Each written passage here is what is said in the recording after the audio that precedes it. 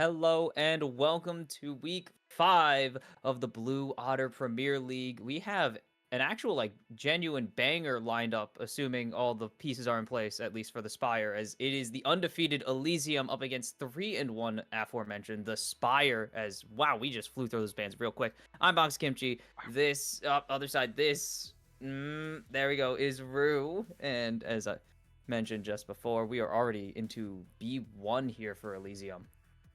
Yeah, straight through this one. Smolder, I hate it. likely, I hate it. and we have instantly hate on the first pick. But before we have a look at that in its entirety, let's go through bands real quick. We have Fiddle, TF, Kali bands by Elysium Spire, taking away Jarvan, Seraphine, and the Mel. Wonder if that means that they're going to go something more like Hypercarry-esque, getting rid of the Ashe pairing as well in the bot lane. Wouldn't be surprised if they just want to go for Hypercarry here to try and match into a Smolder. And an Ivern would definitely suggest Hypercarry to me. Maybe even double ADC. Could be double ADC. I don't know the starting lineup today. Loki, could you get us that, por favor? Mostly just starting jungle. Oh, you can't? Witch is in. Witch is back again. Okay, so Telephobia still not back. We're getting lied to. We're getting lied to on stream, but I did call Hypercarry. And unlied to. Okay, so Telephobia is not here as far as Loki can tell, as it is going to be Jinx at least locked in. So it is a Hypercarry. Will it be the weird double ADC that hasn't really been good this year? Yeah, I mean, it's not really been a thing ever since Ivan falls out of meta, but it's still, you can definitely work. I think if you are allowed to take a Thresh on 3 here as well, it's one of Mollywop's favorites for the Spire. I think that would be a really nice way to round out these first 3 picks, and then from the rest of the draft, you can basically go whatever you want.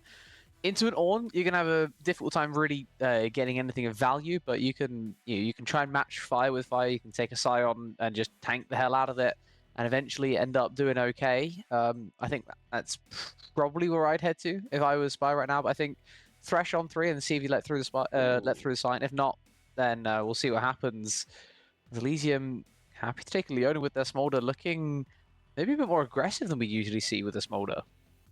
Yeah, they're looking for early 2v2 possibly. Jinx does not have an incredible early, but Braum will definitely help that out. Blocks the Zenith Blade, so it's harder to jump onto the Jinx.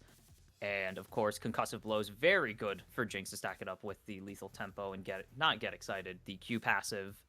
So it is going to be pretty. Also deletes Mom. Don't ask how it works, it just does. Projectiles. It is. I know, but just logistically, does he just have an infinitely tall door that knocks things out the sky? He's just hungry. He eats Mom multiple times. Smolder has a lot of moms, clearly. Yeah, well, yeah, it one big breath of fire that Braum is, I guess, too cold to ignore. As, yeah, true, blah, blah, blah, lore, something like that. Yeah, we can keep faking it until we make it, or we can have a look at these second rotation of bands. Spire and Elysium's, we've both focusing on mid so far. I think that both teams very clearly needing something for their mid lane. I'm surprised Elysium aren't getting rid of the Scion here. I feel like letting through Jinx, Ivan, Scion, Braum would be way too much teamfight even for an Ornn to deal with. So one ban toward mid, sure. If they set a second ban toward mid, then I think Spire have the easiest Scion on 4 I've ever seen. We'll have to see, as it will be double mid bans. They aren't too worried about what jungle Elysium take here. Are they going to get rid of a pretty decent matchup, tank matchups? It's farming. It's something. It's not entertaining. But the Scion ends up pushing, and that's something. Scion gets pushed because Ornn cannot push for his life. And that does matter. I wouldn't. If I'm Elysium here, that's the ban I want to protect my Ornn. Anything else, I do not care what's coming their way. Okay. They were focused on mid. I mean, Spire, they have everything they could possibly want in this draft, right? They have amazing peel, amazing counter engage. Now they just need something to go forward themselves, which is what we're looking for in these tank tops. It doesn't have to be Scion. It's just an option that works very well. You can take whatever you counter pick you want into mid, and then it basically falls down to Elysium in their jungle to find something that completely disrupts your team comp. And I'm not sure that even exists. I mean, pretty much every jungle is available, but you don't really Zin's not gonna do much here. Lilia maybe, as They will have to tell us what that pick is. They didn't get it in time. We get to play the waiting game, unfortunately, on the side of the Hmm. Spire. We do But love the missed picks. Lilia? It's Cassante Cassante. taken here. Okay, so they will still get a tank, just not the one Rue was hoping they would take. That kind of sets them up for a super strong team fight. Oh, this is Orange Jungle. Or Because is it Garen Jungle? Or is I this some... I know one person who plays Garen Jungle. He calls it the Great Equalizer, and it's just because it's funny. It wins games, but it is just because you want to ult somebody. He's not... I think I'd rather have the Ornn, honestly. Into Cassante, especially. I'm very surprised at this level of cooking from Elysium in game one. But I mean, you've gone Garen into Cassante. That's a That matchup is that a is positive typically seen matchup. as it's seen as like a very good matchup for the Garen. Now a Swain We've... coming through as well. I mean, that could just be blind in mid. It feels potentially counterable by something and like Nivea. it is. I don't... Um, Why is there a Swain here? Vibes delay. A lot. I mean, there's a lot of HP on the side of Elysium, but Yeah, but they don't Nivea really can have build an AP Leandries. threat. Yeah, they build Leandries. Jinx is going to build an LDR this game no matter what. Cassante does true damage. You really needed a big AP threat here, and Swain is a drain tank, and there are some nice health bars on the side of the Spire, but it's... You're really going to be heavily relying on Smolder, even more so than usual for most teams. Yeah, I'm gonna throw this out there. This is the weirdest draft that Elysium have thrown out all season. That's a pretty I standard don't sentence with think Elysium. it's even close. It is not close, though. Yeah, last time out they had let's have a look. They had Kennen, Jarvan, Ari, Ashborough. That's pretty crazy, but that's a We're moving into pretty team this. fight comp. Like, that's a pretty team fight comp. That's a normal looking comp. What is this? What is this? This is the beef grade, and then you got a Smolder at the backside, hoping that he doesn't get Cassante. Is their front line really going to be enough to deal with the Nivea Jinx damage, the Braum Peel, the Cassante existing, Ivan shielding, Ivan CC, Daisy existence? Like, they can't get onto the Jinx or Anivia for that matter. Like, you're just... This is a choice. Like, This you can't get an is Ornhorn. one hell of a choice. The Forge God's not going to work most of the time because of Braum unless they burn the Unbreakable early. Garen can't run at a Jinx with this much peel. Swain has to hope for a never move not getting blocked. Zenith Blade, same issue. Either it's going to go way too far, or Braum's just going to eat it. Smolder doesn't have CC in his kit. I mean, it does. That is kind of the hope here for Elysium, is that Braum only can block so much. Eventually, there's going to be a mistake on the side of the Spire support, and they might let an engage through, but then you're just jumping into Cassante, Ivern, and Braum, and that sounds pretty awful still. And then the counterpoint of it also only needs one reset, right? Only one person has to go too deep, and suddenly the Jinx is just absolutely tearing through the team fight. Screw your health pools. She doesn't care if it's 6 autos instead of 3. She's still going to absolutely rinse you. It's just you get to do the 6 autos in the space of 3. Congratulations. I'm scared for Elysium in this one. I feel like they have overcooked for like no discernible reason. I think that just taking Ornith Cassante is absolutely fine there. Maybe they feel this is their only way of truly getting onto the Jinx, but if that was truly your issue, then like just try like a Nocturne Orianna type thing. Like just go full send in that direction. You can play dive pretty effectively with an Ornn Leona. Smolder's there for follow-up damage on the back. Like you could turn this into a dive comp on 4-5. The fact that they've decided to go Garen Swain instead and try to front to back through a Jinx with this much frontline is scary to me. This is we've seen them get through this before. We've seen them get through some draft diffs with this thing called hands check. Mm-hmm. Except these are not champions you draft a hands check. Usually you draft a hyper carry like Vayne, Jinx, Yunara. This is very telegraphed team comp. So Loki likes this comp. That's all I'm saying. That's what I'm hearing. Loki likes this comp. Like unironic. I'm Okay. I'm gonna need to take a short little break on this one. I think everyone needs to take a short little break before we get into game number one. We're back once the draft delay is over and done with, and then hopefully we're ready for the Rift with these 10 champions. We'll be back soon.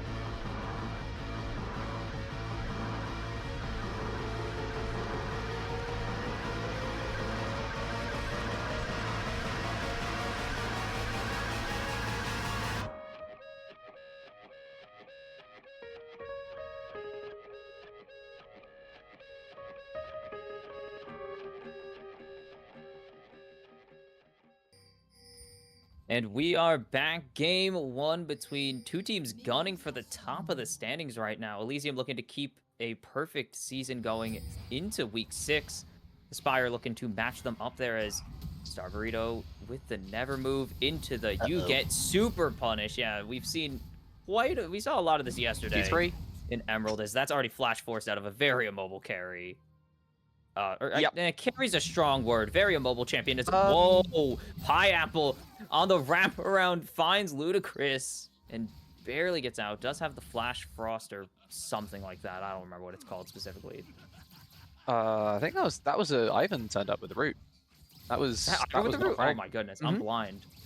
I'm sorry. It is understandable. Very similar looking abilities, like surprisingly so. I think he's using a skin thing. Yeah, he's using the blue skin. So I was like, oh, that's a Flash Frost. It wasn't. As big trade onto Relics here. And Star Burrito continues to suffer. Why did you? I would also like to point out some runes while we have maybe a second to breathe. I hate this. Stop. Do you like Deathfire Touch? There are very few champions that should be running it. I have played with 2 Smolders that have run it, and it's done Diddly and Squat in that order, both games. I mean, Smolder I don't think is in a good spot in general right now, and adding in a bad Keystone isn't helping. Anivia, I don't know, I think Electrocute's just always better on Anivia, just because you are such a short trade champion. So, I've been receiving mixed opinions on this route. Right, I've seen some people defend it to the hilt. I think, especially pre-hotfix, I was inclined to agree. Now it is in a much nerfed state than what it was when it was released. As Vrang may also be in a nerfed state very soon, turning into an egg under his own turret. But it wasn't a great wall, but it also doesn't help Star much. This is kind of okay. This is a fine egg pop. Free heal. Exactly. He's up in the trade, right? W. Technically a winning trade, I guess. Yeah. Still has flash as well. That never move did not hit, but we're not going to talk about that. Look at that. That would have been so much damage onto the Swain right there if it was just Electrocute. Yeah, and now he's not up in the trade either. Vrang actually suffering into this matchup. Imagine what it'd be like if Star didn't have his flash burn level 1. Could be a whole lot worse for this guy right now, as this also is quite worse. Coming in. Oh, never move. Not going to connect. Needs to go for the trade. Big shield coming in with the flashy, and it's first blood to the pacifist tree man for Witch at Black Mass. What a weird champion to get first blood, but they get the job done. I don't know how it worked, but it did. That's, I guess, the wonder of Ivan.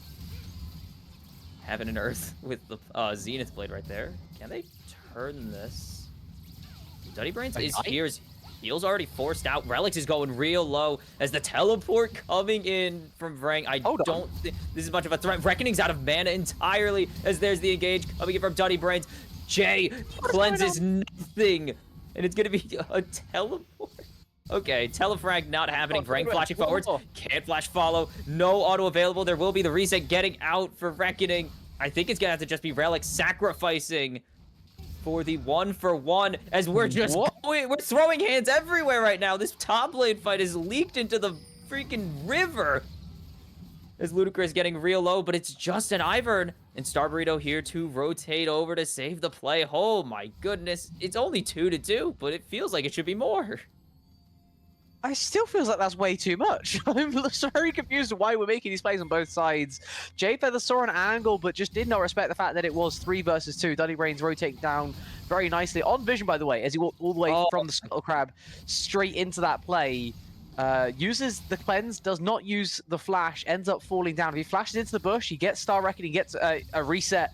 Could maybe even look for a little bit more afterwards. Instead, just ends up using cleanse. Now he doesn't have that for the rest of this Leona lane, and that's going to real suck. Cleanses the rest of the fight was odd on about every account. I think it's best surmised by the fact that Ivan did get first blood, and that's just not something that should be happening in this timeline. A sign of the times. I'm impressed that Elysium stayed after seeing the teleport channel. That's an 8-second channel. Like, it takes a long time to get this, new teleport, quotation marks new. It's been changed multiple times. The Star Burrito chunked, and imagine how, like, you see what I mean?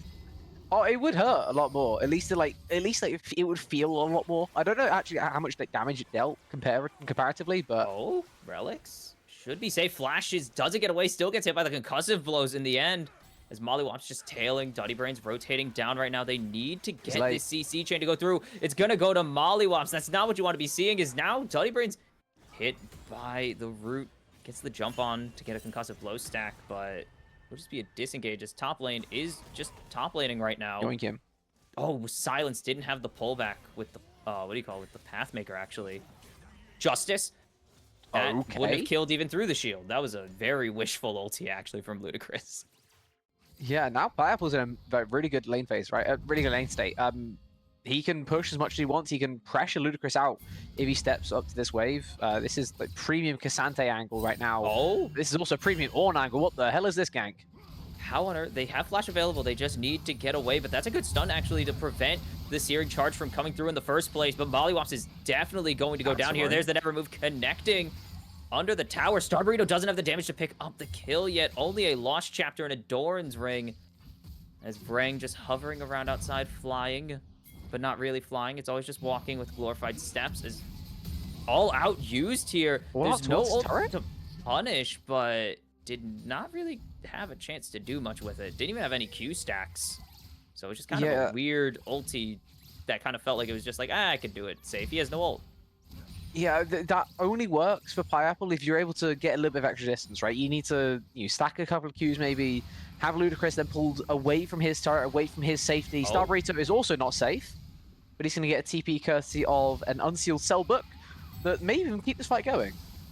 Maybe, but Star is getting so low. Witch is here, Relic's covering, and Frank's just going to walk away. There's no Ornn Horn quite yet. Not level 6 at the moment, so just can't really do much there since Star is getting outranged pretty hard so far. Yeah, I mean, of all champions to be outranged on, right? Swain with his insane poke ability. I guess it makes sense, though, into Anivia. When you're not pressing W, you will get outranged, and Star definitely took the worst of things there. Popping ult, popping flash for a play that was optimistic at best means that he's now down both of those very key cooldowns for the foreseeable future. Drake has spawned on the bot side. Going to require a lot of help, of course, if the Spire do want to take it, since you have either. Both sides. He does not do good. Excuse you, both sides at this moment need a lot of time to take dragons. That's true, but at least Ornn has Barmies. Ornn has Bombies and Brittle, but we are looking at like a full tank, an Enchanter, Sheen Smolder, and Omni Boots. Ooh, good push there, actually, by Pineapple, interrupting my thoughts, but Omni Boots Omni Boots Jinx? Hold on, sorry. Is this a thing? Technically, it isn't. Insane? It makes sense. Are these boots really that good? Is it 1%? I don't remember what the Omni Vamp on base is. I have to go, excuse me, look it up I now. will find out. 4% base, and then it goes up to 10, that's right. So, yes, Jinx is one of the key champions to use this on. Fair enough. I'm just shocked that it's that good, but fair play. I guess. I don't know if the rush is great on. Version sustain. I don't know how good rushing them is, especially in a low kill game. So far as the Ornn calls the Forge God, Vrang gonna get knocked up there. Star Burrito going to assist. Flash out. They're not even gonna get the egg. The step back is crazy with the shield from the Ivern. Keeps the passive up and can catch this wave still as the all out now on the top lane. Ludicrous has nothing to stop this at all as, oh, never mind, gets away, burns his flash. Mom called down into, jumping through the traps as Relics as it just kind of not a ton of damage coming out from this Jinx. Super Mega Death Rocket not going to be enough. The W is up flat forward from J Feather, secures the kill onto the enemy support though. And a map-wide 1 for nothing with so much spent, just everything getting spent. There's no way they extend this play, right? Okay, they don't. Reckoning should not allow them to extend this play. This is just flapping around for the sake of getting 1 extra stack. Potential danger, but probably safe overall. Does flap give stacks?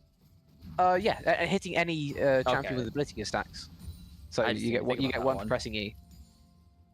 It's an odd one to think about, but +1, hey? At the end of the day. +1. +1 is indeed +1, but that's J Feather now using Flash in the bot side. Dirty Brains just right click. Like once they're back in the lane, you have all the time in the world to go make your impact felt. And sure, the Jinx has cleanse, but you have like 5,000 stuns between you and the Leona. I'm sure you'll be able to make You it only work. have I a feel like stun. that is. There's only 2 cleansable things, like on this team. 3, I guess. 4 total. Only like 2 of them are worth cleansing. Yeah, but like the main thing is Ornn, go bot, right? That's like the moral of this. Just treat it like a Orianna. Just treat it like Ori when you get the flash out on the first gank. Just regank. Especially with how hard they're pushing, because what is Reckoning gonna do? Burn all their mana? Yeah, and the other sad thing about this from Jfed's point of view, I saw how much gold he got for that kill. Because it's the 3rd death of Relics, that was 130 gold. He just flashed like a wave, effectively. Like, that's how much gold he got from that kill. Flashed for a glorified cannon minion, as... Don't think they've spotted out the Ivern quite yet, but Mollywops is looking for Reckoning, and they're just gonna have to turn on to Relics. This is a recurring theme I'm seeing, is that Relics is just eating all this pressure so Reckoning can drop back without using Flap. But I mean, if you keep the Smolder alive, then you're doing your job, right? I feel like right now we are getting some item spikes coming through, mainly on Dirty Brains. But it looks like up next is going to be Reckoning, as Starburrito's taking it all in. And we're going back just going to get it in time before it goes down, but Relics is going to take the kill out of Jfeather. Call of the Forge God connects onto Widget Black Mass, but they're going to be able to get away, popping the heal as well to get out. Witch flashing, flash follow from Duddy. There's nowhere really to go. The Q doesn't connect, doesn't get the slow, not even the airborne, and Duddy's just going to take a tower shot for his troubles. Yeah, Orca from both sides there. I think Which may have wanted to flash at a different angle if he'd realized where Mom was coming through to, but ends up being safe enough anyways. Frank wants to make this play happen once more. What a perfect E, or beautiful W there to get the wall, but just doesn't have the damage yet. Only the Malignance, but it's going to be enough to get it with this Glacial Storm. Is Star gonna chase this? Can't really, doesn't have any damage. Doesn't even have a finished item. Loses his own flash for that play. No sums on this mid laner. And Pai's just gonna leave. Yep, that's Cassante. And this is the sad thing about having Garen into Cassante, right? This could have just been an Ornn into Cassante, nothing happening for the next 20 minutes in top. Instead, you have a Garen, like he's got a kill, but does Pai care that he's got a kill? No. Does Ludacris really get much from that kill either? Not really, whoa, right? Whoa, whoa. He has boots. He has attack. He has Berserker's Greaves because of that kill. Don't you disrespect that 300 gold. I'm going to disrespect the 300 gold. No. I don't think that Cassante cares at all. I think that in terms of overall value, this could have been a lot more impactful of a jungler, right? When you're looking at Jinx, you're looking at Nivea, these are very immobile champions. If you have a high mobility jungler able to gank a lot, you may be able to have an impact on these lanes. We just saw from the previous play. Okay, they get Jfeather from him overstepping, getting himself another kill in the process. But it's a one-for-one that, maybe if you have a different type of jungle, as that is just a Damash Injustice waiting to happen, surely. That was an all-out into instant Pathmaker to tower, so I don't know what the play was there. Again, no Q3 charged up. That was just a raw all-out. Yeah, I'm seeing a little bit of Cassante missing here. Okay, never mind. Jay has cleanse. Oh yeah. I'm getting dragged all over the map right now. I feel like this is awkward. We're fighting again. Duddy just got the most super awkward Searing Charge ever. Hits the wall corner while trying to dash around it. And now Jay is unleashed. He is excited. There's Daisy putting the work in. It's a double kill. Daisy is unkillable, apparently. Finally drops after tanking like 3 tower shots. And Jay gets another kill for his troubles. And this time, it's on an actually meaningful target. Yeah, this time he actually got some gold from getting the kill as well. I'm sure he'll be much happy with that on there. I mean, costs a cleanse, but I don't think he cares. And now he's seen out the worst of his flash time, right? By the time everyone's back on the Rift, he'll have that Keystone back. And as we were talking about just before that fight started, Duddy Brains on the Ornn is just not able to impact these immobile carries as much as some other junglers would be able to do, right? You have a jungler that can gank more, even if it's tanky like Ornn, if you want to go something like Sejuani. The ability to just impact those lanes and gank the hell out of them repeatedly would have been so much more felt, so much more profitable potentially for your lanes. As things are now, Elysium find themselves down 3,000 gold, and the worst part is it's basically through mid and through bot. The 2 places you don't want the enemy team to have gold.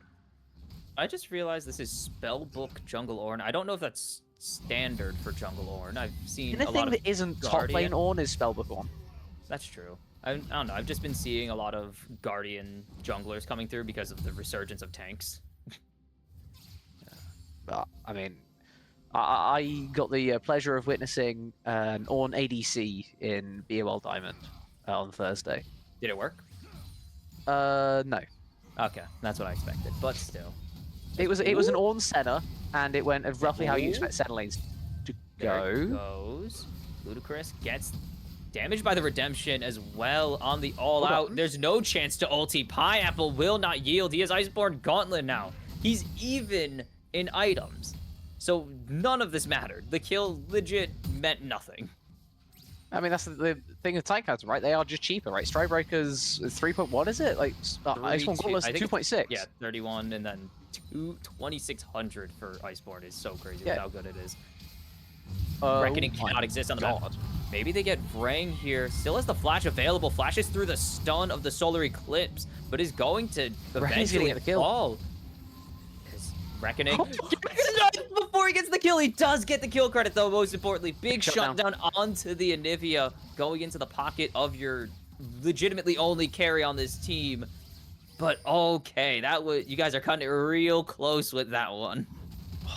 Jay, I just wonder if that was sent a second faster. If he'd seen that just a tiny bit faster, the change that could have happened. I mean, it's still amazing for the Jinx to get that kill straight back onto Reckoning, but 790, I think it was, gold for the Smolder is absolutely huge at this phase of the game. Are we building Black Cleaver? This does look like Black Cleaver. Essence Reaver Black Cleaver, no. Well, I was just talking about a Senna. This is like a Senna build now, which is it's a thing. Just go Spear. If you're gonna go Bruiser, don't go weird crit Bruiser hybrid on Smolder. You're gonna hate this. Cleaver at second item is winning 4/7 of the time. Hold on, Reckoning getting absolutely torn apart. Burns barrier here. The Redemption is gonna be nice, as well as Relics is trapped in the Glacial Fissure. It's just getting beat over the head. The Solar Eclipse comes in way too late. Bollywomp's gonna take, like, I don't know, 40 gold at this point with that kill. The Cleaver isn't the issue. I mostly just I don't know. Maybe Essence Reaver Cleaver is the play. Why did we ult? Wave clear. That was a wave clear. It wasn't even on the wave. It missed the wave entirely. The wave? Star flashing forward. This is a wave clear ultimate as well from Star Burrito. It's a wave clear ultimate. That was the I hope I catch you with my kill, with my ultimate. I've only had realized that maybe he would have been able to have some chase down potential, but without the slow, it just does not quite hit the same Vrang. Happy just play that range game, doing an amazing job in this solo lane, up against Star. Always have slow. Doing Anivia, that's a good point. Doing Anivia. Just be Anivia and have slows on every single spell. Very useful. It is pretty good. Why isn't Star Burrito just considered that as, hold on. Playing nonchalant? He has considered this. Gets stunned up. There's no chance, right? There's no way they stall this out. This is W. Oh. The Ivern is here. The root not going to connect. Does Vrang? No, he doesn't. And it's going to be another kill onto this Swain. The counter pick working perfectly as intended. I'm just going to buffer through that. It's not even a buffer. It barely counts. It makes you unstoppable. Yeah. It's a lame buffer. I did see earlier in this game that we didn't get a Bella's Breath to deal with a different bit of CC from different Unstoppable. We have 2 Unstoppables in this game. We love taking CC, guys. Don't worry about it. Useful to avoid at the very least there for Pineapple. Doesn't even have to burn Flash. Able to TP back to... not to that turret because it died, but he can TP back if he wants to catch the wave a little bit deeper. Rift Herald taken as well there by Elysium is going to leave a little bit of time for the Spire to clear out mid, maybe even rotate down to this Drake with it spawning in about 5 seconds or so. They've already cleared the first 2, and I'm pretty sure this has to be some sort of criminal offense. Right, allowing the first 2 Drakes to go over to an Ivan team? How? I've been reported for less. I just don't understand how you can let a champion that is never designed to get early dragons get not just 2, but now 3 of them. I think this all comes back down to the Ornn jungle, right? We keep talking about it because it's been such a key factor in this whole game. You don't have the activity that you're used to seeing on a jungler, right? This is a very passive jungler by modern comparisons.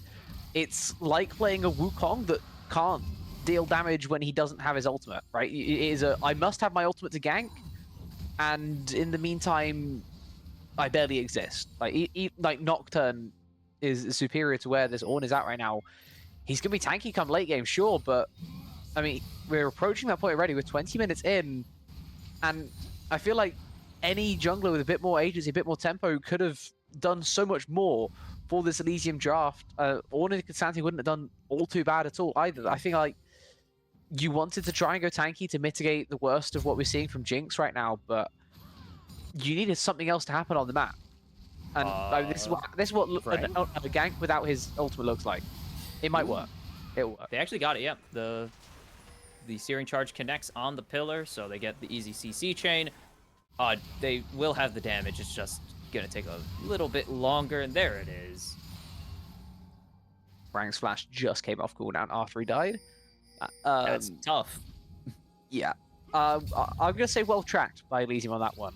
Really good timers collected.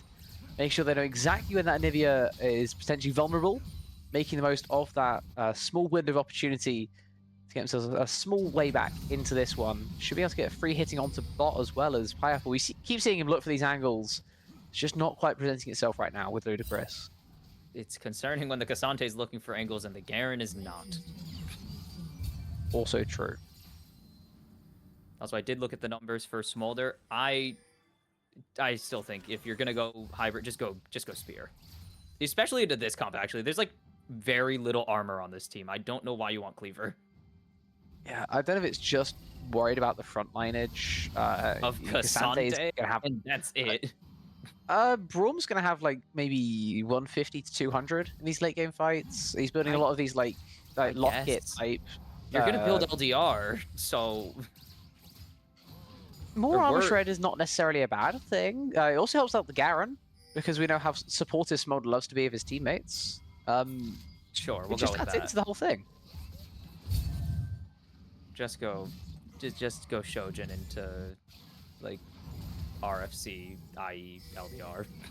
Can we get a stack check on this Smolder? That is important, actually. We should. I feel like we've seen him hit 125 quite a while ago. I'm not sure. 220. Oh, just ticked over. Yep, just ticked over on that wave. So is going to be doing a lot of damage. Also, kind of that. Again. Smolder does a lot of true damage. You don't really need Cleaver into no armor comp. Yeah, a lot of the late game damage will be true. That's fair. I think being able to press the Q button more often, which Shojin does allow, is very, very important. But maybe just goes that third and says screw the crit stuff. Could be a screw crit. It is what it is. That is true. Actually, doesn't even need to be a screw crit build. I mean, you're probably not going to get that late in the game, but you do have 6 item slots now for real because you're ADC. Yeah, and that's going to require a 50-minute game, but that's a different issue.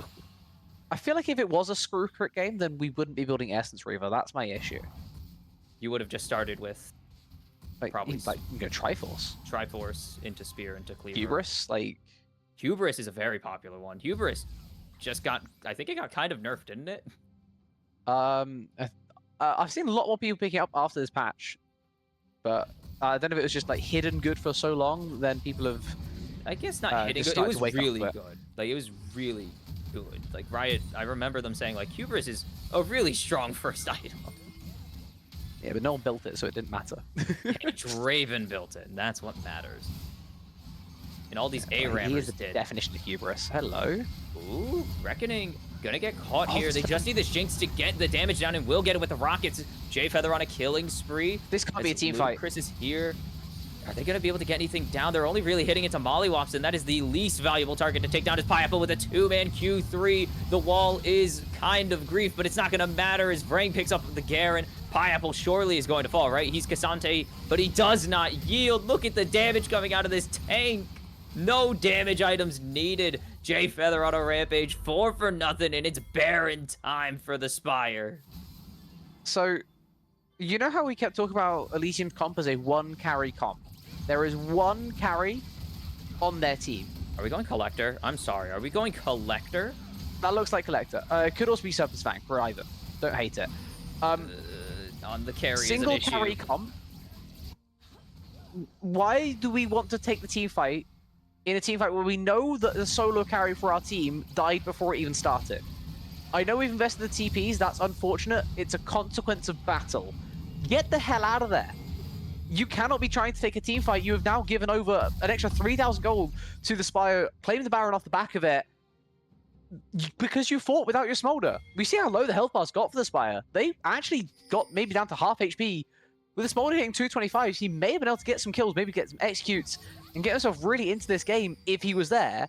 But the fact that he's not means that fight is just not possible at all for Elysium. And CCs, slows with notwithstanding, you cannot be trying to take that fight even longer after your Smolder's already dead. Oh, looking for the Drake. It was the Elysium over first, as maybe the ult gets canceled there with the Call of the Forge God already going down. 7 kills for Jayfeather now, and he is excited. It's a double. Is it gonna be time? It's a for the Penta. Oh, you... Pineapple steals it. Pineapple on the Zeus mentality. If I can't get a Penta, no one can. But this should just be the march to end the game. Screw the Drake Soul. It's just a 2.5 item Smolder against the entire Baroned up Spire. Yeah, the wave has kind of fallen by the wayside, but they are getting another one coming around just now instead. Molly they know what they're doing. That is they know their tower playing on the right side of the edge. But so I think they're just going to get the mid in here, take the Infernal Soul. This is the safer of the two options, right? You've got Starbreeze spawning in 5 seconds, Duddy not long behind, Relic's already up.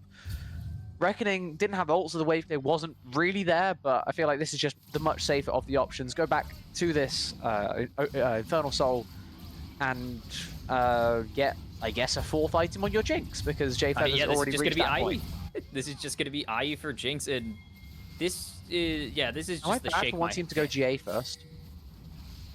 It could be. That's not a bad option given the game state. Like, he's not. No, they're not going to go it. But I can see why you would want to see the GA. Like, he is the core damage carry. There is good damage coming out, even surprisingly, from like Pineapple and obviously Vrang. But right now, Elysium's comp needs to go. We're getting rid of this Jinx first and foremost, and we'll figure it out from there. Yeah, so GA would have been nice. I mean, that would be something to figure out in the first place, right? How do you get rid of this Jinx? That is that's the other one from the side of Jayfeather. This has to be discussions that Elysium are going through, right? This has to be like what they're talking about in this time. Is like, how do we get rid of Jayfeather? Okay, no summoners after the fight. How do we capitalize on that? Can we force a fight while this Baron's stuck? Can we make a random defense around a turret they're not expecting? I feel like right now they're just getting kind of split pushed across the map, and Jayfeather is effectively alone in top. Ooh, but he's played it well enough to the point where Starburrito did not have a play to make, and now he's safe in mid. They're kind of 3-2 this. And your base is going to collapse. It is eventually. Like, they're just, you could see this Baroned up super minion wave 2 coming in as Pineapple going under the tower. He will not yield, but he can't get over the wall, but it doesn't even matter. It's the 2 Freljordians picking up 3 kills as they get the justice delivered onto Pineapple, but it is too little too late. As it is a 4v2. They finally found Jayfeather. I was going to say, why even buy a GA? They can't get you below half HP. They're going to get so much damage onto him. Star Burrito ascends, but is it even going to matter? Has to go golden to keep the ascension going a little bit longer, but Jay's just going to take the kill, make it a double-digit game for him. And the Spire, after a rough first showing with Witch at Black Mass, should pick up this game. They just got to get Duddy Brains down here on this Ornn.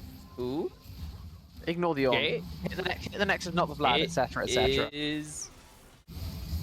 Are they not going to end? Wait, the Nexus, not the Vlad, please. The Nexus, though. The Smolder with the double kill. The triple kill. Reckoning. Coming at the base with Relic saves the game. Make it a quadra kill. What's this TP? We're just giving you a pentakill. No. Wait, can he end? Can he end? He needs just one chance. But he can't get to the Nexus. He flashes away, but he has no damage. It's a pentakill. We thought it was going to be for Jay, but Reckoning with the Serpent's Fang, as you called it, a Jack shows in his pocket now, pulls this game back. That is a, 50 HP Nexus, maybe? And the Cassante was able to get one auto off, but it was not quite enough. And I just have to wonder how different this tail could have been. Holy if cow. He had just autoed one more time instead of trying to run and flash away. Oh. I want to He make it tried to no. escape and it was not there. And I mean, that is literally 3 items purchased in the Yes. past 2 minutes by Reckoning Reckoning. just got 2.5 items worth of gold. That was what? Finishing combining for Serpent's Fang is like 600. Full Jock Shows is 3,200. Chainsword is 2,800. That's like 6k gold spent in one base. Yeah. Off of a 30-second fight. He's an issue now. He has executes, he's tanky. Like, issue. it's so hard to get this guy. It's gonna be And that Q keeps on doing more damage, right? Doesn't matter how much damage you build as the Smolder, that Q still keeps on scaling, dealing percentage true damage for every single stack that you gain. We're not going GA, it does just though? a little bit more. We're not going GA on Reckoning here. We're going for the Scout Slingshot. Why? I think he's worried about range still. I'd be worried about my health bar. Also valid, but he does have Jack shows. Maybe that's enough. It's a percentage boost, and you have 0 resistances besides the Jock shows, so no. GA gives armor. But this is a kind of stealth Baron for the Spire. Elysium are aware it's happening. It's not even stealth Baron. It's not even a stealth Baron. There's bushes in front, they can tell. As the damage coming through from Jay, they're trying to get him down. Duddy Brains is going to be traded 1-for-1 with the All-Out. Star Burrito trying to create space. Ludacris can't get the execute. Star Burrito goes down. It doesn't even matter. It's up to Reckoning on the Smolder, but he doesn't have the health. He doesn't have the damage. A triple on a Baron fight is going to be what seals the deal for real this time. Elysium extended the game as long as they could, but a sloppy Baron's attempt is what's going to do them in. Yeah, they tried to stop it, but Spire, I mean, for all we're talking about the Smolder being insanely strong after that fight, no one else was for Elysium, right? This is still a massive gold lead before that fight even took place. The only real parity was where Reckoning was concerned, but it just is not enough in the end to overcome the overwhelming might of the Spire, and we'll have to see that pervades into Game 2 as well now, with Elysium in unfamiliar territory. That was only second game loss of the season for Elysium so far, and I'm pretty sure this is the only series. Yeah, first time they've trailed in a series, especially. So this is funny enough, where we, again, last season, the Spire were in the same situation. They had lost, I think, 1 game through the first 4 weeks and immediately got punched in the mouth the next week, and it just tailspinned them. And it might feel nice to do it to a different team this time, especially with some of the core pieces from last season still hanging around. Yeah, well, I hope for their sake they're able to maybe even finish this one out. I think that would be an amazing scalp to claim at this point in the season. Elysium, as you said, this is their second map loss of the season. Spire, you could be here to really ruffle some feathers. They get that second map win today. They topple the untoppable, and it'd be difficult to say that they aren't at the peak of BOL Premier. Pun very intended. I can't imagine. It's very funny. I think we already made that joke last season, but still. Doesn't matter. Who is there left? I mean, I guess I'm trying to remember all the games they've played. I have to go check now, but it's like they've kind of faced, like, they lost to Conduit. That was the big deal, is they lost to Conduit, but have they faced the Monkeys yet? No. So that's really, like, if they can lock this one down, the real last hurdle to securing a potential first place finish is just get through the literal Monkeys when you face them. And that's really all that's left for them to, like, accomplish. But can't get ahead of ourselves yet. There's still a chance for Elysium to pull out back-to-back wins and maintain the 5-0 record and send the Spire to a 3-2 entering the final 2 weeks instead of a hopeful, glistening 4-1. So we'll have to see if next game Elysium can force us to a decider, or if the Spire are really going to flex their might and become the real deal of BOL Premier. Stick around for game number 2. We'll see you in a couple minutes.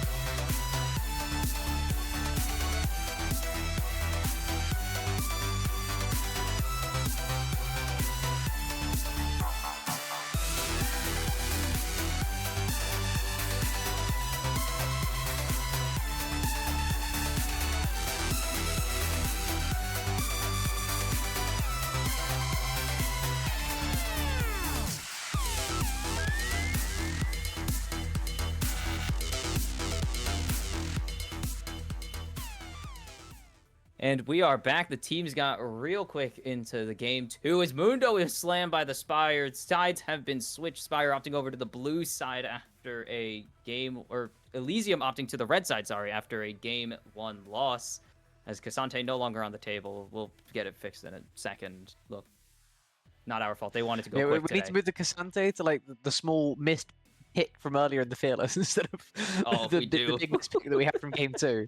But I'm sure we'll get that all there for you all. As you said, Mundo taken first off. Bans look very similar to what we saw earlier on. Now we just have a Kate Karma. Now, Kate Karma, what's the one thing you can't do as Kate Karma? To get level 3 by the jungler. If you get level 3 by this jungler, you deserve to lose the game, right? Especially this Mundo? I think that's why they have chosen to go so aggressive here for Elysium.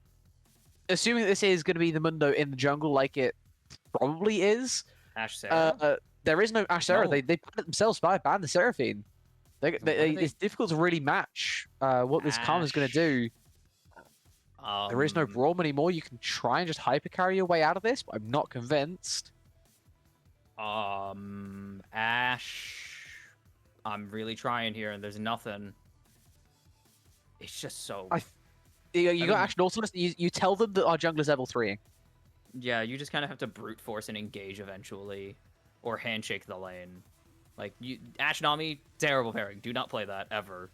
Like, please don't. I feel like you just don't take the Ashe in this situation, though, is the better answer. I think that's also valid, but I don't think there's like anything you can really do into Caitlyn Karma apart from plead with your jungler to show up as fast as you possibly can. Yeah.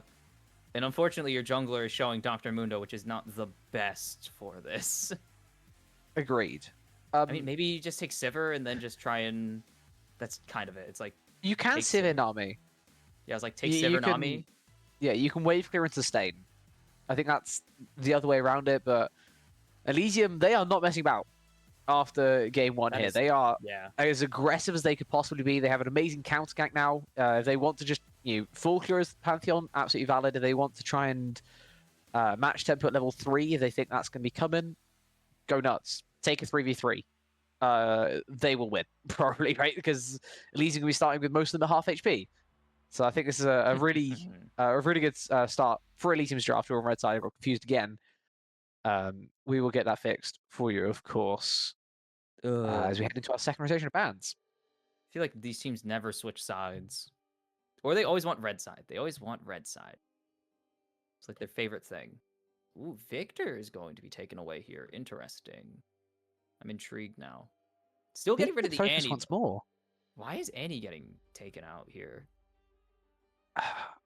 I feel like Annie's just in a fine place. She's strong, but not like... Not against a Pantheon. Not against anything that's showing here. She can't touch Caitlyn. She gets blown up by Karma. I mean, you could stun the Pantheon, but he usually just reverse bangs you. Yeah, he just turns it on you. This is a very mirror of what we saw in game 1. The Hui was banned in game 1. This time range comp. Yeah, so Elysium would seem to ban the Hui in game 1. This time it gets through. So happy to take it. And they did have R1 though. So annoying. They had R4, so they could afford to leave it up if the Spire didn't want to get rid of it. And I mean, yeah, Caitlyn Karma Hui sounds so nightmarish to run into with Mundo Nautilus. Lux at Okay, hear me out. Ashe Lux, Nautilus jungle, Mundo top lane. It could just be Lux mid actually. I keep forgetting. I'm so tier 1 pro play brained. Like Lux would never go mid. Her spells are super predictable, very easy to get her to burn all her mana. It has to be Lux mid because the option is not. But it could be cool. No, it's Mundo jungle. Okay, the Renekton confirms it is a very boring. And hey, look, it's the Renekton blind, everyone's favorite pick. I mean, I feel like Elysium can get away to almost get like 3 winning lanes, right? You just take the range top. You can. I don't hate this either. They need engage, and it still beats the. It doesn't beat Renekton in push, but it beats Renekton in the end. Like eventually wins lane. It beats him as soon as you have 800 gold to base with. Just buy a Bramble Vest, and he can't do anything anymore. Completely neutralized. Just stack the armor until the end of the game. I feel like Malphite. Engage. Very Awesome. solid here. I really like Elysium's draft if Why game did they two. do this last game? If they just drafted like this last game, this could have been a 2-0 in their favor. Also valid. You know what? It's fine. They sometimes I know this from Elysium. They like limit testing. They like finding out exactly what they can and can't get away with. Like, can they? They almost got away with that kind of questionable draft by just winning a miracle team fight on a pentakill. It wasn't even a team fight. It was more of a panic save the base pentakill. But it worked for It worked a for short amount of time. a second until they funneled into the river and died at Baron. Yeah. Well, I hope this time for Elysium it should be working a lot better this time, right? We're talking Kate Karma, very winning lane. Mundo as well to be the jungler means that that gank is so much more difficult to properly pull off. The Spire would have to do some immense setup work, some fancy anti-vision plays, and even then, it might not be enough. I feel like this bot lane 2v2 is just absolutely crushing. And while the Mundo's trying to save that, the Pantheon has such an effect everywhere else on the map because he's Pantheon and he can impact the lanes while he's just taking his buffs. So Spire really going to be up against it in this one. And Elysium, the ball is in their court, right? This is the kind of game that you want to have when you're down in a series where everything kind of dictates around how well you play the game. If Elysium play the game well, they will probably win this one. Should. This is pretty much just like kind of even mid lane, but otherwise, Malphite, just like last game, doesn't really care. Like Cassante doesn't care that they're going to probably lose out and push in lane. Like, you're a tank. You're just here to soak XP and hit your ultimate eventually. Otherwise, yeah, you laid it down. Pantheon's just gonna have so much more presence, much better ganks. Kate Karma, I don't see a situation where they lose this besides actively running it down, which would be like, yeah, no duh, anyone loses when they actively run it. So Elysium should be able to just take a good lane advantage and shift that into a game advantage and a win. Or I guess a game tie, technically, because they're behind in the series. But blah, blah, blah, you know what I mean. Yeah, well, we'll have to see if they are able to convert on that when we get into game two. Back after a short little break to go through the client delay, and we'll be back when game number two is ready for us. So we'll see you then.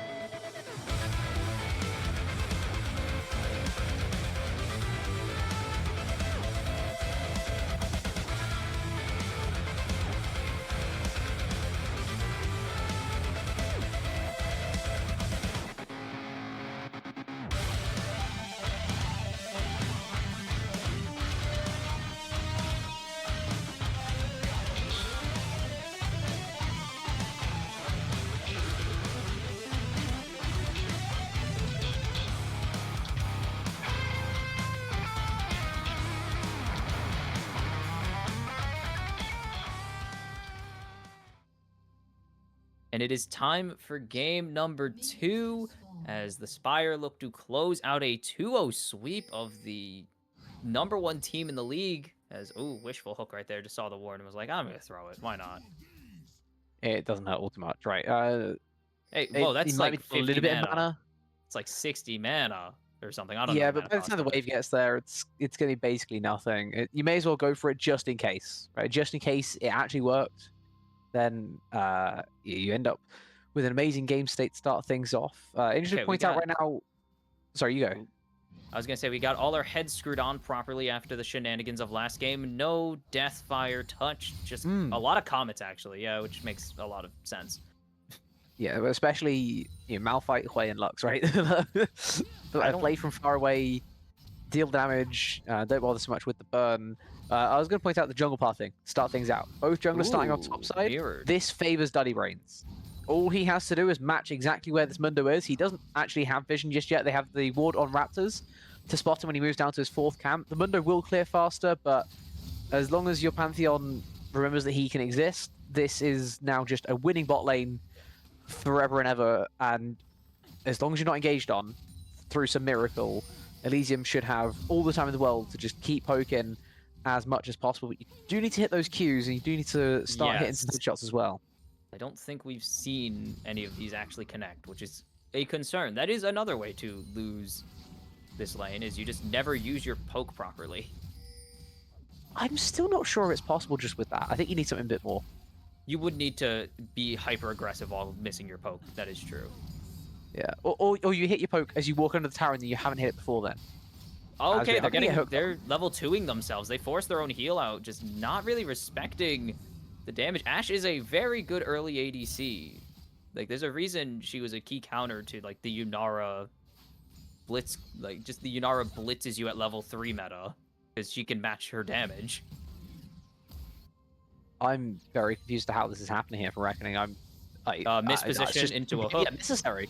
Yeah, there's no reason. Throws a random Q with no wave because it pushed under tower. I don't understand it either.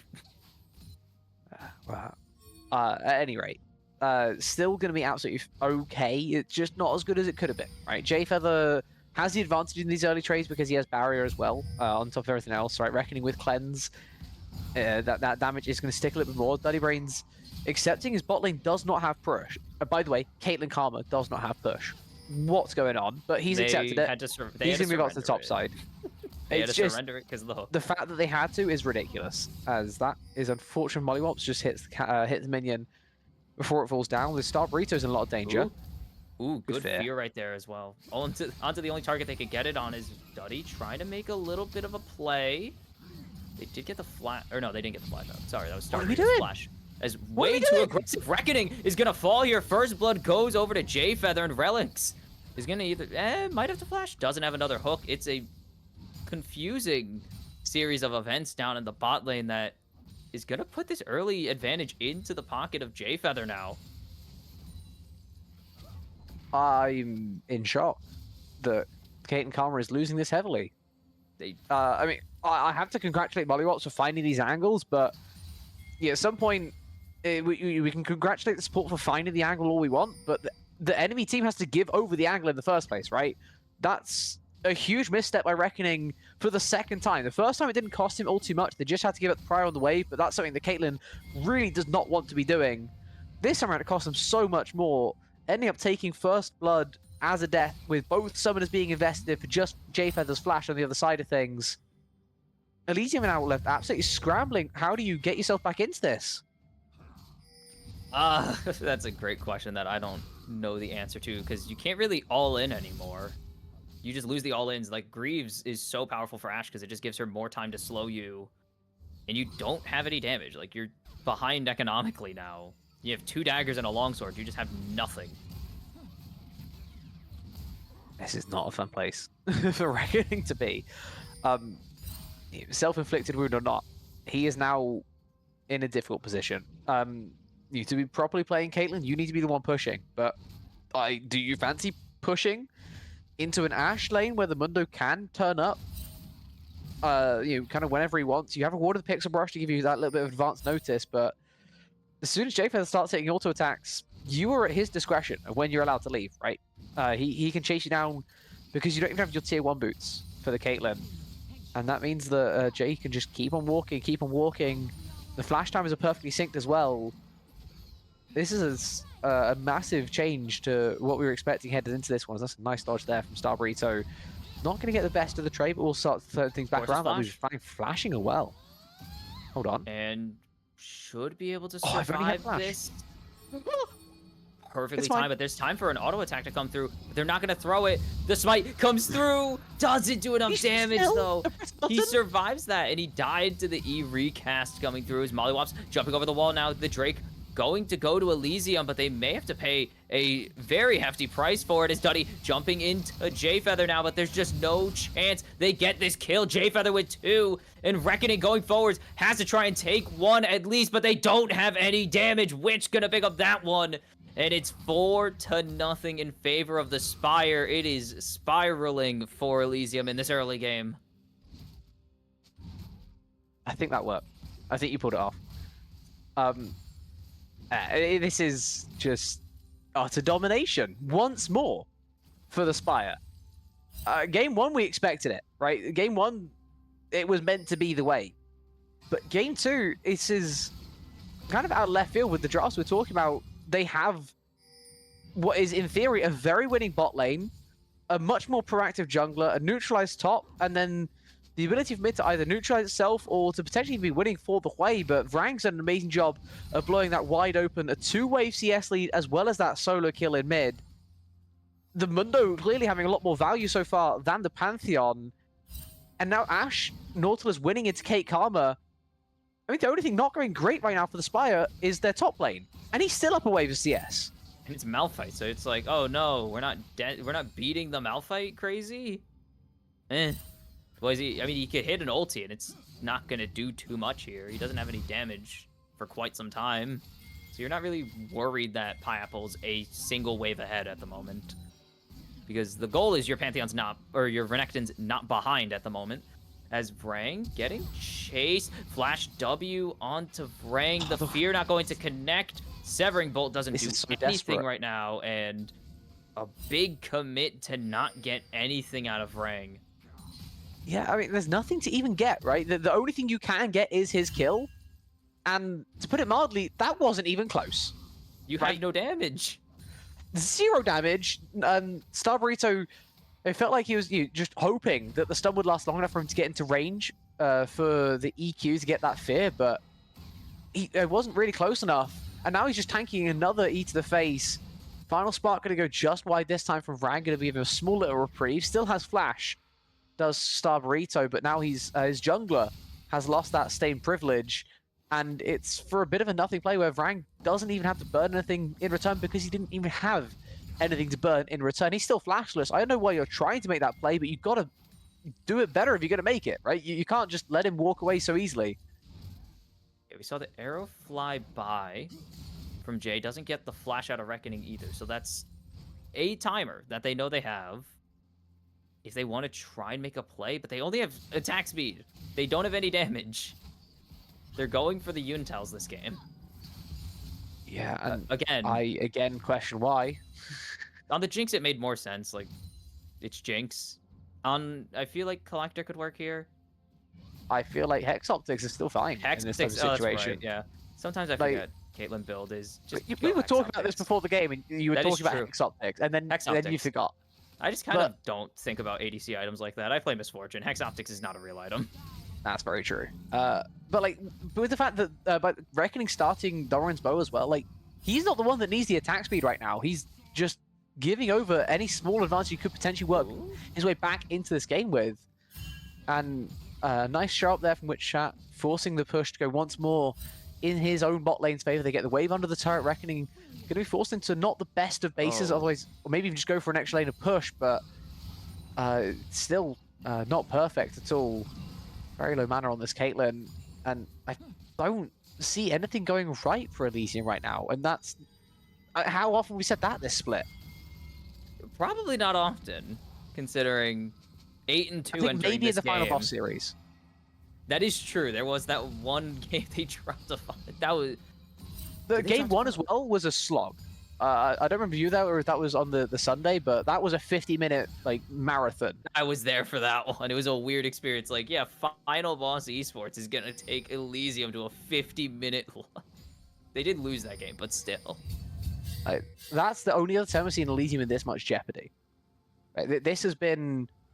There are off days and there are days where they don't even look like themselves, and I have to say, this is the last. I'm not convinced this is Elysium. This is just going to be a kill. You should have just saved your cleanse. You're not getting out of this. Why are we flashing? Maybe they get mollywops in response. They will get one. Hold on. As Witch overcommits on the dive, and they just don't have the HP or the damage quite there to get Reckoning. So it's going to be a free 2 for nothing. I thought maybe it was going to be enough. But no, as Dominus comes out, Ludicrous still has the unstoppable force. Doesn't even need a Reckoning. Going to dodge away from Final Spark. And that's a positive play. An overestimation from the Spire is going to cost them second Drake, which they shouldn't have even lost the first one, but that's a different argument. Yeah, well, that's a massive play for Elysium, right? Getting yourself back into the game, it might not have been something that they did proactively well, but it's a great response, right? Reddit gets down there just in time. Bloody Brain's a great punish for someone trying to make a macro play against a Pantheon. Right, that's exactly what he has to do. He shows up, he turns the fight just about in his ADC's favor. They both get a kill in the exchange, and now the game is a lot more playable than it was just a minute ago, right? Talking about that second Drake, very important. Moving into a Hex Tech Soul as well.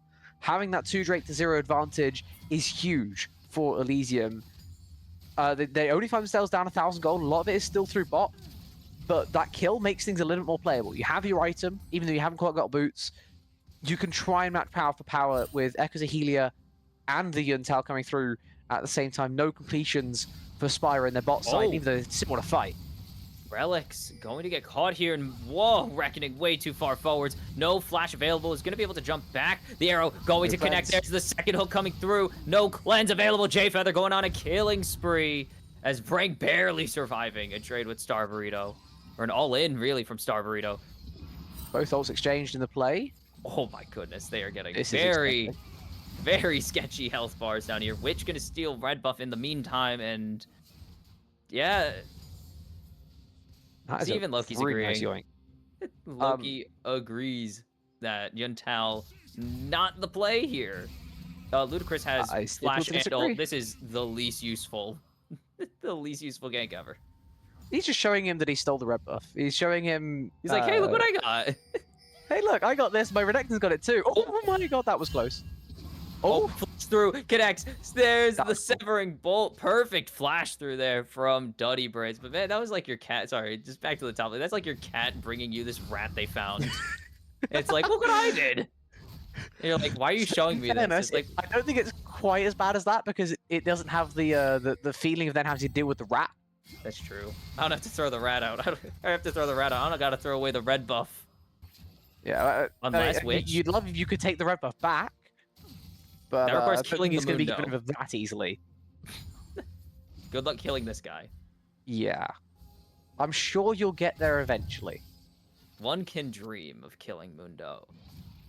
One must imagine the Pantheon happy. It does feel like an impossible task that you're just being consistently set back on, though, right? Every time, especially against Mundo in particular, right? You think you're getting close, and then you realize how far from close you even were. You press the maximum dosage, and it doesn't matter how much anti-heal you have, you're still got to face a whole other health bar of this guy, and Witch doing a great job so far. Being active on the map. There's another one there. He keeps landing these roots, and once you land the light binding, if you're missing the Final Spark at that point, then I guess that's on you. But it gives him such great trading power, and Star's not able to match up to it right now. I mean, that's the fourth ability. Like, I wish Hui had. Actually, I don't. Facing a big spiraling despair like every 40 seconds would suck. But yeah, Lux just has a fourth ability. Any Q will pretty much always be followed up by Final Spark just because of how fast. Like, it's already back up. Has the Malignance finish. That was 30 seconds. So crazy how often this spell it's basically one per wave as well. Like, right, if you really need the wave clear, it's another one of those champions that can do it. As this is a non-fight type of fight. This is It's a you said before. it's a Malphite Flash type of fight ultimate where blunder. he walks away. He also has Warder's Mail and Bramble Vest. I think he's going Frozen Heart first item. He's not even He finishing the 100% Thorn is, Mail. but like, the level of damage that you don't deal to this Malphite. Holy cow! Wait, hold on. He has the what is it? 40 per auto from Rock Solid. He's got Rock Solid. He's got Plated Steel passive. Caps. Yep. Oh, Reckoning. Perfect cleanse Nice right cleanse. there. Still has the flash and definitely has the ability to return some of this damage, but not quite yet. Then Bramble, you're hurting yourself. Like, it is... You might actually have a better chance of legitimately punching through a real mountain than killing this guy. What are we doing here? Hold on. Whoa, whoa, whoa. This is a great positioning. This is not your bush right now. You see a control ward in there. You can't have it. As there's the ulti over the top. Maybe they find a J going real low. But it's Mollywops. Oh, the double TP comes through. Ludacris gonna find the shutdown onto J Feather, and Mollywops is gonna follow. Big unstoppable force. Vring is going to drop to Duddy Brains. They turn the fight. It looks so bad for Elysium on the face check, but it's a 3-for-1 in their favor in the end. A massive fight. They find themselves once more in an advantage, and look at what is on the Rift at the perfect time. Witch Hat does have flash. Which he could do this, but no vision in the pit. He does have the scuttle vision though. Oh no, that was a one-way trip. The fact that Caitlyn got it made it actually look kind of close that it was. That was a Q smite that didn't quite land perfectly from Duddy Brains, but it's still just about held as we are stepping up. Dominance should be able to survive this. You can see. Malphite tanks 10 turret shots. Chris does not care. Chris will eat every turret shot that you throw at him and then some. And maybe on the revenge. Oh no. Star Burrito gets caught by the dredge line and pays the ultimate price for it. They will not be able to go for a play on the bot side, most importantly, because Relics had to go on a magical journey to mid lane. And it feels like it's one good and then one bad, both sides right now. Neither team really able to establish much of a foothold in this one. Right, Elysium make a great team fight play, work around that Drake fight, and then straight on the back of it, they end up giving over a kill for no real reason. Star Burrito just caught. Spire happy to take that kill, happy to take the objective that comes off the back of it. I'm sure they'd love an objective on the bot side instead of that Rift Herald, but they'll take what they can get right now. And if it breaks open this map just a little bit, bear in mind, there are no turrets been taken just yet. If that Rift Herald is what breaks open the map, or maybe even gets them access to the soul fight in 3.5 minutes, then you have to say it may have been worth it as Reckoning. You are playing with fire. Wide, don't dodge backwards on those, as it's going to not be the arrow, but the hook still connects. J Feather doing some chase down. Relics going to throw down the W, but the tether is not going to get the root. J Feather just going to continue walking forwards, gets the flash out, eventually gets a response from Duddy, but might actually be his own demise here. He's overcommitted, maybe on the back end of this fight, Witch already burning the ultimate. Flack for flack there with Star Burrito. That looked funny as hell. As nice spiraling despair, but the final spark is enough to find the kill with the illumination auto afterwards. And I don't know what Reckoning's doing positioning like that. I said he was playing with fire. I feel like he may have got burnt. That is just... Oh, no, he didn't. His teammates did. Well, he also got burnt. He died. Did he die? I don't remember anything. He died. He 100% He's died. walking back at base right now. He died to start that playoff. He did start the playoff with a death. I have dementia or something. I don't know. That was a Grand Starfall. That was one of the Grand Starfalls of all time. He got a wave that they then left the wave to go into the jungle. I'm very confused. He just took the wave from Caitlyn for reasons. And I mean, now it feels like we're doing more of the cha-cha than like a one step forward, one step back. This is now 2 steps back for Elysium. Two positive plays. Now we're just walking backwards. We're not even doing a cha-cha. There's no forwards. It's backwards. Okay. Well, we might be doing the cha-cha slide here. Going forwards as really slide. Easy bait from Ludacris. I don't feel like that was even a bait. You don't have Dominus there. I don't know what Pineapple's plan was. The plan was the enemy health bar looks low so I can kill him, but then he remembered it's a Malphite after he died. It's a Malphite who has Frozen Heart on top of Plated Steel Caps. and reduces your I healing. reminded Witch out that this is a Malphite.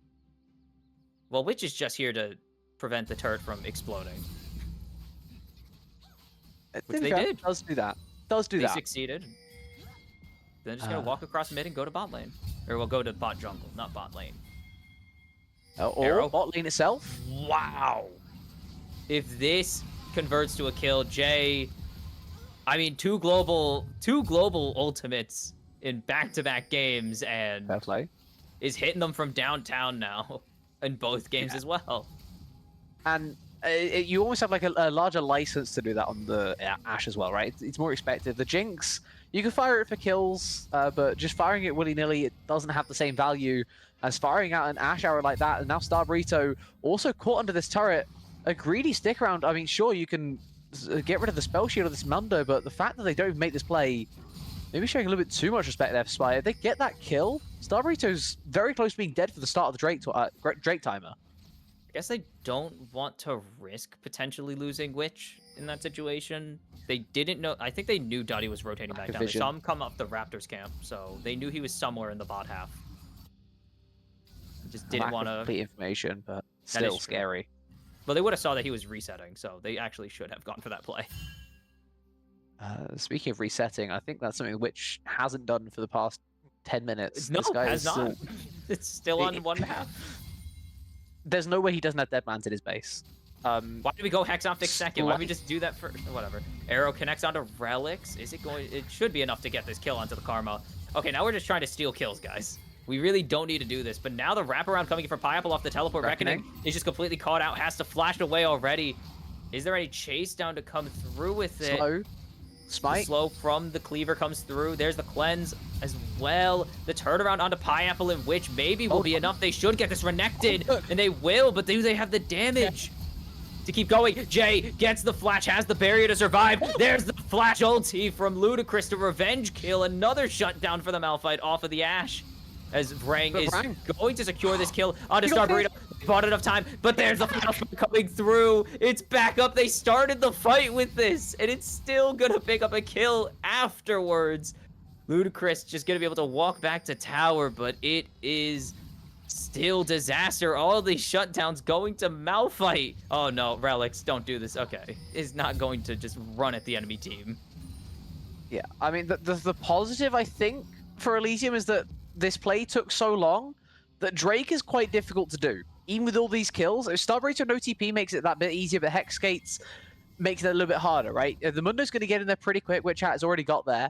But delayed base there on Vrang. Jay's also not the fastest to get around. There's just going to be another fight for the soul right now. Oh, face checking. Which a Black Mass able to at least keep that bush control, and now they kind of have this collapse going through as Pineapple wraps around to the other side. They found Relics and Ludicrous. I don't know if that's exactly who you want to find, though. The tether connects, and Dominus already down. You're losing so much HP. The Spiraling Despair connects. Oh, they get the shot. The ace in the hole doesn't hit because of the elevation. And now Mollywop's no hook. They can't go forwards. There's the jump in onto Jay. They need to just make him go boom, but they can't quite get there. Unstoppable Force comes back up, but the spear connects anyways. It's 4 for Elysium.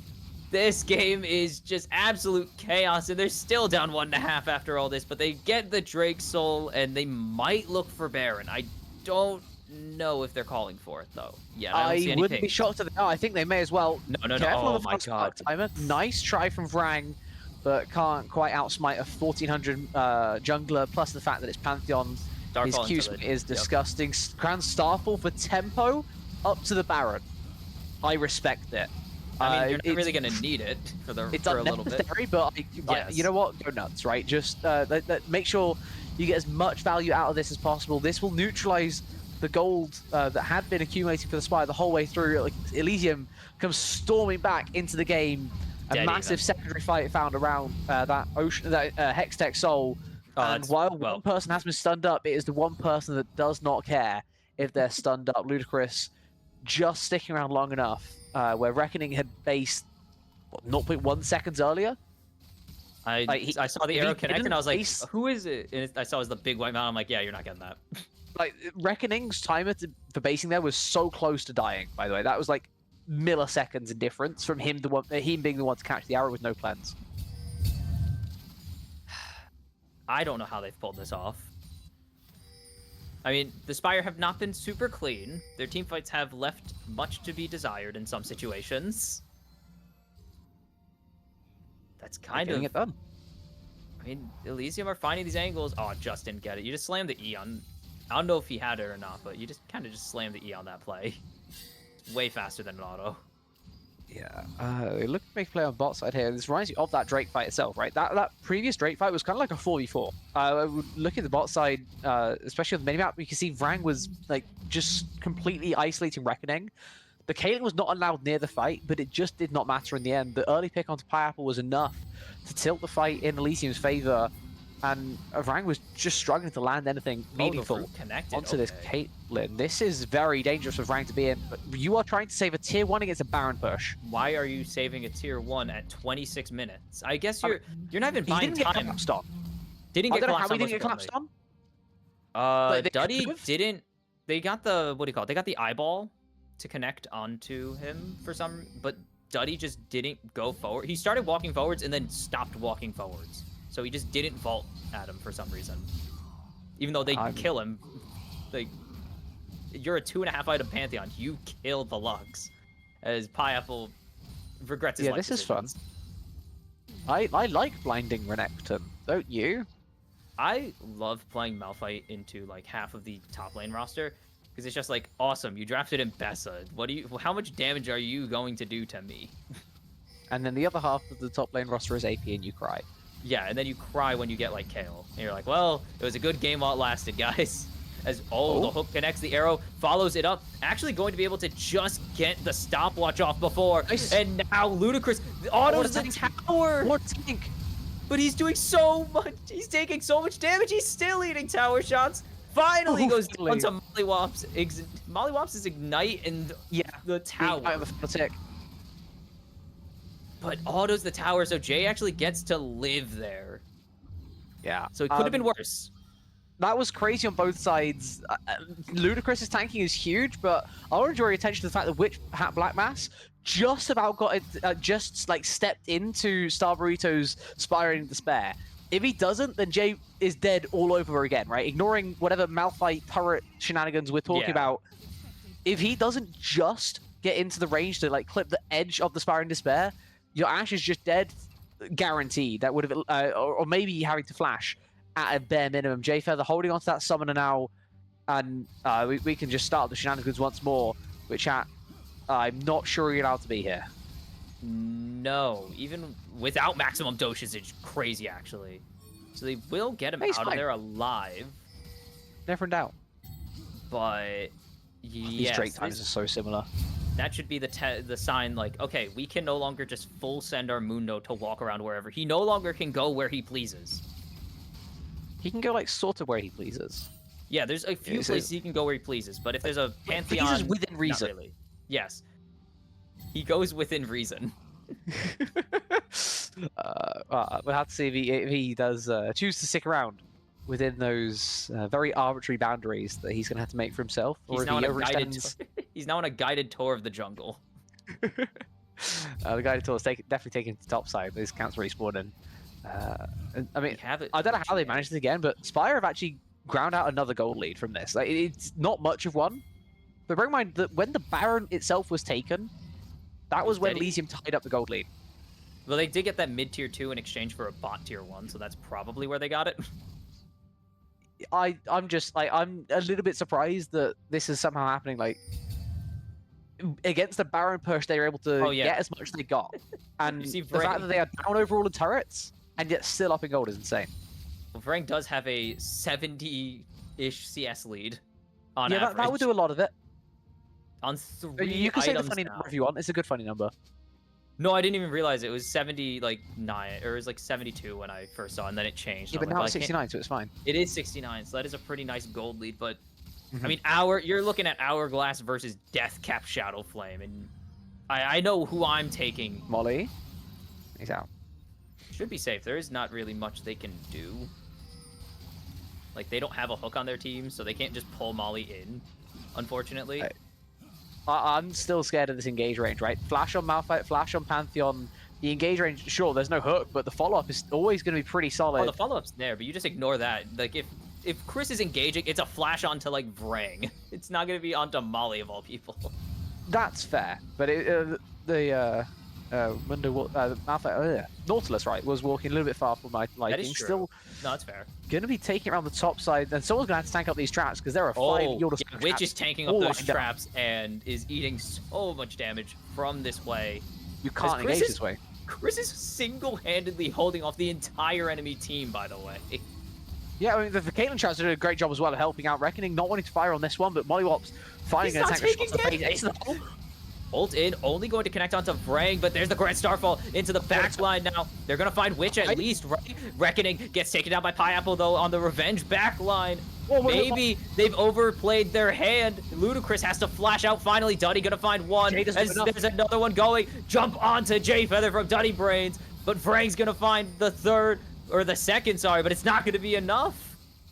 All of this, they had such a good angle, but Duddy still doing enough to clean it up with a triple kill, an ace.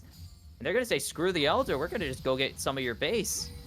Yeah, I mean, they can turn back around for the Elder. They still got 30 seconds before the Mundo's even respawning. Ooh. And that fight was a fight with neither side really had their ADC, right? Reckoning got deleted off rip by Pineapple. Amazing flank angle that he found for himself. Has TP to go looking for another one if the opportunity presents itself. The fact that you catch the Caitlyn so early on and you still can't win team fight has to be absolutely demoralizing. But even when Jay Feather was free hitting, he just does not do damage. By the way, he has 8 kills this game. And it feels like he does absolutely nothing. Well, he's playing on hit. Fair.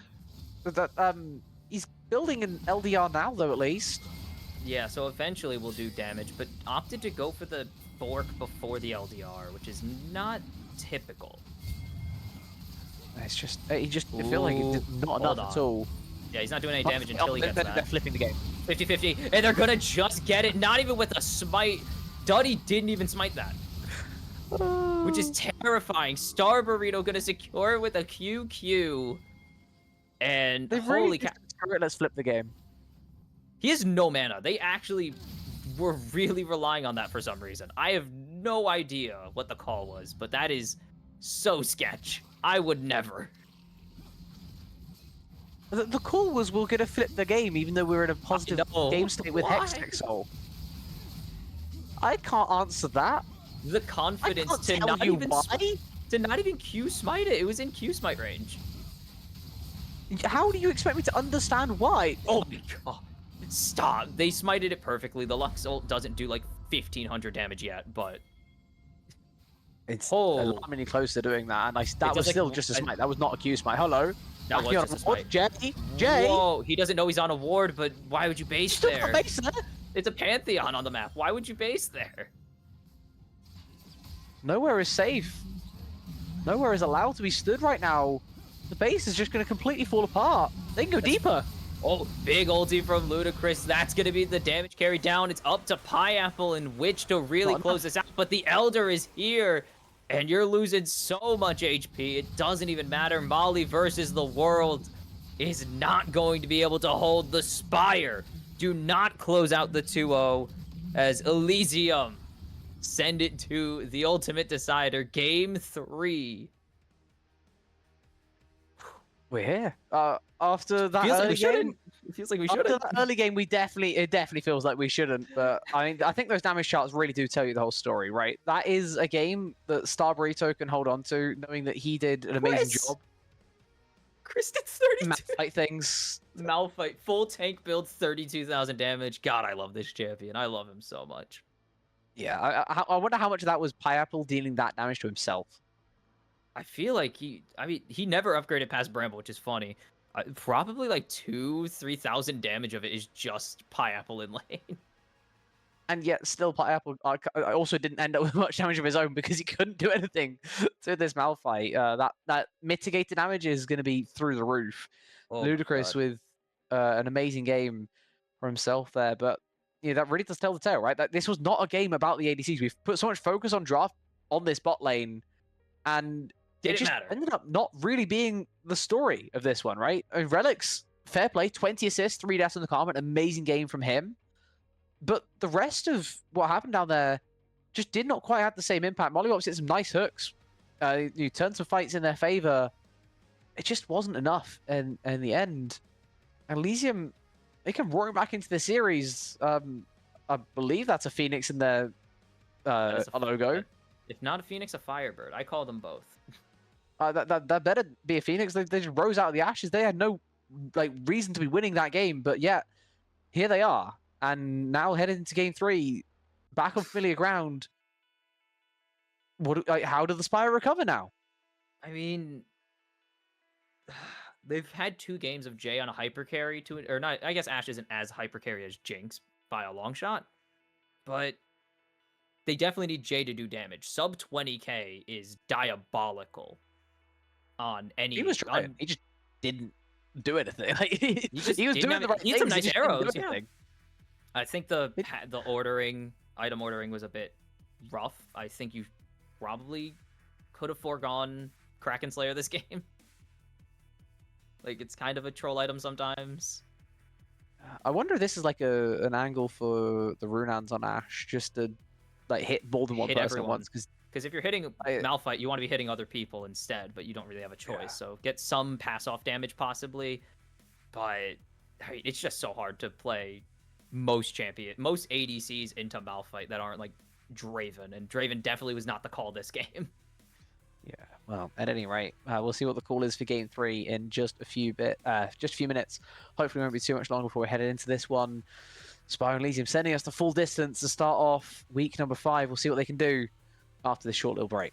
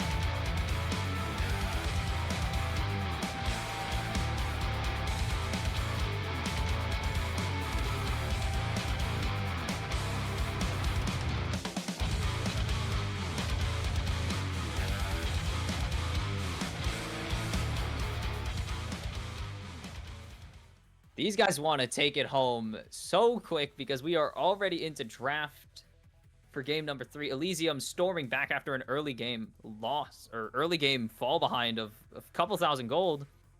And now Xin Zhao's locked in for Elysium. Oh, yes. Hey, Xin Zhao. Hey, Xin Zhao. Can I find you in the jungle somewhere, my friend? Yes, who's... Me troll. It's my favorite. I love this counter matchup. I love Trundle. He's such a stupid champion. He shouldn't work ever, but running at your enemy and beating them to death is such a good strategy. Why don't more people think about this? Not everyone has the stat check ability of a Trundle. Unfortunately, yes, and no one just gets to do it. Mordekaiser could do it.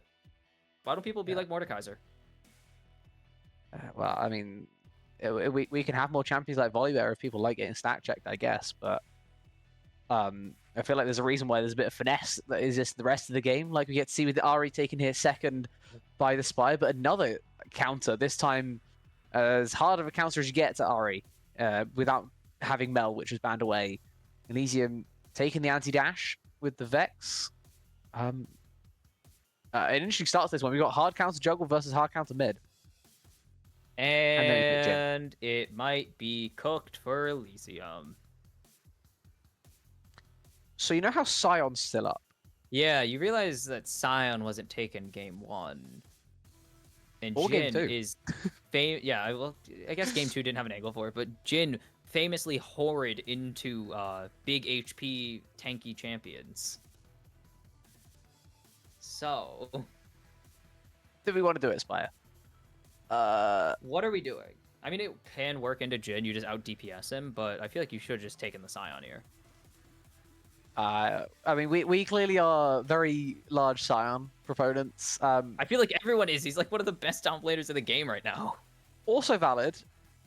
I think this may just be a bit more of a Chample thing. Pineapple doesn't have many tanks at all in a top 10. With Santi like barely scraping in there on 7 games played, so maybe that's the angle they're coming at.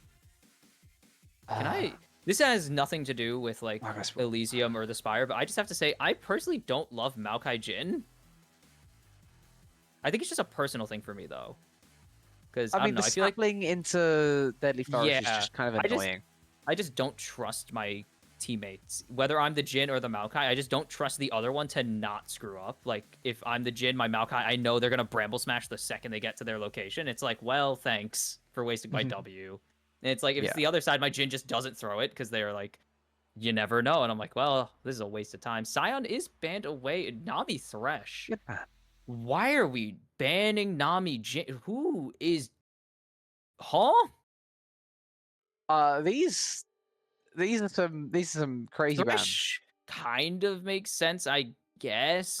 Thresh is great with hyper carries, right? That's the idea behind good that with hyper carries, gives a lot of mobility to champs like Vayne and Trundle, who don't typically have like great. I mean, Vayne has Tumble, but without ulti, not great mobility. Good counter into Xin, as that's an Amumu support locked in. What? But why are we banning Nami with Jhin? He can't even utilize her E. Like at all. It's a bad. He could do it eventually. If you give him a couple of seconds to count. It wears off before he can reload, by the way. But if you press it like when he's on like 2-shot, and then by 4-shot he'll use the 3rd charge. He'll use the chart. Yup, that's it. No, I don't understand it. Zehen? Possibly. I guess it's not a blind. We just don't know where it's going. The Amumu. I meant the Amumu. Amumu should be sport. I hope it is, but I don't like this pairing either. Trundle to top and then Amumu to jungle. Why didn't they take the Nami? Why did they ban Nami and take Amumu? I don't know. I'm not really feeling what we're seeing from either side. Okay, I'm feeling it a lot more now. The Jhin is a lot more acceptable, especially because they lock in the Amumu, so there's no chance they can like clear these plants. Loki, is this a no out of? Can they move the Trundle Amumu? Can they go Trundle top Amumu jungle into Xin and then counter support on 5? I want to know what Loki is that the play, but is she so opposed? I feel like Trundle into Zalhen can't be good enough. No, it isn't. Trundle loses. Which then means you're kind of locked into what you were going, and then you just have to take a run over top. Oh, okay. Olaf top lane. Yeah. I'm assuming it's Olaf top because that's at least a better matchup than Trundle Zehen, but it's not much better. Yeah. I mean, this is. So the first half. This is odd on all fronts. This is premium game 3. Like game 3 in an Emerald Cap League is like a game 5 in Fearless for everyone else. Just everyone's like, oh god, what do we play? Except there's Ahri up, so it's a bit weird. Like we have Ahri, Xin up, so it's not quite equal, but interesting draft. Those are the words that we can use. Yes, interesting. Do you want to try and break this one down, or do you want to just let the game speak for itself? I mean, I have a bigger question. Are we scared of Sion? I mean, not on the side of Elysium. Obviously, they picked Jhin. They're scared of Sion. Are we scared of playing Sion? That is like such a... I can't imagine being scared of that champion, though. He's so important to play. Like, and he's not that crazy of a champion, like, mechanically. It's just... Hold down Q. hold down Q, smash the wave, use your shield, blow your shield up, and then like trade with your shield to get good auto trades. But And I don't in know, theory, maybe. Firepool's one of the like highest cap people we even have in BOL Diamond, right? In BOL Premier, Yeah, sorry. Like he Premier. is 69 LP Diamond 4 as his peak. Like that is Like he pretty is much as almost as close as high you as can you're get. allowed. Like Like if we're he's not close to getting kicked out. doing that here, then like when are we gonna do it? You know, like play all the uh, pansy on top games you want, but I mean, at the end of the day, we need some tanks to balance out all these crazy carry picks that he wants to be playing. I'm inclined to agree, but maybe the Olaf is how just the how pick do the instead. Who Spire win knows? this? I mean, it's just gonna have to be a flash and Moo. It's gonna be so hard to get onto Jin in lane. Like Zyra is, I despise this champion. Zyra is so annoying for a Mumu. If Soraka, I played against one earlier and it pissed me off. But if Soraka did not exist, Zyra would be my permaban because she's just so annoying to play against. I despise playing against the plants. They just block so much important stuff. Especially a Mumu, right? How is a move? He doesn't even kill the plants in one Q. That's like the worst of it. You can't jump to a plant and then jump past it. It's gonna eat the Q if you don't walk forwards enough. So it's like, what do you do in lane? You just kind of lose. Yeah, that would be some cool Spire brand tech. I'd be interested to see like if they ever change that to see like the Mumu Spider-Man, but Make it Camille. Make it attached to walls, Riot. Cowards. Give me Camille tech on a Mumu. Yeah, I feel like Elysium. I mean, I'm not a fan of either side on this one, but I feel like all things considered, if the Spire are gonna have like the Spire type of game, like game one, they need to have some insane lane phases. And unfortunately, you have Ari into a Vex, you have Olaf into a Zarhen. If you can kill him level 3, congrats. Otherwise, good luck. And then you have Vayne and Mumu Mumu into any range support. Mumu into any range support ever. Good luck. Oh boy. I hope your Trundle versus Inzao works out well. I hope the Trundle. You need to destroy the Zid, because if you don't, that's actually your only winning position this entire game. And well, we all know what a winning jungle but 3 losing lanes feels like. It feels like you probably end up losing the game anyway. But we'll have to see if Spire are able to get something going. 2020 TSM. If the Spire are able to get a winning lane with winning jungle as well, then maybe there's enough time for Vayne to do some Vayne things. But even then, the lockdown from Elysium is still kind of like surprisingly good. We just saw last game the Spire find a way to mind control the opponents to give them a lane win when they shouldn't have. So, not out the realm of possibility. Very true. Very true. Well, we'll have to see if they're able to do precisely that. I think it might require some mind control if they're going to win Game 3. But we'll be back when the game is ready and loaded onto the Rift. And hopefully for Loki's sanity, it won't take too long because we heard a mental break, I think, in the background. Well, so we'll be back when we're ready with Game 3.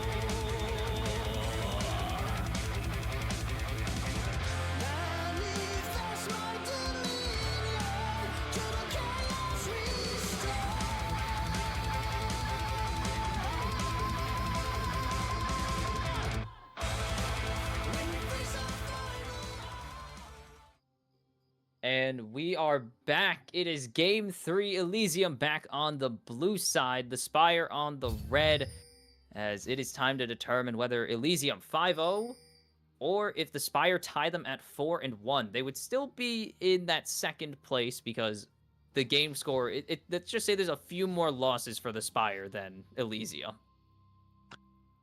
You are very diplomatic today. You could also say that Elysium absolutely crushed it so far this season. That is true. Only losing the one game before this series. If you want to go that way as well. It's Vancouver and Mumu. They win. It's Vancouver and Mumu. They win. It's the worst skin in the game. I love it. I'm glad that you have this much confidence. I don't. I just love that skin. Small victories. Yes. We take them where we can find them as we are watching some fighting happening. I would like to draw your attention to the complete lack of teleports in this game. We've gone from having 4 TPs to having 0. That's normal in top lane. I don't know if I love double ignite here. It's not the worst. Obviously, these are burst mages. They're more combo mages, so they can really use ignite. If you're Zahen, you don't really need it. You get it. And top lane, both of them get it. Olaf prefers having ghost. And with free teleport, you don't need to take Ghost Teleport anymore. So you get both gap closers for free. Yeah, you also get free poke for free because you have Zyra. That is many free pokes for free. Ooh, okay, 3 ignites, guys. One of you should have just taken exhaust at this point, guy. Like, dude. Why exhaust into Vayne would have gone so much better as well? No. Yeah, I generally just take exhaust over ignite every game if I'm not taking heal for my ADC to take some weird garbage.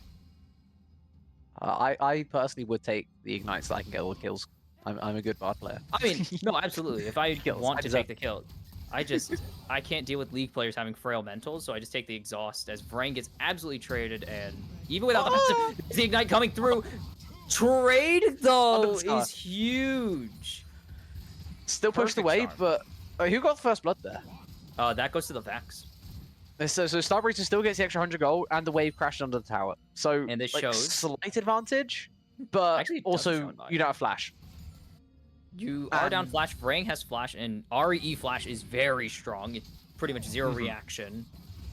Yeah, and for all of that, you have a Dark Seal versus a Mana Crystal, which, to be fair, is actually a decent bit of power difference, but I don't think Vrang cares all too much, is the main point that I'm making there. For all that we just saw under the tower, Starbreacher may be the one that ends up regretting it the most. because, as we said, of that flash time. It still hits another fear, though. Ooh, Can't doesn't quite get proc the... electrocute this time round, but it's just going to go try and auto to try and do precisely that, as Trundle is ganking bot. Ooh. They get the first bandage toss to connect. Reckoning bait. has no mana. The pin what a actually player. comes through onto Relics as well somehow. Flash, double flash forwards. It might have been a bit of an overcommit as Reckoning Reload Reckoning! flash to get He reloaded! No! The double confirmed for Witch, and it is all disaster in the bot lane for Elysium.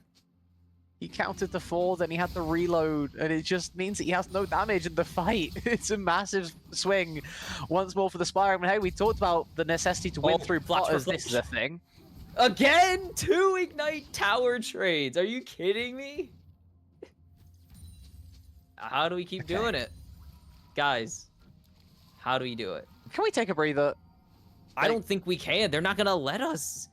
Like, what are we... Loki, like, shush. why? Like, I'm not even talking about it for us, I'm talking about it for, like, the players. Can the players, like, No. chill for a second? They, like, This is let's solo work queue. on some of these plays. They're treating this like solo queue. I see kill, I go for kill. That's basically the story of the play of how they got caught so easily there on Elysium's bot side as well, Hey, right? They saw ignore Jay that. and Molly were both like kind of half HP. The Zyro poke doing some very nice damage early on, but it just allowed Witchap Black Mass to walk up completely unchallenged. Not a single care in the world, and just gets everything you could possibly want from that gank. Is going to go looking for it on top side as well. It's a huge wave stacked up against him. Pineapple not level 6 yet. Ludicrous ticking just over Grim Deliverance enough to make sure that the Trundle does not go for it this time. Okay, anything? There's not really anything interesting. I see we did go for Doran's Blade instead of the bow on the Vayne. I don't know if that's a big difference. Obviously, it's working out fine for Jay. I don't think they care. It's an interesting note, I guess. I think he's very happy with the state of affairs because he got 2 assists for a lot cheaper than it would have otherwise. Big ulti coming in, charmed though to buffer any follow-up, and now just dancing around Star Burrito, ignite for ignite, as Duddy not going to be able to hit the wind and make it become lightning. I'm not sure why either side is committing that hard into this type of play. Excuse you, because they can. Do you not see the trend here? The trend is just fight, and Full I send. don't agree with the trend. Oh no, I don't agree with it either, but I'm like, you could see what they're going for. Violence. Well, I can see that they're doing it, but I don't see why they're doing it, and that's where I'm coming from on this one. It's gratuitous violence. This is like watching Power Slap. This is... Oh, I'm so glad someone else referenced it. Yes, this is like watching Power Slap. Is exactly how this feels right now. It is just 2 dudes who... I guess technically they're unpaid, but they volunteered to do this. So, just hitting each other as hard as they can until one of them goes unconscious. That is Emerald League of Legends in a nutshell. The only question we have at the end is why do they keep hitting each other?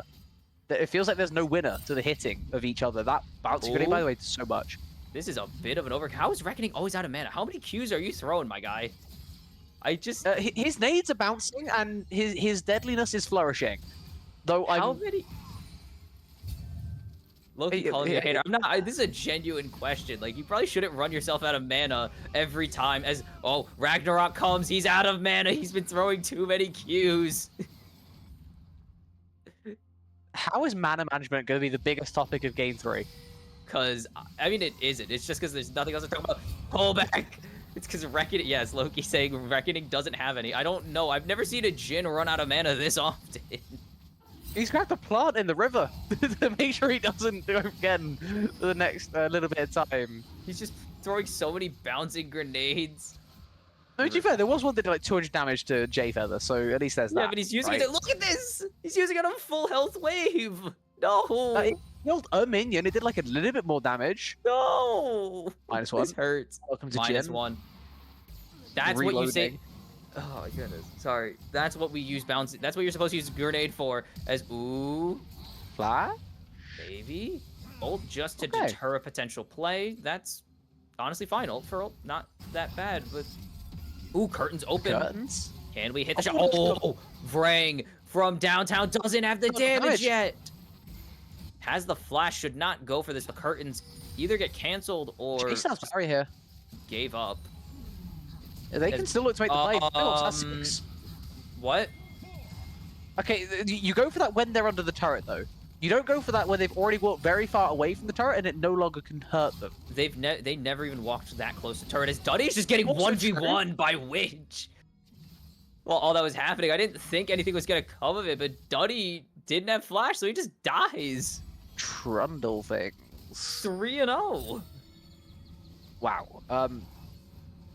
Yeah. We are getting repeatedly stun locked by different things just happening. This is a flashbang of a video game. I'm confused. I feel by like a many of power the things slap I'm seeing. athlete. I feel like a power slap athlete now. I'm getting repeatedly hit in the head, and I'm getting lost very often. Yeah, well, that would tend to happen when you get repeatedly smacked in the face, I guess. Concussions Are no are joke. a thing. Which chat definitely not concussed by this. There has to be something to the ability to play in these types of games where you're so used to playing solo queue, where these types of games come naturally. They have This to. is the opposite of what I'm used to. Watching mainly 5v5, barely anything outside of pro. This type of illness in a game, even the LPL doesn't get this high, you know? Well, when they do it, it's for either a reason or it's game 5 and they're here to have fun. As potential play, the charm connects the pillar, not even gonna really matter. Nice double fear. Oh, gets out of the ulti, flash in from Witch there to secure it. As Ludicrous goes all out, not all out, sorry, wrong. I don't even remember what that Grim one's delivering. Grimly deliver. It's not as cool as going all out. It didn't work. Witch This also just didn't going work. for the double gang. Nah. Not gonna happen, Okay. unfortunately. Molly? Oh, Molly Hold on. doesn't I guess no have curse. ult quite yet. I wonder where that went. This could go for it. Final hour is used by Jay for no damage, and now Duddy's down here. Molly's too far to cancel this ulti. The curtains are open. Witch is going to go to 1 HP. The shot not going to connect her. Well, it will, but with Molly gets the ult and flashes away perfectly there to save the Trundle as Jay finds the kill with the 3rd strike. And there's no chance. The balancing grenade just doesn't do enough. The W, I don't think, connected there. It went wide, yeah. It split the goalpost very nicely, but unfortunately... Field goal, beautiful field goal. Yeah, we would not go for a field goal attempt. Do not collect 3 points. Do not pass go. Do not collect 300 gold for getting a kill. Loki, that was so BM. I love that one. As Pineapple is a level down, does not care, will continue. The fighting will continue, even though it's Triforce versus not quite Ravenous yet Hydra. Yeah, good luck, Pi. Could still maybe find an Olaf timer. They do exist, but the timers are getting narrower and narrower as this lane keeps going in further and further in Ludicrous's favor, up like a level and a half right now as well on Pi, just taking over to 11. While Pi's still down on 9. I mean, if the Zahin wanted to force this play, he probably could. A little bit scared to not go on his Ignite timer, wants to wait out just a little bit longer, but I mean, Zahin's put himself in such an amazing game state. It feels difficult for Pi to really work his way back in, and beyond what else we were talking about, for the Spire, this Olaf does need to exist. Oh.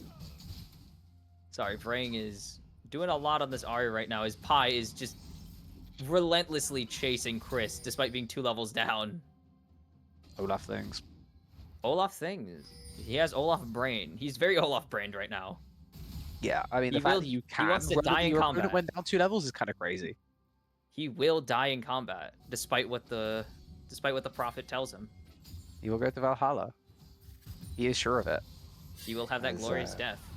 Hold on. As Duddy is getting jumped here, has flash. Well, this is not the Olaf, so it doesn't matter if it's glorious or not. There's the jump in onto Molly instead, using the Crescent Guard, but it's not going to do much of anything. Nice 2-man ulti to come through as well. The quadruple airborne doesn't really matter, as Relics will be the last surviving member of a 2-0 in the bot lane. And start just a little bit later on that roam timer as well. Vrang naturally getting down there faster on the RE, so close but not quite landing. The Star Burrito, no return fire available. And now that will be the Drake going over. Finally, we're going to get some split Drakes in this series. The red side, finally, I believe, it's just taken every Drake so far. Am I crazy? Was it Spire taking all 4 game 1? Elysium all 4 game 2? Yes. We The finally first split a Drake. It took dragons. till game 3. We did it, guys. Split the dragons. We got there. It took us, checks notes, 2 hours? Yeah, about 2.5 Something hours. like that. But we About finally, an hour and we've 12 finally got a minutes game where of game there's time. a Drake apiece. It's like an hour and some change of game time. Don't you just love clearing out wards as Jin? Doesn't it make you feel like useful?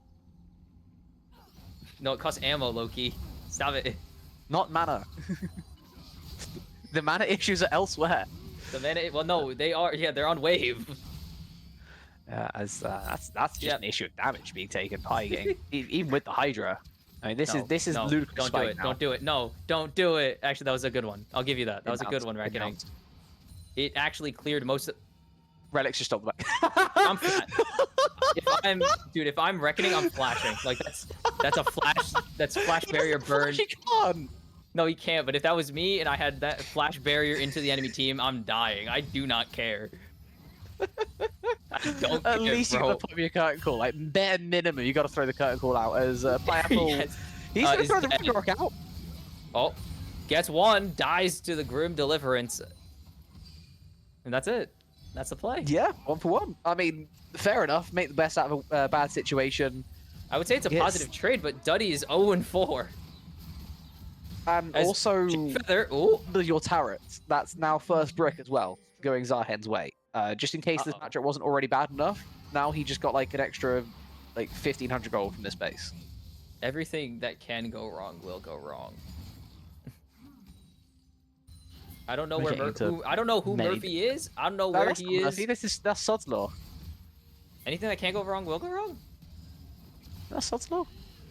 I don't know. I'm Reckoning. very confused now. Oh, he had enough mana to throw the W. He had enough mana. He threw the W. He had enough. He had enough. He definitely doesn't have enough now. He's gonna get dove. He doesn't have enough. He doesn't have anything. Can't flash out of that. Jay goes on a killing spree. Mollywops has to flash away. Teleport coming in. Ooh, that should be enough to get Mollywops. Even with that W absolutely missing. Is it gonna matter? The TP back. Hold on. Like, here's another teleport in. Chris, not going to get pinned quite yet, is looking for the return. Can't get anything. No way they His die for us. star is so Frank low. yeah. Flashing into the charm. No, mind equals controlled. So when I saw that play brewing, I was like, oh, Rag's just gonna like flash ignite him here, and it's gonna work. No, it Goes for the flash charm that Star Burrito flashes into. I think he tried to flash W, but I just wasn't ready for Vrag to also hit flash at the same time. Now Ludacris is very dangerously positioned. Grim Deliverance out, and they shouldn't be able to die. Okay, this is the second time this has come into play, especially on the side, let alone on the side of Elysium. Do not dodge in a straight line on spells that go in a straight line. I don't even think he tried to. I don't think that was like an idea of dodging. He wanted to make his own aggressive play, going for the fear instead of like another damage ability. Oh, Reckoning had enough mana for the ultimate. Fresh off the base, had enough mana for the ult. It's very useful when you have the ability to press ult. Let's see if he hits. He did not hit the W. He whiffed the W. I think he's only hit Ws that have not mattered, unfortunately. As Duddy is the new mid laner. 3 levels down on Vrang. Pain and suffering. What is this reset from Reckoning? It works. Mollywops just dies. Good bait, Jin. Good bait. Good bait. He's gonna run out of mana if he keeps doing this. Oh my goodness. He's taking another base. It's fine. He's taking another base. If you base, you don't run out of mana. That's big brain. See, this is why you just don't need to go Essence Reaver on Civi. Just go Yuntal and just keep pressing B. Keep resetting, Those are mine. Shove the wave reset. Big brain. And Duddy says, those are my raptors. Please get off my chickens. Which does not, but still takes them away. There's Duddy. Okay, Rylai's on the Zyra. Fine. It's annoying. I hate them. Very annoying. Fine. I don't know if I find that more or less annoying than Leandri's. Zyra's existence is annoying, and therefore I hate all of it. Oh no. Oh! I think that also actually went through. The auto went through, but it, of course, you have grace period in the last, like quarter second. It's like last quarter second or last third of a second. As another W comes out from Reckoning, didn't matter at all. Mollywops was so many turrets. He has 2 turrets to himself. 2 full turrets, pretty much. I don't know how much they got down in that bot lane. Rich man. 6-1 already. This is a very rich Zarhen. It's also like up there with the highest CS in the game as well. Only This 9 CS. Zarhen is... Only 11 CS up. Just saying. Yeah, he is now face checking 1v3. He really shouldn't have, as he dies for his arrogance.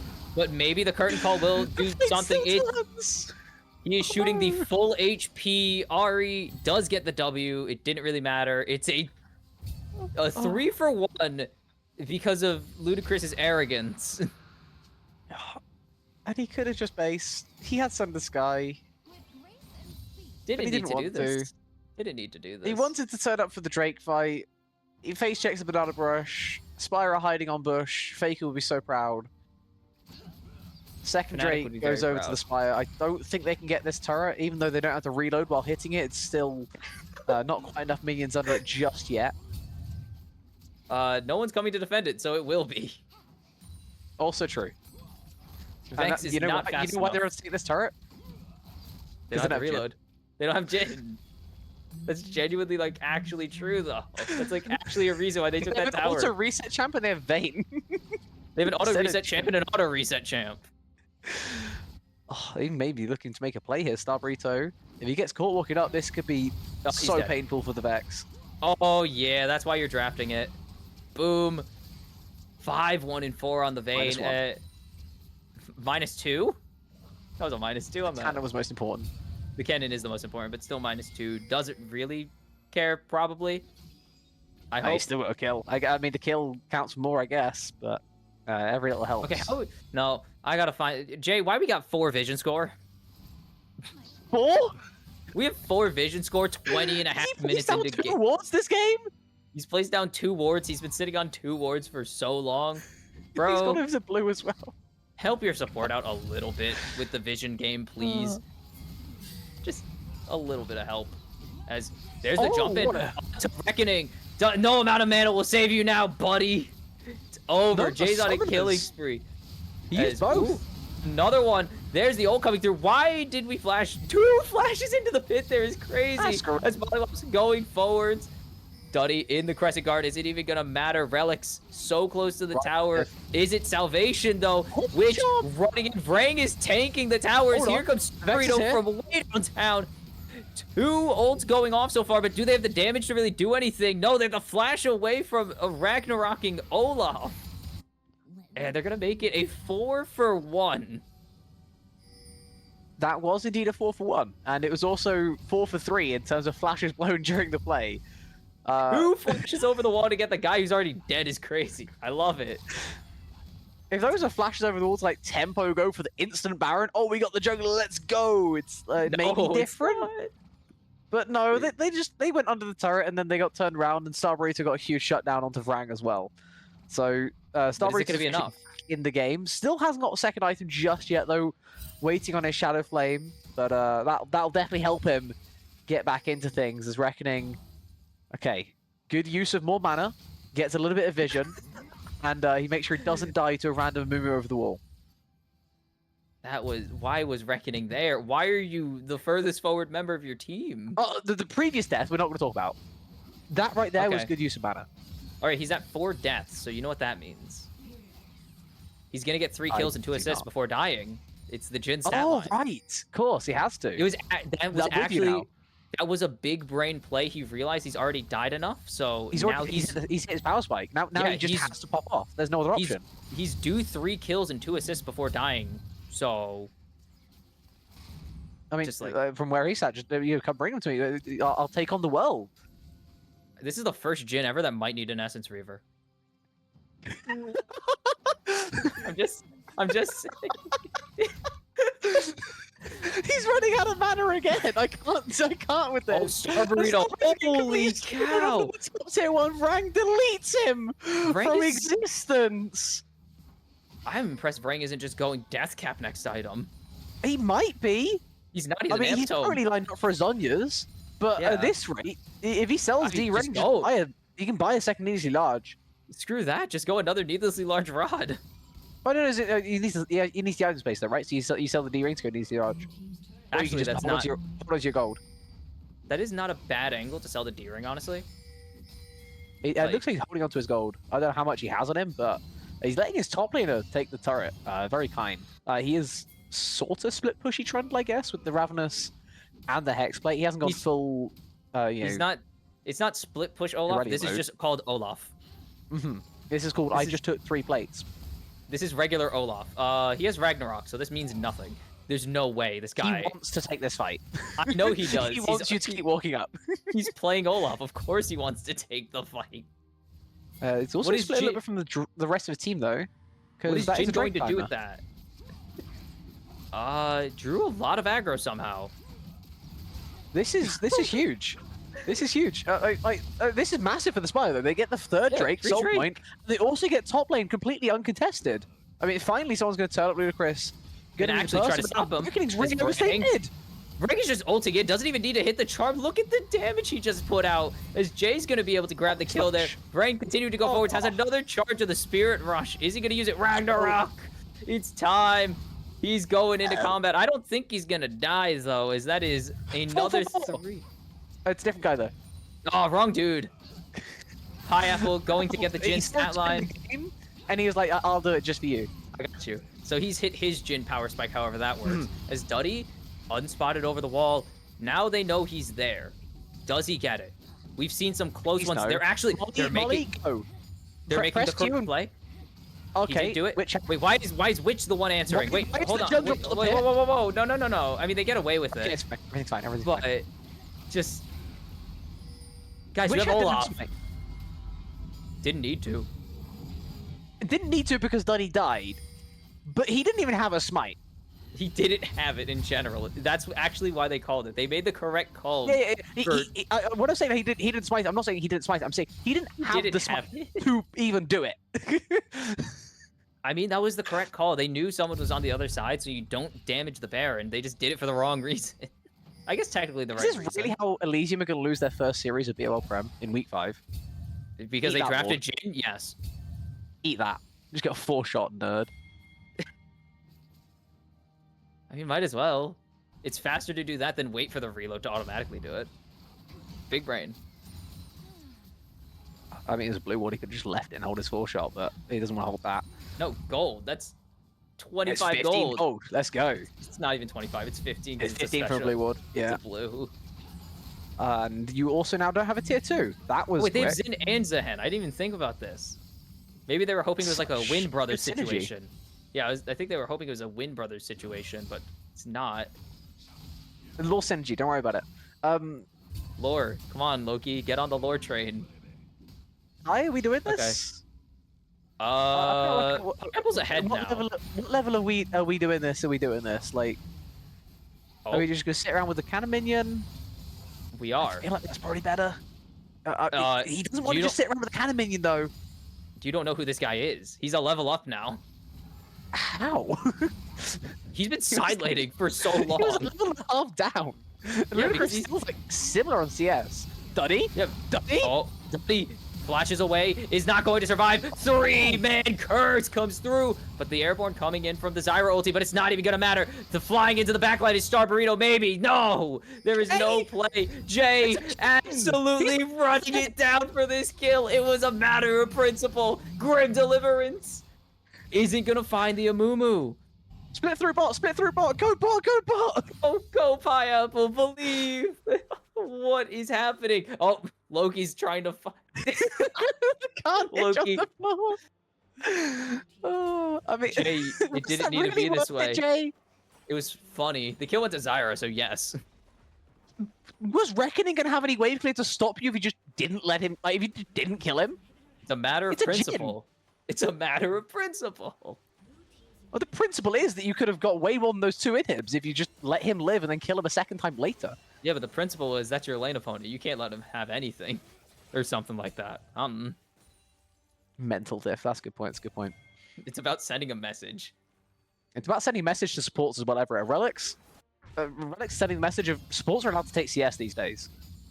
Well, yeah, they removed the CS penalty. Yeah, so that means we get 62. I've Nice. had multiple... I had a game where I was answering side lanes because my teammates didn't want to answer it. That's So different. I was like, So I was This like, is oh no, this is organized play. oh yeah, no, I think it's the same situation.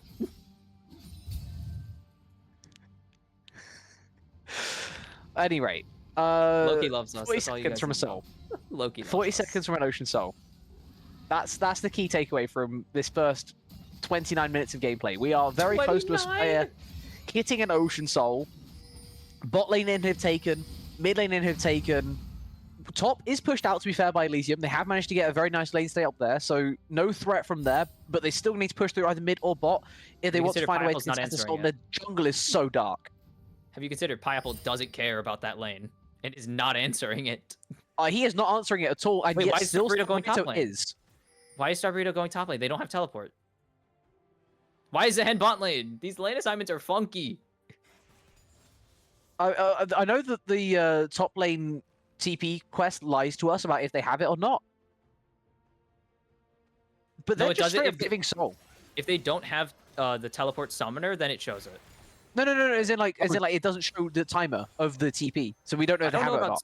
Spec, but I do know in game it does show it properly. In Spectator, it does not tell us if they have TP or not. Awesome.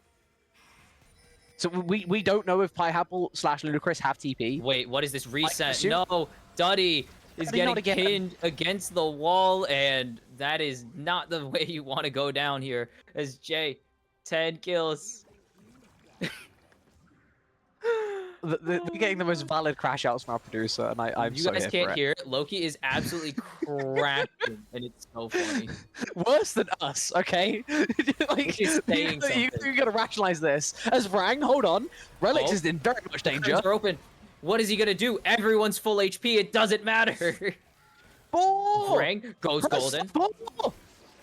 No, flashes instantly. Vrang goes down to a big auto attack from Ludacris, though.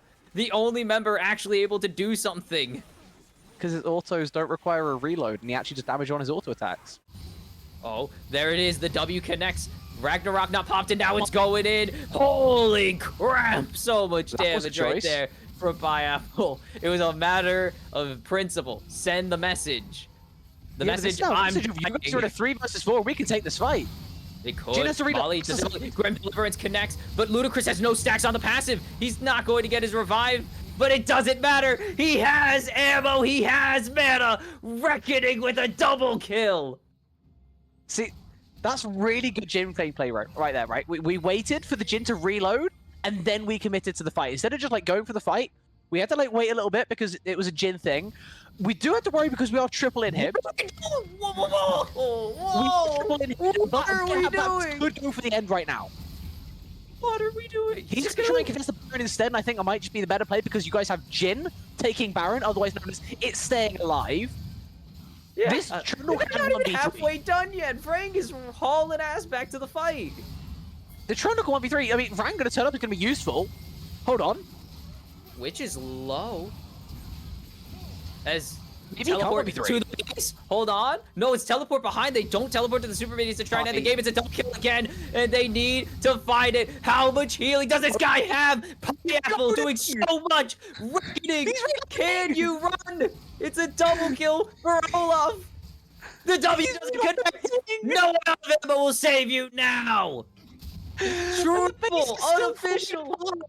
Starburrito and Relics have been playing tower defense this whole time. They're playing Blues TD. The rest of us are playing League. They're playing balloons, and they are. Oh, it's like only ice towers, guys. It's all ice towers. It's all ice monkeys. Ice tower, but he doesn't do enough. Okay, this is worse than ice monkeys. This might just be all banana farms. It's all banana farms. Oh my god, this is insane. As they find the Vex. And they will find Relics. Jay Feather. What happened? The perfect season is over. Spire are gonna tie Elysium at the top of the table. After whatever this was.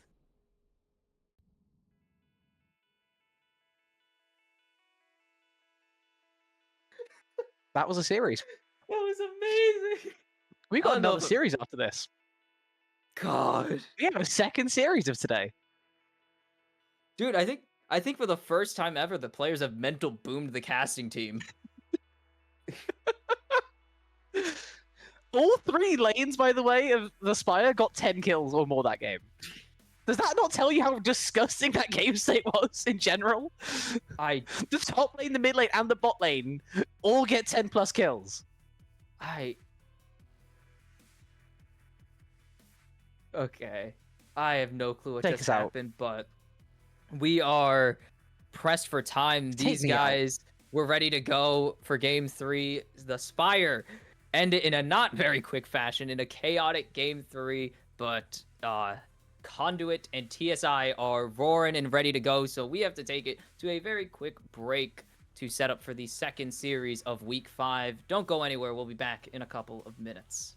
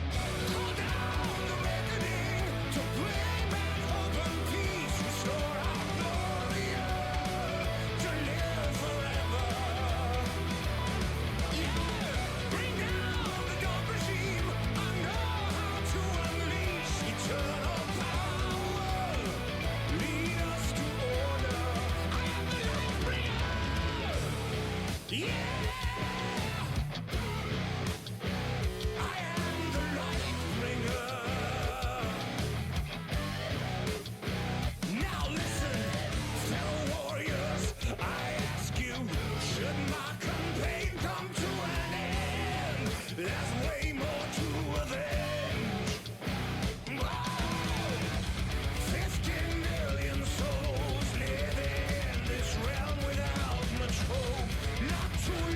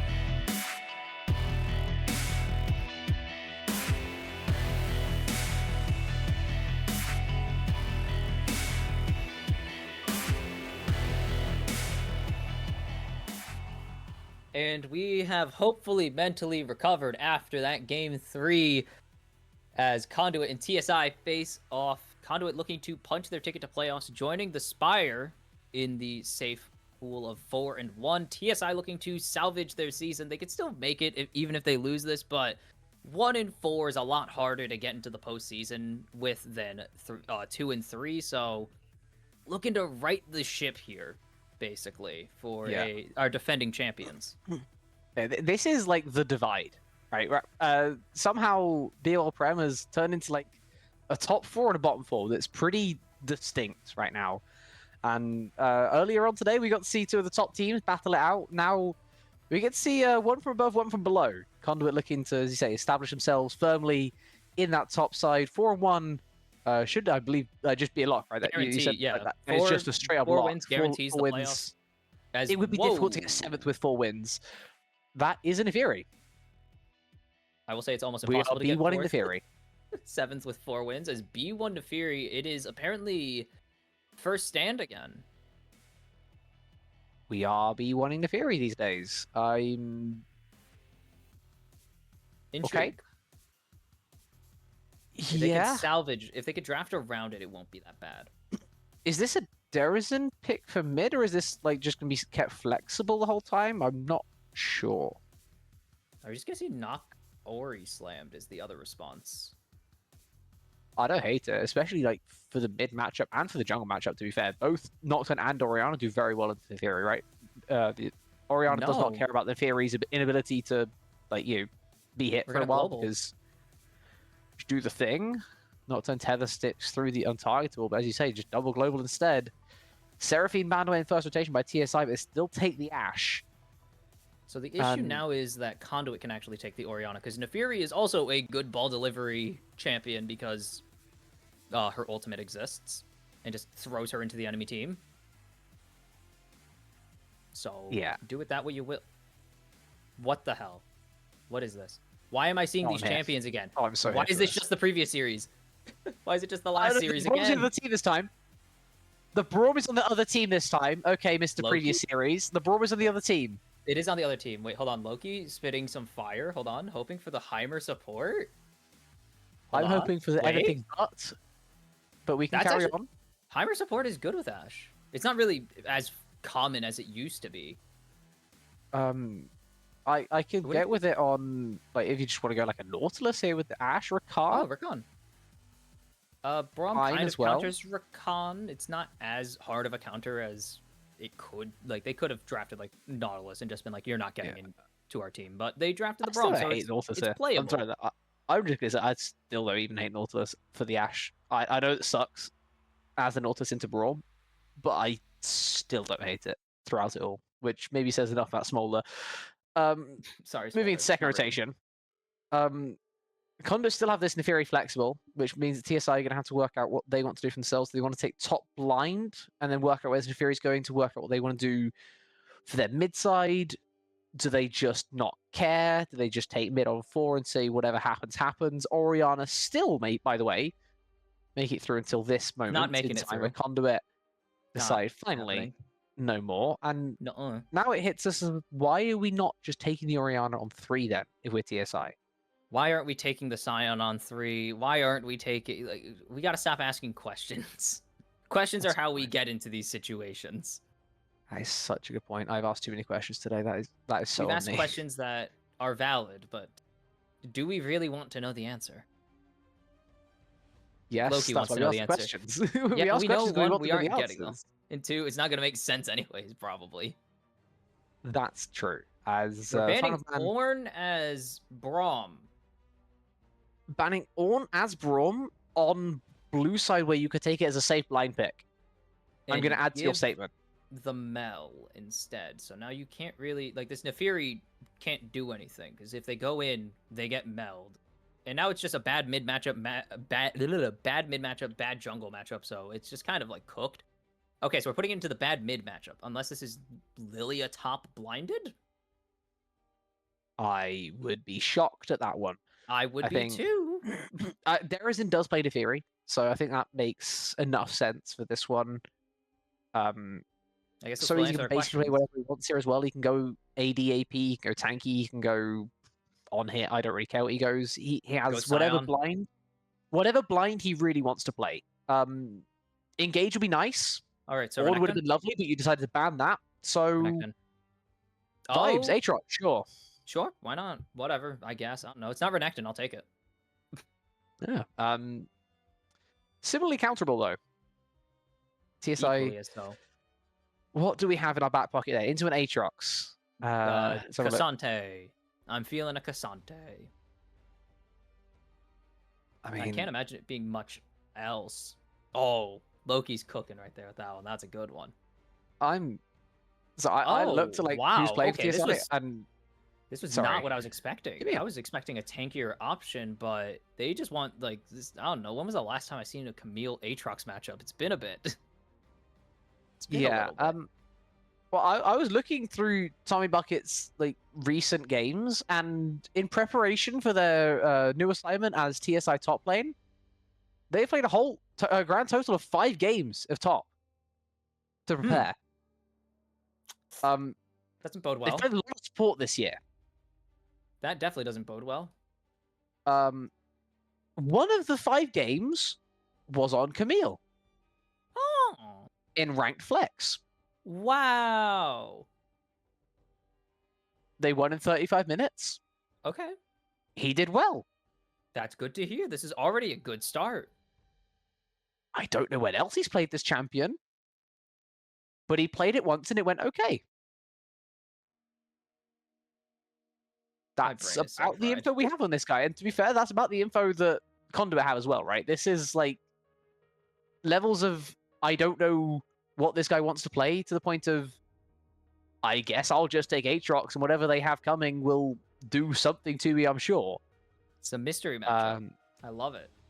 Yeah, and I mean Camille, you know what? Just Not a bad go draft. for it. If you are confident enough to pick a Camille when you don't normally play top lane, then I'm here for it. After last game, it could be worse. This is a mostly coherent draft from TSI, at least. Yeah, we stopped talking about last series. We've got to move on. I don't. And until we get a Jhin in this series, we move on. We don't need to talk about it. I don't know if I love the Nefiri B1, especially with just everything they've taken to get rid of it, pretty much. Yeah. But the rest of the I draft would agree with is that. sound. It's a sound draft. There's engage, there's tankiness, and there's actual damage on it, which was the big issue with the previous Smolder we saw. It was Smolder or nothing. Yeah. This is not just a Smolder comp, right? I think a lot of teams fall into that trap where they think that Smolder. Oh, we have a hyper carry. It's everything. That's all we need. 2021 Zeri with a Yumi, right? Oh, ew, boo. Like that's what a lot of people envisage the Smolder to be, and it's just not, right? There's a Not reason anymore. why that doesn't exist. When it was released, sure, Smolder did that, but then they Evil. nerfed it to hell because that was way too good. Now it's in a position where you can try and solo carry, but you're gonna need a whole lot of support around you. And we saw already. We said the 4 tanks was not enough. You need some other damage sources, and I mean to be fair, Conduit have a lot of other damage sources this time around. I feel like TSI maybe poke some holes in that because there are no true tanks, right? You got Braum who's more off tanky, Aatrox Bruiser, and if you're I don't know what he's been building mid lane, probably Assassin Eclipse. fighter fighter items like I guess There's technically like profane. I think. Yeah, I mean, It might be the front line is experimental. going to be Braum Aatrox, is what we're really saying. Yes. And that's flimsy. There's no Full tank resets Nefiri, for why? TSI to really take advantage of. Another thing we saw was like the Jinx resets into the Smolder were way too strong because it was 1 kill and suddenly you lost the fight. There's nothing like that for this time here for TSI, but a kill is still so important, right, in these team fights. And I can see a world where they get more of them than Conduit do, which is not something we've been able to say a lot for TSI this year, so we'll take it. That is true. Like victory is where we can take them. At this point, I just need to check. No, because not all their series have gone 2-1, but pretty close. They've had a good few. Yeah, they've had I think 2-2-1s and then 2-0s. Yeah. So Yeah, there are 4 map wins, aren't they? So they must have. Two 2-1s, a 2-0 for them, and then a 2-0 loss. Mhm. But yeah. I'm doing At math. any I rate, think that checks out. It's something like that. I yeah, don't it know. is. 100% is. But anyway, we'll see if TSI are able to do some more back in their favor this time around, or if Conduit are able to leverage their position in the leaderboard to get a good position in game one. See what happens when we get onto the roof. We'll be back in just a few when we're ready. Game one.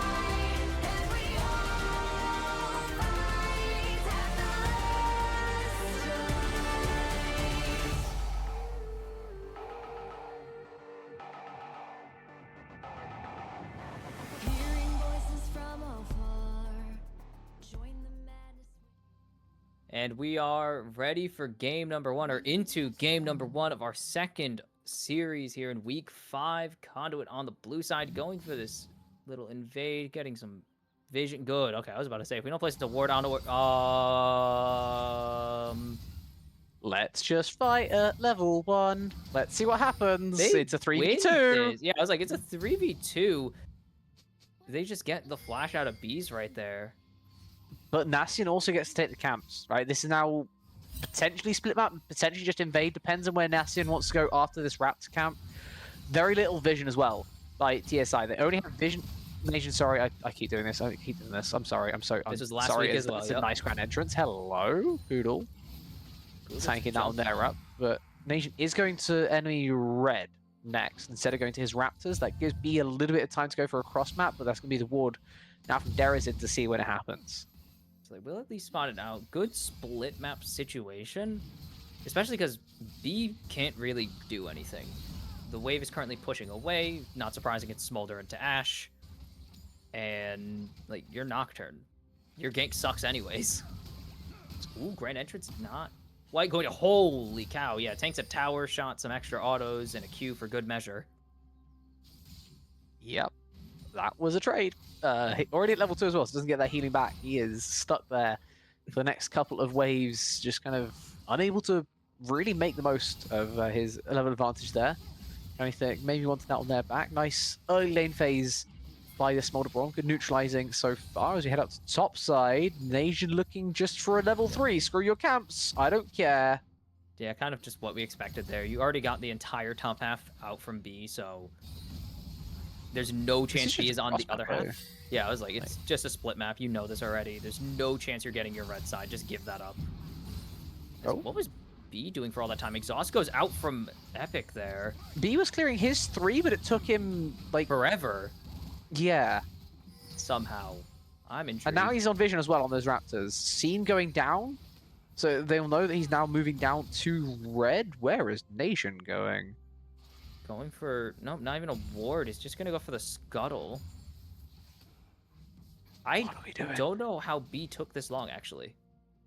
I don't know how either jungler took this long. I mean, Nation... Well, Nation he took a went to the detour. gank, but, like... It's still 4 camps in 3 minutes.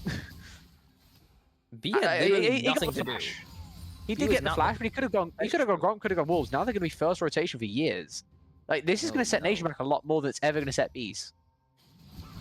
These first rotation accounts, like this is really slow from the Nocturne. Let's not get that twisted. But like, by the time he gets second rotation camps, Bees is going to be on his third rotation. The XP diff through jungle is going to be insane. Noodles gets absolutely slapped. Nation has to re-invade. Oh, Gunny getting in with a nice double grand entrance, but a good unbreakable stun onto Wolfman now. The regank. Sorry, I'm like, look at the screen. That's fair. The Ignite goes on to Wolfman and now doesn't get the cancel as Derizid face checking into B. Still is going to get feared as well. The chase now might come through, but it should just be a trade of damage. Unless Gunny hits the W, forces out the flash. Very good response and punish on the face check. Wolfman, there. you can't walk up there, buddy. He still has Ignite. Wait, no, Wolfman cannot walk up there. Ignite available, but they're going to find the kill onto Derizid. It's going to go onto Gunny, but who really cares? They're looking for extra as there's the flash W forwards. Chrome going to trade one. Can they? Ooh, they can't really. They don't have the damage. Good. Holy cow, that would have killed. And that's why Wolfman is not allowed to walk up there. I don't know why turned a very winning play into like a actually neutral? kind of still okay for Conduit. I mean, they got two, so Derizid loses a lot. Right, key thing from this, he lost 2 waves in mid, used flash, used ignite. Now he's very behind Epic Folktales. Ooh, Noodles. That was close. Just gets out. Good dodge away with the Umbral Dash. I did just realize that this is not so easy, or I realized it a little bit ago. This is not so easy. This is Noodles. So our GOAT is not here, but Nation is up here to help out the top lane. Whoa! You cannot do that. You have no AD. Oh, and he does not get out. Bowling ball connects. No. Nation doesn't have W. Has to flash Q. No. To the wave in the tower. And Tommy Buckets unofficial double after Noodles just completely blunders the position. There is no way the Camille has just got that from the 3rd time jungle has been top. That's crazy. In the first 5 minutes, Nation has looked at his new top laner for today and said, I am going to pocket the hell out of you. We are not losing this lane, and yet still, Noodles Camille now has 2 kills. going for the Q there. Thought maybe the healing would help, but he's in the sweet spot of tactical sweep. You want to talk about sweet spots? Yeah, tactical sweep has one too. Tommy's going to have flash advantage as well. Oh no. He's going to have flash advantage with ult onto Noodles, who you can't will run. have Ignite at the very least, but and this is now very dangerous. He at least has World Ender to offset a little bit of the potential damage and get some extra healing possibly. But still, you're getting through the adaptive shield as nice W there from Derizen. But you're really cutting it close now with this timing. Yeah. And look at what it's doing to jungle as well. Right, Bees is up. He's got kill plus assist. He's going through his second rotation of camps right now, which for his actual camp clear is going to be the third time they have died. The XP advantage, if he gets up to his Raptors in time, is going to be huge, but he's actually late once more. I don't know what is taking his clear so long, but he's still hitting this blue buff. He's not going to get to his Raptors in time. I don't know. Nocturne is not slow on clear. He has passive that is pretty fast at charges. He's lost all of the chickens. You just saw the dot disappear on the minimap there. I also just saw the gank timer. Hello. Oh, wait, the bowling ball connected. So they're going to get this engage onto Epic right now. They can't quite get the damage down, but they will be able to trade. But Gunny is here. Gunny doesn't have ult yet, so Nation has to find a way out. Already ignited, no mana. His passive coming in with the speed. He has his support rotating up as well. And Poodle, good block there. Still will give the extra trail to B, but it does not matter. Ate all the fruits as well, so actually has so much mana if they need to re-engage. And pretty well played from the side of Conduit, but the trade is not pretty. Yeah, and I think this game looks so different if Bees is just able to farm a little bit faster. I don't really know what's slowing him down right now on the Nocturne. It feels like of all the champions to clear, it's just kind of you press auto attack a lot and you hit Q and it's off cooldown.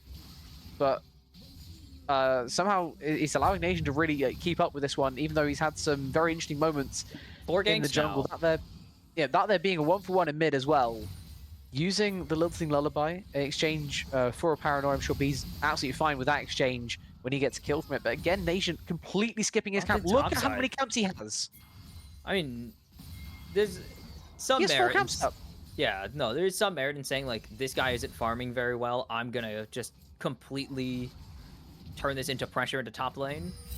But there is also a level of, okay, I'm actively ignoring one of my main goals, my ways of getting econ in this game. Especially as an AP jungler. Like that's something you excel in, right? Being an AP jungler, you are good at farming. It's not like your clear takes that long. You have some of the best spells for it, as there's a nice arrow, but the... Oh, blocks the Q with the reflect. There's the ult coming out from Boodle, but is it going to even be enough? He's going to get stunned himself. Got stunned on his own concussive blows. They don't really have the damage. Tommy forced to flash over the wall from the Q3. Gunny doesn't have the ult anymore, so there's no more engage tools actually on the side of TSI. I mean, they kind of could go for it. They're a little bit low. Tommy was maybe the highest HP there. If he just goes Hextech Ultimatum, there is no counter, right? You just lock them in the cage and you find that kill. Nation's could have been still the play there. You could also turn the lights off. How's he ever in terms of looking at these camps? But he's got all 6 of his camps up right now. All 6. He's actually down camps now too, despite the early invade. I guess it was an even trade of invade. He's been down the whole game. It's just like Bees is not capitalizing on it. B just doesn't. I have no clue. His camps are going down slow. I mean, we keep saying it, but it's just very odd that one of the more notably fast clearers that isn't ignoring camps. Like, Nation is actively avoiding most of his farm. He's backing for Leandries when his Gromp and his Wolves are there. Just take the tempo. He has Leandries. You can go red and then clear up. Fine. That's true. You go red, then you clear up. That's okay. It's not like your blue buff is going to be synced with Gromp and Wolves anyways. They're on completely separate timers, so... And that's exactly what's going to happen. Okay, so he does that, but it's just... I mean, it's been probably 3 minutes since any of his camps have been cleared, so they're just not worth as much as they should be. Yeah, still same amount of gold, but way less XP. But if you're not clearing them as well on the top side, on the other side of the rift, then it doesn't matter if they're not worth as much XP as normally would. It basically just means that both junglers are a bit behind the curve. compared to where they could be, right? We see Which only hurts XP Nocturne. overall. He's already hit 6. It could be worse, right? He has already hit 6, but again, Nocturne, Wolfman? only source of golden XP is really from Chrono kills and cleanse. camps, as Chrome is getting chunked. Has to cleanse away from the slow, I believe. I Might have got think hit by the ult. Sure. Definitely got hit by the ulti. I just didn't really see it go through. So I was kind of looking at the supports fighting each other to the death for no reason. As that's a nice rolling ball, but doesn't want to commit because it's way too close to the tower. They have to be careful here. This does reflect. The actual... Oh, they're going to go for it. Where's the reflect coming in? They don't do it. And they're going to get the double sleep as that's B already dropping. Mom over the top. Not reflected. Epic so low. Gunny running to the tower. Doesn't get concussive blowed. That's there. Tommy going in. The golden eclipse comes through. As it's another one coming in. Chrome has to clean up. And it's going to be one, but Tommy is full HP. Tommy is more than happy with this situation. Chrome stunned up. Chrome drops. It is a triple for this Camille. And the RoboComp, the cybernetic 60-year-old, is 5-1 in this game. Tommy with an amazing TP angle. Using the advantage that he has by having TP to get around the map a whole lot more. Noodles only just finishing his top lane quest now, right? If this fight takes place a minute later, then we're talking a very different tale. He does get something back for himself through the top lane, but it's nowhere near the value that the Camille has off of that triple kill. A Triforce already at 12 minutes on a champion whose 2-item spike is basically everything. It's absolutely everything for what Tommy's game is looking to do. Now he doesn't have TP though, and Noodles does, and we're still fighting Drake 4v5. Fighting the Drake Nation, doesn't get the steal. The W just not close enough, but here comes the World Ender himself. And Noodles find something. They get B, but they're going to need more than that. Gunny can't really run anywhere. It's going to be 2 going down already for the side of TSI, but they get the Dragon. They have that stacking. And that, I mean, that's something. It definitely hurts to lose, obviously, those kills. As Gunny is very far forwards. As Epic is under the enemy tier 1. Okay, what is happening? Yeah, they're doing some weird Mel Neferi stuff.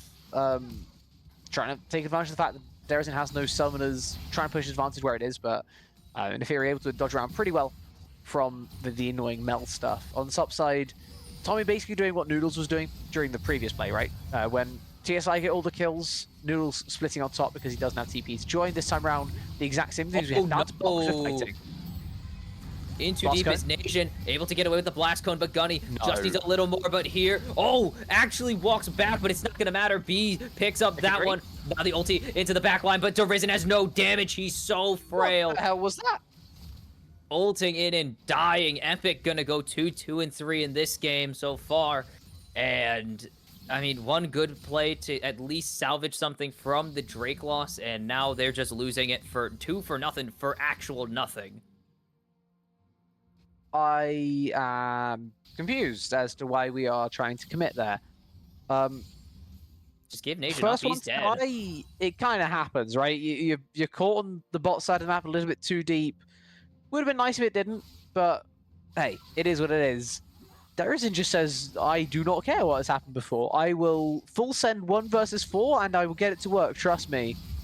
Are we surprised? Is going to take a nap here. Didn't buffer the drowsing. The healing off of that one auto attack is insane. But Tommy's so close to dropping, but it's not going to get him anything. So close to getting at least 1-for-1 on that, and Noodles just survives. Stunted Sky plus Aatrox Stunted Sky equals plus healing. Aatrox. That was a lot for Noodles. Gunny. Fraser says if he got a base. Yeah, if he got concussive blow, if he got hit by the Q, that might have been a rough situation. Josh, big jumping onto B, or from B onto Noodles. Can Noodles hit some Qs? He's getting a little bit of Omnivamp, but it's not really anything. He used Splash as well for that play to try and escape. He's nice gank on top side. 4th kill in the bag, 4 assists as well on this Nocturne. He's providing very similar output to what the Lilia has done, but is up effectively 3 camps in this phase of the game. Could look to go towards Rift Herald now that the Aatrox is dead for the foreseeable future. Of course, the TP once every 7 minutes, definitely not off cooldown. You can just go up there. You have Camille guaranteed to be able to help things out. But instead, looking to make a play elsewhere on the Rift. really would like him to take the objective that's right here. Unless we're going to have a random 4v4 because the Aatrox is going bot, Ashe is still there, and we might just be fighting. Might be a little less of a random one. You don't really see a ton of Herald fights, like big. Everyone's coming to Herald fight anymore. It's usually Some their weird lanes handshake. though. These are some weird lane assignments, but it is their teleport assignments mostly. They just wanted. I mean, the Chrome obviously Smolder going into mid, pretty standard stuff. Yeah. But they just wanted. It is odd because you have to play your Aatrox into the Ashe for now until the Ashe finds a reset angle to go mid as well. So you're not really able to push it. Who likes this or who doesn't? Is my thing. Like, bit of A, a little bit of A, a little bit of B. Like yeah. Tommy and Wolf are gonna appreciate not really being super contested on their pushes right now, and then obviously Epic can't actually match Chrome Alone's push, so it kind of is just TSI winning these lane assignments. Yeah, I mean, it's going to be Wolf now working his way up. B's caught that way. Still not taking the rush out, no threat with that being dropped, but they could just take the turret right now. Unless there's a massive collapse to TSI, they have a timer to potentially go 4v2, and they may just look to go for it. The arrow doesn't connect, though. They Quickness. find it. That's a nice engage into the paranoia as well. Nation already running for the hills. Can't get the, or does get the ulti off, but there's no follow-up damage. B will fall to Noodles. Does he get Wolfman? That's all you need to really worry about. Flash away from the Q3, and now Noodles. Holy crap, the healing is insane. But he's going to keep committing even after the World Ender ends. Fitting name, at least. But it will just be a very expensive 1-for-1 for both sides. Yeah, 1-for-1 that's not... is still like not bad for either side, but it's probably better slightly overall for TSI. They have top lane completely uncontested once more. Epic Photos should have been able to clear out mid, but he just wasn't. Poodle does get the engage, or is taking the tower up. They will eventually get the kill, but it's a hefty cost to get that kill onto Chrome alone, as now Poodle is just absolutely gone. You're given the Hextech ultimatum, and yeah, your ultimatum was live or die. You weren't living. I do not care who you are. And he's going to go more as well. This is 1v2 for the Camille, but he is insanely strong, right? Triforce plus Vamp Scepter, he can basically go wherever he wants.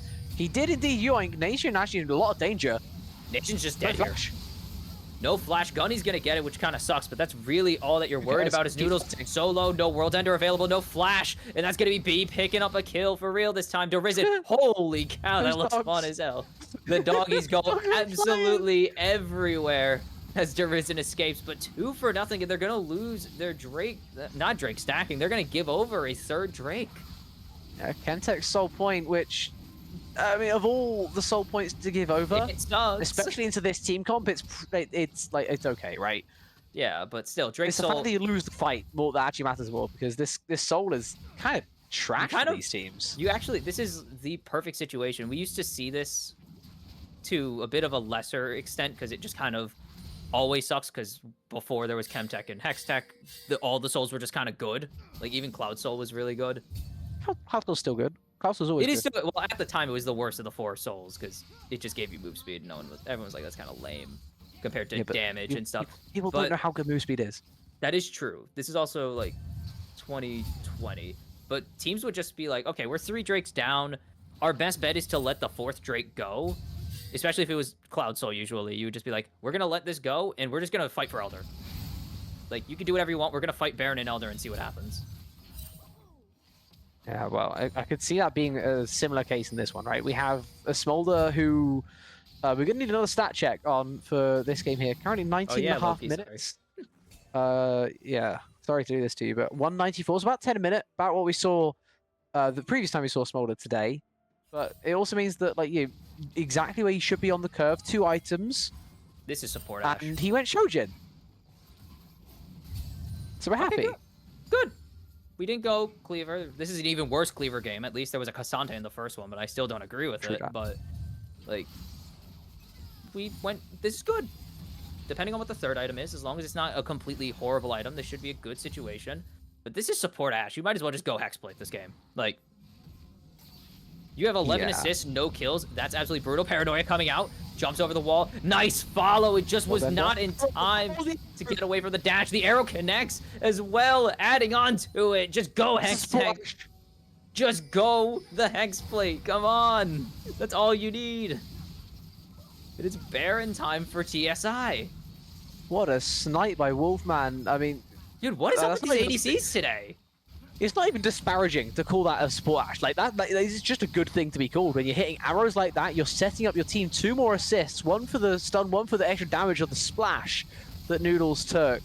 End up claiming the Baron off the back of it as well. Amazing fight time found there by Bees. Happy to burn his flash for such an important play. And sure, you lose a couple plates on bot, but who cares? You just got Baron, a little bit extra gold per player, and now the push for the next 3 minutes is amazing.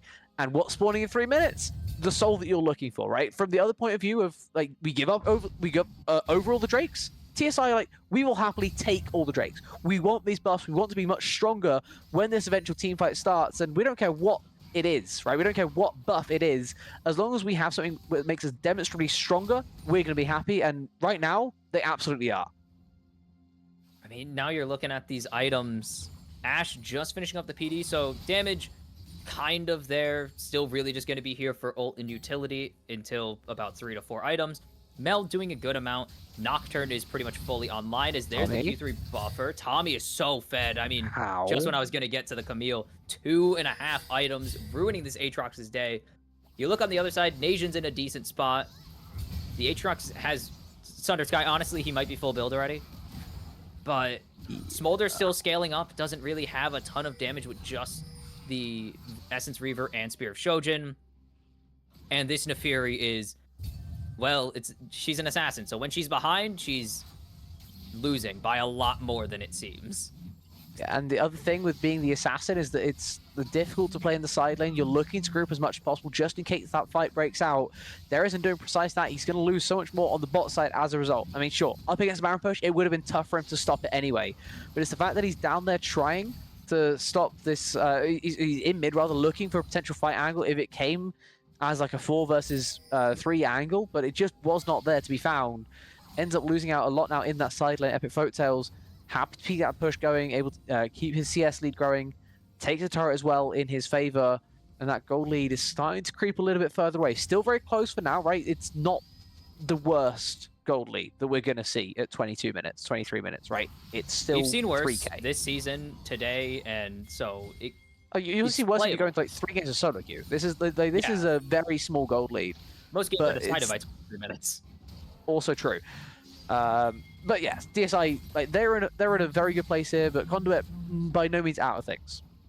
Just what is this Neferi going to do? Cyclosword Axiomarch is good, aggressive, but usually if you have that, you would like that to be your build, like, you know, you'd like that to be your build at like 16 minutes when you're accelerated, not when you're 23 minutes in behind. Hold on. Wolf got jump in. Whoa, Wolf gets caught, but Arisen going to get answered. The Glacial Fissure finds no one. It gets reflected into the Paranoia. Folktales breaks down a Golden Eclipse to get the first kill of the fight. But B, so there's the execute coming in. Chrome has the stacks. And Tommy on the back end, can he stop a triple kill? A charged up Smolder so far, tanking so much of the tower. Noodles way too deep. It is going to go from an incredible fight to pull them back into the game into just a neutral fight, which funnels gold into the Smolder for now, as Tommy forced to drop back. But this Folktales has the reflect. But do they have enough to survive? Oh, the Q doesn't connect. That would have definitely been enough to slow to get a kill for Chrome alone. So it's just going to be a 3 for 3, and mostly Smolder and Tommy getting the benefits. Yeah, the Camille gets stronger, and Chrome, as you say, with that execute, getting a whole lot more for himself. Should have that RSC. There it goes in his infantry pickaxe as well alongside, getting a whole lot stronger on the Smolder, but it could have been so much cleaner. The concussive blows landing from the Winter's Bite onto Wolfman was the go button there. He landed the Q. That meant that the Neferi just wanted to go in, but he didn't proc it. Derison just did not auto Wolfman, so the concussive blows falls away, and he's kind of able to escape. They mitigate the worst of the engage. And then from there, TSI are able to peel back. They turn it into a 3 for 2, and then inexplicably Noodles decides to make it a 3 for 3, and we should have the same fight over again. This time, I think actually, the way kind of neutralized. Sorry, carry on. No, Epic saved that fight. Chrome already forced to disengage. No Clan's available, but they have the Mikhails. No, they didn't even have Mikhails. They just got it. They reflect the mom. Epic Folktales already got one, but Noodles World ending in the back line. Is it going to be enough? No, the Mel is online. Poodle stuck in the octagon. It's a hexagon, but just roll with the analogy as Tommy continues to go forward.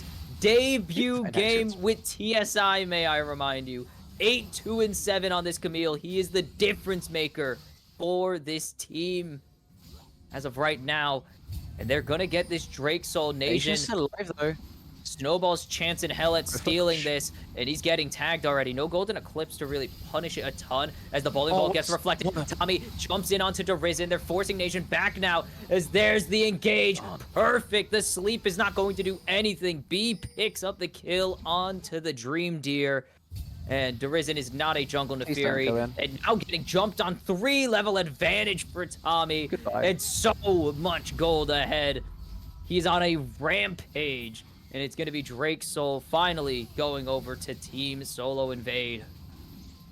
It took a little bit longer than I'm sure they would have wanted, but they may be able to go straight from this into a base, then into the Baron. Nation's respawn timer very similar to the Purple Worm. Going to be Poodle taking a small little advantage here. Get a ward in the pit, know at least when TSI are going to start it, if they're going to start it. But it's team fights like that that keep this gold lead growing for TSI, and it hasn't been clean, right? It hasn't been the happiest game the whole way through for them. Hold on. It just keeps on working as... Who brought the Zeeks? I can't even see the damn thing. Derizen. Huh. Aximark Zeeks? I mean, it gets you more ult cooldown, but it automatically resets on takedown for the first takedown after using it. So, I mean, it doesn't get you a ton of reset. It gets you exactly 1. But that's more than you generally need to get into the team fight. If you wanted a utility item, like, I don't know if GA is, like, the perfect option here, but it exists. GA, or you could Death Stance. Or you could take Mikhail's blessing. Honestly, take Mikhail's and cleanse Chrome alone when he gets hit by the second arrow. I would love to see Poodle take that eventually, actually. I think he should have done that instead of Locket. I think he should have took it. He Knight's started Vow. Locket and then went Knight's Vow. I think he should have went Vow, like Mikhail's Knight's Vow, honestly, in this situation. Yeah, especially like Chrome Alone's. He uses basically a flash, his cleanse rather off cooldown because like Wolfman's just keeping on connecting. Previous fight, it wasn't even like the Ash Arrow that started, right? It was a different form of CC. I don't remember what it was. It was Ash Arrow into Melroot. I think it was the other way around because the Ash Arrow was like the second part, but he still had the tenacity from the cleanse. Melroot. Yeah, sorry, the Melroot, then the cleanse, and then the arrow was enough to start it. This arrow connects onto Agent, perfect into the paranoia. Double globals are just so powerful for this team. Gunny think way deep now, unintentionally. We'll be able to get out and live to tell the tale, but just a very funny situation as Poodle getting chunked pretty hard. World Ender comes out onto Gunny now, actually. Doesn't have any damage. The mom goes over the top, but it just doesn't do much of anything. Wolfman solo. They just need another Q. They're going to find it. This could be the opportunity for Conduit to turn this. They get the GA off of B as Tommy Buckets is here. B is down. They need to keep Chrome Alone alive, but they can't. Tommy is so damn fed to risen into the back line, or I guess his own front line now. It's a double, make it a triple for Tommy Buckets. 12-2-8. Welcome to TSI. Disgusting damage from Tommy Buckets. Does not need anyone else. He is the carry on this Camille. The 2-item spike, been and passed, but still keeps on growing as the rest of the game is just struggling to even catch up to this guy. Absolutely running riot over the rift, and they can still look to turn up towards the Baron. They don't want to go early because Nation was going to respawn way before Bees, but hey, they can just take another reset. They're up now 7,000 gold. Spend it while you have the time. Look for the Baron. If it's not there in the next 2 minutes or so, then maybe turn attention down to this Elder Drake. But you have plenty of time to keep this game growing in your favor. As long as Epic Folktales is the one that stays alive, everything is fine, right? He is right now a lot of gold lead as well. Full stack Medjais on top of great defensive utility on Nation. It's found Wolfman. It's going to get the flash out of Derizen as they're trying to jump in onto Chromalo. They're going to be able to trade ADC for ADC, but can they get out with their lives at this point? Nation running, Gunny Thick going to pop the ulti, but he is so hard to chase him. He's slower than him. He didn't even get slowed. He was just slower than the very full stack deer. still there. Massive. There's the jump in onto the backline. Nation doing so much damage now to Risen, just trying to get what he can. It's a double for the Aatrox. Tommy Buckets is really the last one standing. It's going to be a big shutdown. Uh-oh. Chicken's not going to be able to get the kill, but it's a big shutdown for Aatrox, for the Lilia. And Conduit are back in this game somehow.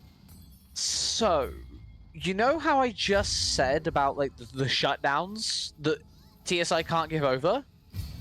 Those are all gone. I wonder where they went. Eaten by two champions that like the goal. Oh, mysterious that they're not on there anymore when they died. Yeah. That's so weird, right? Why did you... Noodles got 1,500 in one queue because he killed bees and epic folktales at the same time with the same ability. That was crazy. And then you get another 1,000 gold shutdown on top of that by killing Tommy Buckets. I mean, they are straight back into this one in terms of gold, down just 2,000. Of course, the soul still against them. We talked about it before. It's a Chemtech soul. It's not the most important, and there are team comps where Chemtech soul matters a lot, right? If you have something tanky that can survive under half HP, he can really take advantage of the damage reduction and of the damage reduction being taken and the damage increase from them dealing it. But you don't have that in this team comp.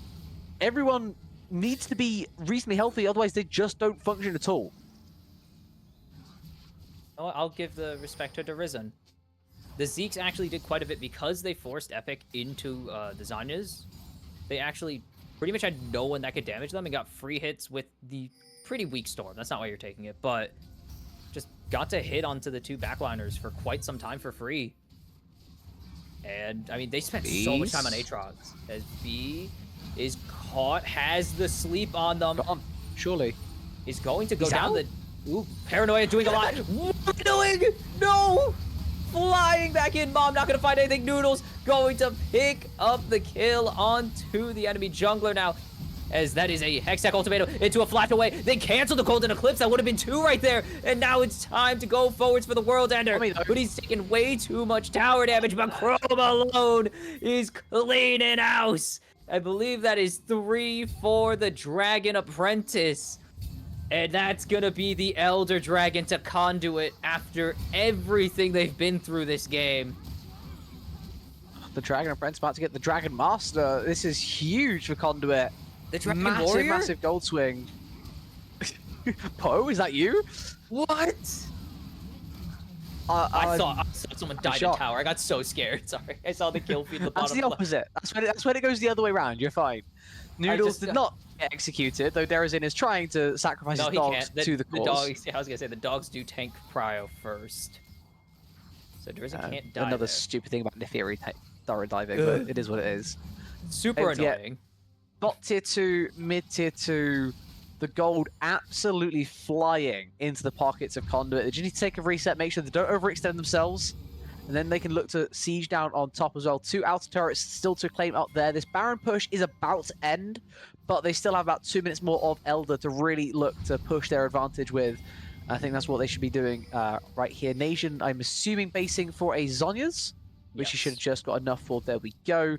Everyone else, you can't hit those like kind of 4 item spikes already. It's scary how deep into this game we've gotten right now, as that is just not a fun thing for Tommy to go up against. When it was just the smaller execute, it was fine, but this is... Big jump in. That's a big commit there, and all it takes... I mean, they get the flash out of Noodles, but they have to survive. The Fissure is actually not going to do much of anything. The Grand Entrance, nice to try and buy a little bit of time, but now the tower is gone, and they're free to go forwards. The arrow is nice, but GA is gone from B.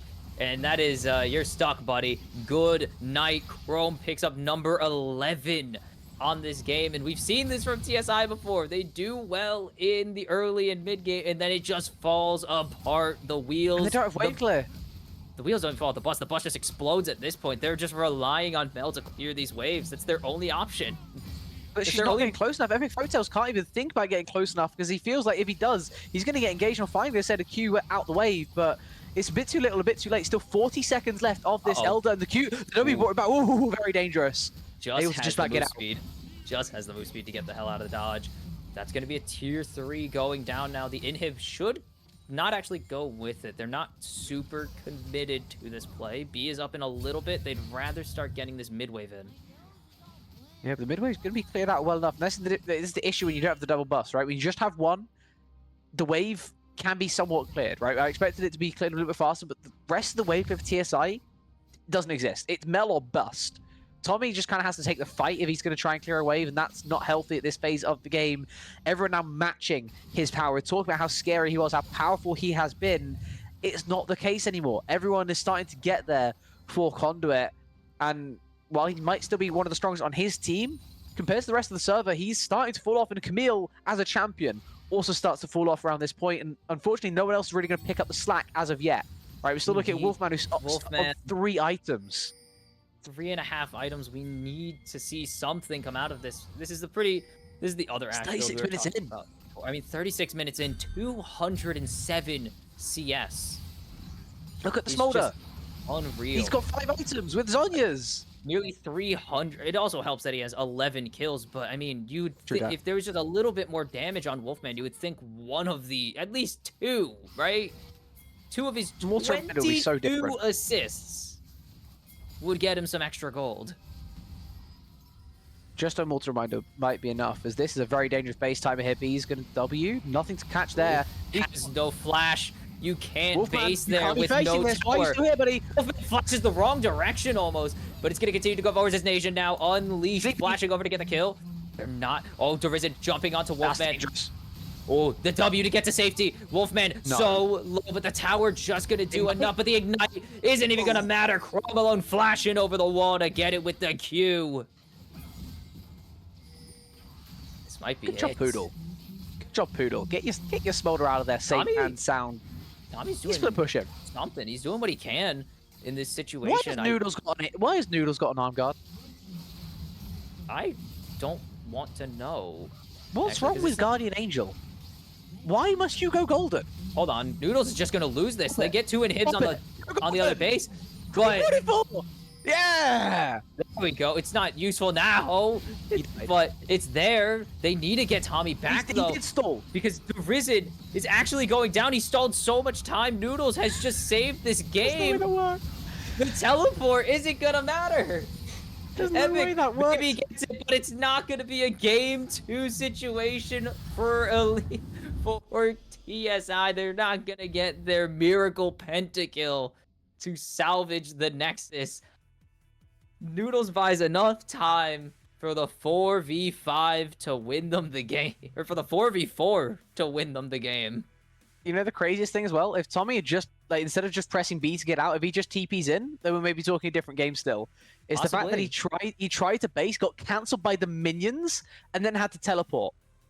He took so much longer to get there as a result, and that may have been enough. I'm not sure if he'd be able to turn that fight by himself, but you see from damage charts exactly what he was doing compared to everyone else on his team. It feels like that may have been enough to potentially get TSI over the line, but unfortunately for them, Conduit, they find a nice angle to just stall out on the side lane, push down through mid, and they end up taking game 1 in, I can only describe it as a heist.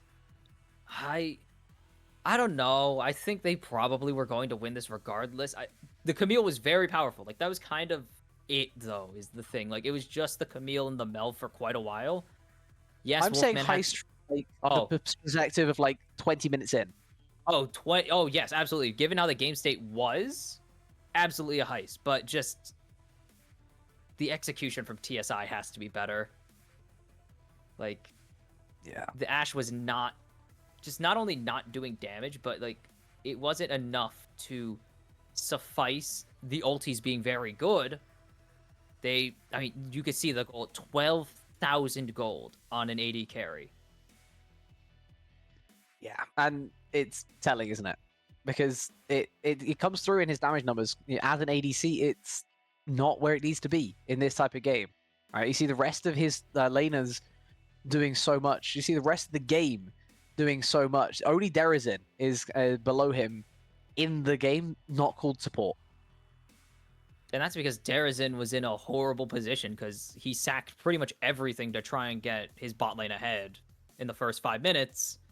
And so just didn't have a laning phase. You could see that you could see the point where he realizes that he's switching to more utility when he buys the Zeeks and the Black Cleaver instead of more lethality and assassin items.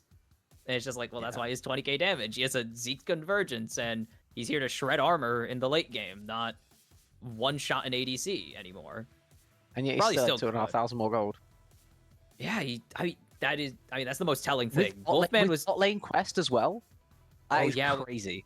extra 2 gold per minion kill. Like, you should be The getting amount of that. extra gold that ADCs get in It's this season. crazy. 300 so much flat, econ. and then 2 per CS after hitting that role quest. Derizen I think wasn't in in this lane game- for 3 minutes Yeah. and still out And CS. that flashing knight. He lost flashing knight in that bot play, and he's still able to come back and salvage the lane state somewhat. Wolfman, come FFO on. still gets incredibly far ahead, but it's You just gotta not do enough better. for TSI. Conduit move up 1-0. We'll be back with Game 2 draft in just a few, and hopefully for TSI they're able to take this little break to work themselves out and get into Game 2 a little bit happier and a little more hopeful. Risk it all, hold nothing back. Seize the day, we must attack. Stars are rising, countless worlds colliding. Only one will take it all. Can we bring to fall the giants? Can we make the final call? We are the ones to ignite the darkened skies. The champions of a world that we defy. A soul array of the few who rise up high, and we all fight at the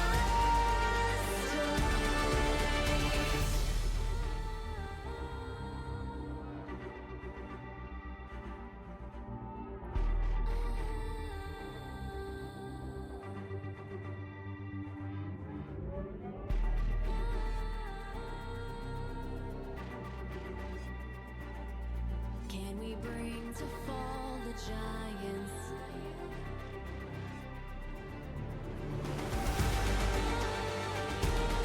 Can we bring to fall the giants? Can we bring to fall the giants? Can we bring to fall the giants?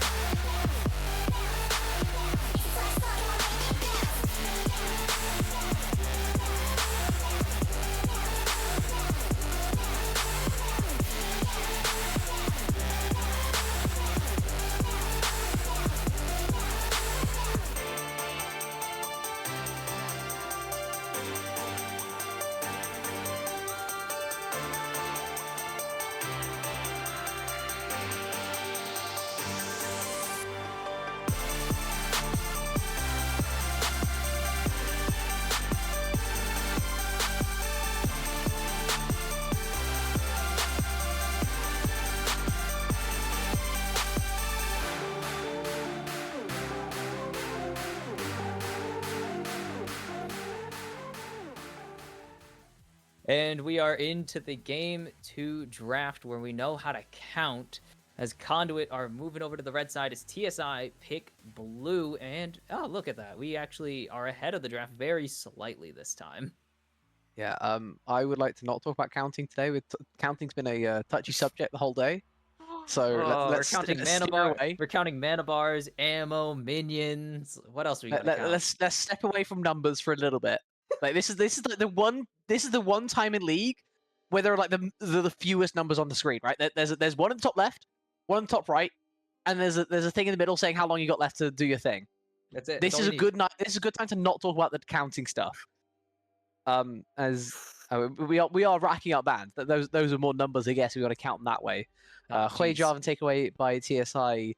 Malzahar Zach taken by Conduit. No, complete Different, right? The Jarvan is different. Very different. This is pretty much the same for Conduit, however, but we will see if TSI opt to go for 2 of their 3 bans, or if they want to change it up. They're angling Jinx. They're going to change it up? They're angling for Jinx.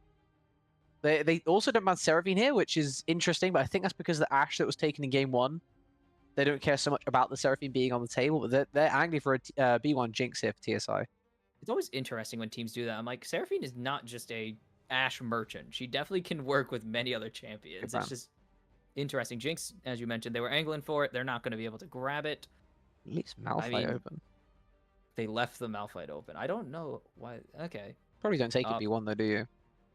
It's just that was you the third never, ban from you should Conduit in game 1. never, ever in your life first pick a Malphite. Yeah. Especially if you know which lane it's going into, right? If you know it's going to the jungle, then you got a little bit more flexibility with it. The Seraphine here. Okay. Okay, interesting. So it still works. It's not like Seraphine stops working just because she doesn't have a single slow on her team. Yeah. What is the response though? It's not an Ezreal. Don't pick Ezreal. Don't pick Corki here. Do you even look to bot lane here? I feel like you can. You don't need to look to bot lane. Mid jungle if you want to, right? Yeah, you can just take your mid jungle. Like Ahri Wukong if you want to here. Just steal the Sivir away. Sivir's gonna be fine. I think he's completely valid. There's your Ahri. Okay. Oh. I feel like you take away Sivir from Seraphine, but I'm not too scared of that as a combo. There's no setup from the Sivir for the Seraphine. Makes Seraphine a lot weaker in those kind of mid lane phase trades. If you don't have anything set her up, then the slow is just a slow. I wouldn't really be scared of it. Honestly, if you gave it to TSI, I wouldn't be scared of it. Sivir requires farm. Sivir also gets a lot of farm for free. I still wouldn't be scared of it. MF Sarah is one of the very few combos you could run with it. Yeah, Misfortune works into Sivir. Yeah, and I have to just think about it. You can proc the spell shield with Misfortune E as well, so then the Seraphine route comes through. You can bullet time, you can encore. You can also just ignore the spell shield entirely and just wait for it to run out as you throw auto attacks. Also that, depending on what comes down when, if the Sivir's playing reactively, then you have more than just one thing you throw, is what we're really saying, right? You have multiple ways to deal with this Sivir, so I like that there. Zinzao with an Enchanter. Big fan of this so far for TSI. They're creating a really nice team comp as of now. They have a version of Engage with Encore. I'd like to see a little bit more coming through from either mid or from top. I would expect with likelihood of having blind on top, if Ornn's let through, that would be an amazing play for them. Their game's looking lovely. They just need to be careful of how their lanes match up right now, because Sivir can run wild over some lanes if you're not careful. Ahri definitely can. And the likelihood of top counter pick here for Conduit as well means that you are in danger of 3 winning lanes with a Viego helping in every single place. Ooh, Viego. I was not thinking about this champion, actually. But it does work really well. Sets up the Ahri. And just kind of can always be the most forward player on the team. Especially into and we know how much Nation likes being the most forward player on the team.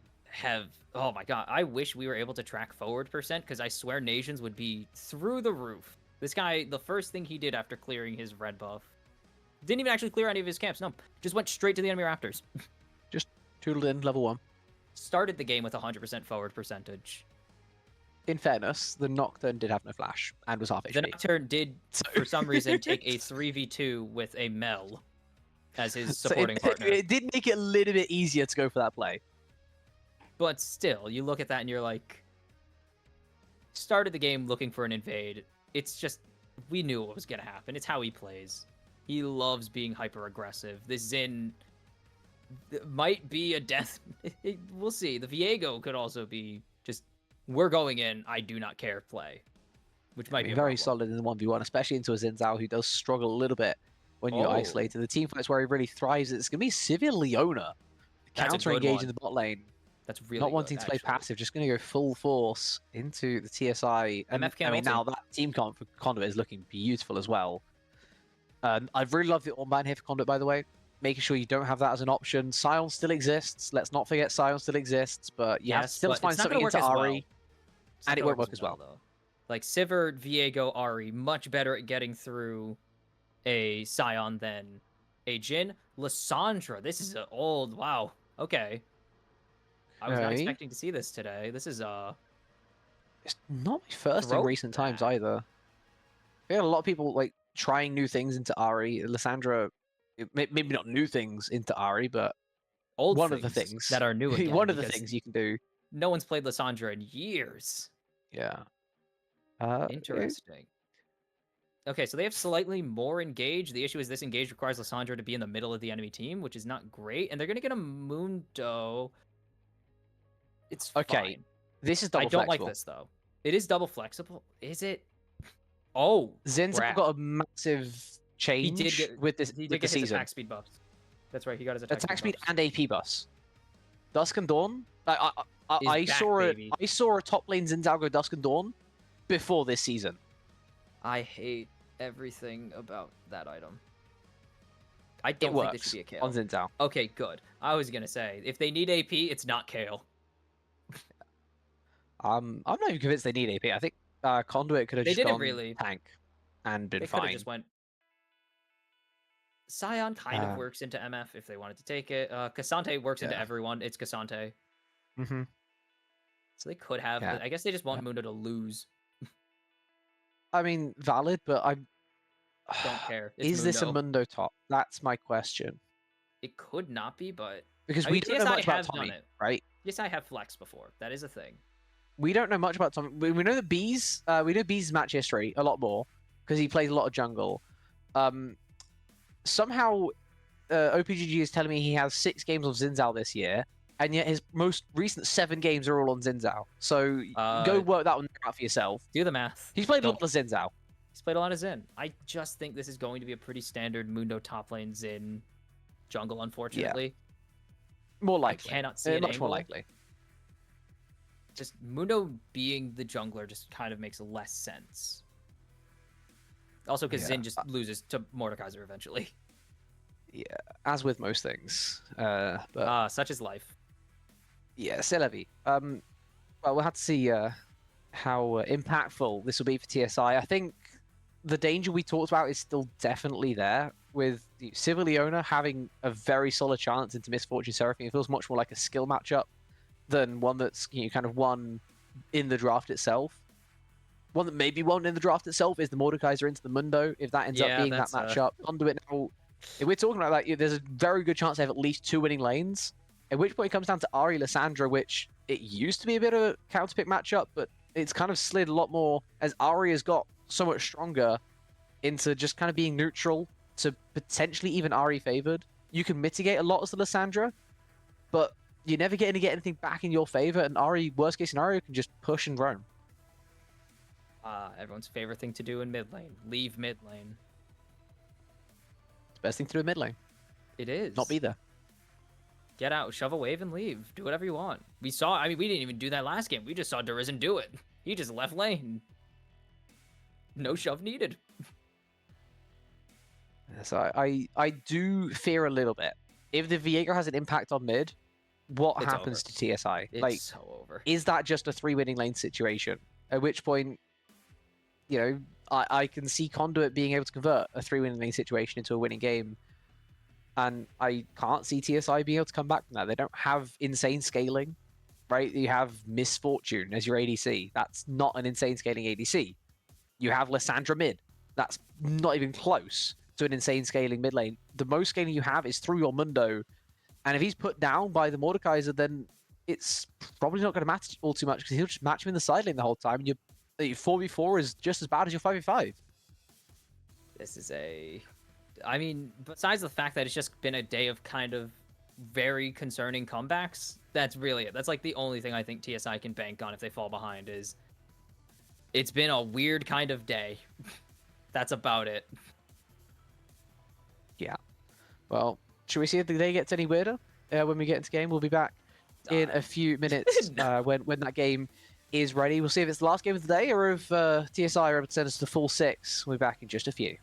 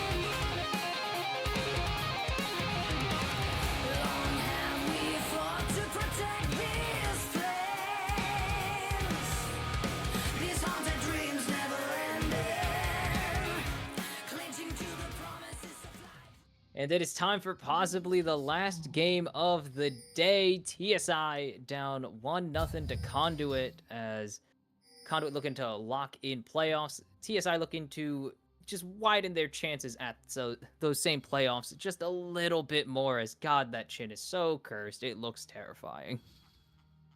Yeah. I'm going to move beyond that.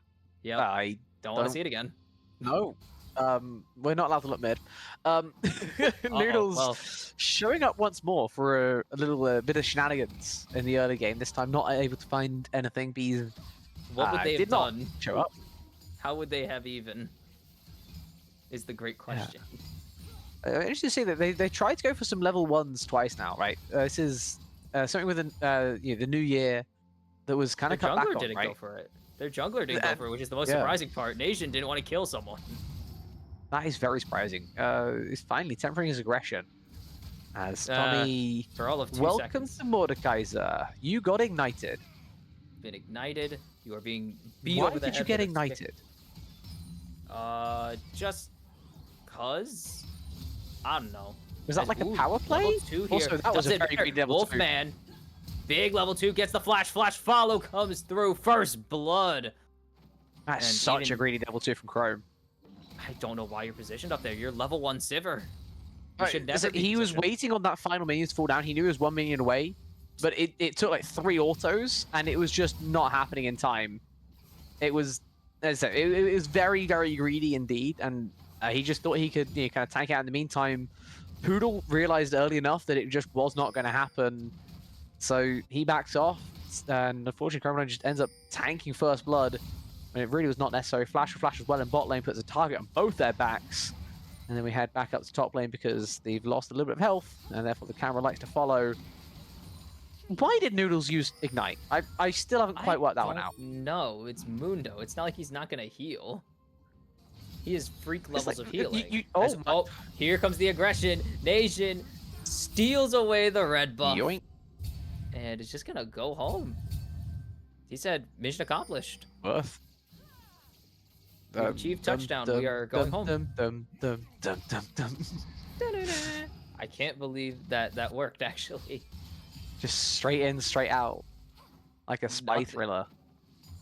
Nothing else. No questions. No messing about. Just straight in. All he needed to do. Noodles? Getting for another aggressive trade. I'm intrigued why he didn't just get more of the healing, but whatever. Yeah, it's whatever. I think just tanking up as much as they can on the top side. I mean, the second ignite timer might be what he goes off. I'm not sure how well tracked it is going to be by Tommy. He knows obviously the first one was used on him, but it's not as simple of a timer as that. As it goes for Flash as well. Okay. He's baiting against the alcove. Oh, Noodles is dead here. Very. Zin, we are not using the W to get a little bit of healing. Not that it matters at this point, because that's a big briefcase to the face there. And it's going to be Tommy again getting an early lead. Yeah, and that's huge as well. In this type of matchup, right, it's not like, other types of early leads that you get on junglers, on top laners rather. This is the I should not be winning this matchup early on type of lead that you get every now and again. It's rare, but when it happens, it feels great because the rest of the game is going to be so much simpler as a result. So now Tommy, with that first base, has a Giant's Belt. Still somehow has the same amount of gold spent as Noodles, which isn't surprising. How many items, Cheats, I guess, but 300 gold from the kill. 300 gold for the kill. How is that the same amount of item value? Am I crazy? They had the same amount of CS when they based. Pretty much pretty similar. It's 850 versus 900. How is that? How has he not been able to buy more there? Probably should have. Didn't buy boots. Probably could have. It could also be different minions hit as big charm there. As forward. There isn't gonna get caught, but both junglers are here actually to support their mid laners. So Spirit Rush not popped quite yet. But no play really comes through as Epic will tick over to 6 for free there. Yeah, that's a massive trade just after both mid laners get back into the lane as well using it. Flash charm comes through, and your flash away means absolutely nothing. Nation gonna follow, and there's the Spirit Rush second cast coming in to secure the kill. Uh-oh. And now Epic has no I'm in flash, danger. has no frozen path or whatever the heck they call it. He doesn't have And Frozen when Tomb either because he's no he mana. comes- No mana. No, it's back. He didn't have the mana to cast his art. Unironically, he could not have pressed his art if he Unironically. wanted to. Used too much of it to trade. Spent a lot to get there as well. Yeah. Like, to get into that that's position crazy. at first. Those just mid laners tough. taking that trade just after you got back to lane using TP as both of you is a little bit crazy in the first place, right? Especially on first Drake spawn. You want to be able to roam down from mid to help your jungler if they need it. Neither side was all too healthy. They would have been very dangerous in the fight. We saw how dangerous it was there for Epic Folktales. Bees gets engaged on his own red buff, which you see is very unsafe for him to be right now. It's not a very safe work environment at all. But just a pounce upon once more nation, so aggressive. It's what he does, and it works out when he pays the aggressive junglers. That Zeta play was very close.